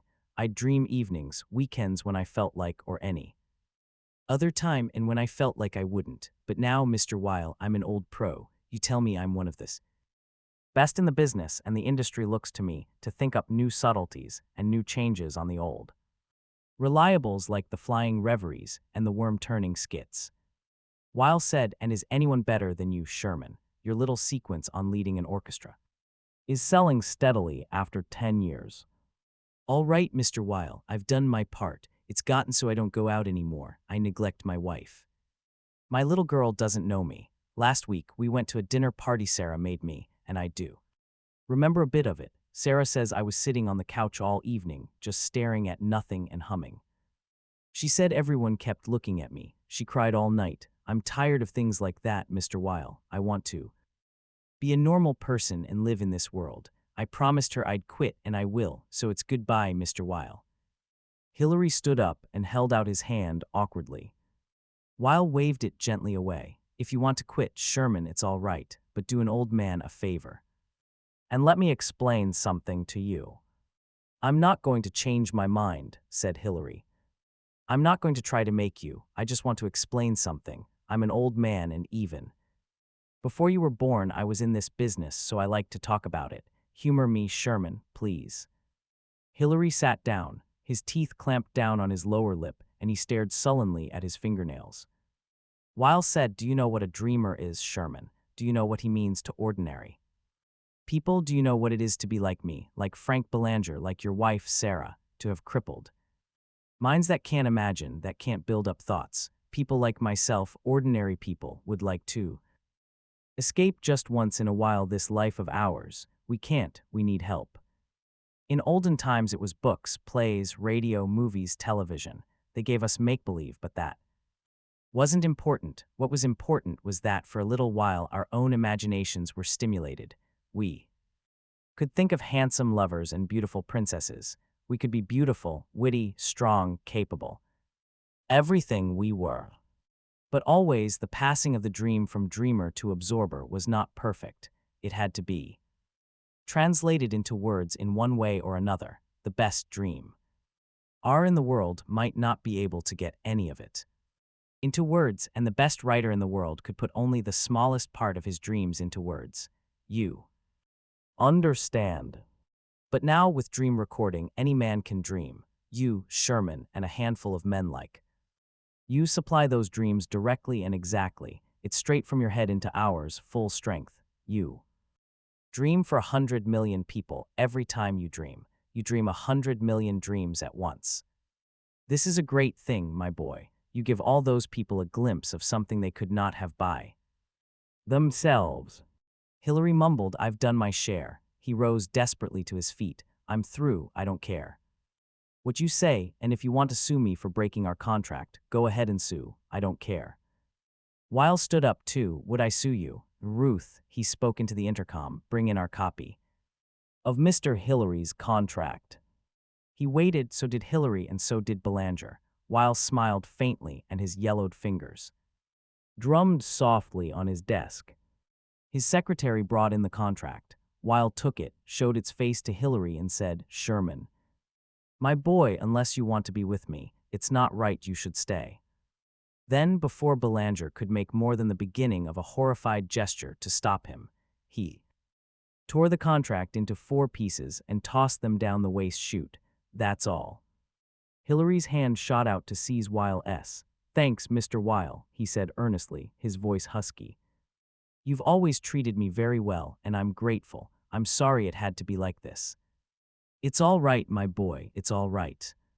Half in tears, still muttering thanks, Sherman Hillary left.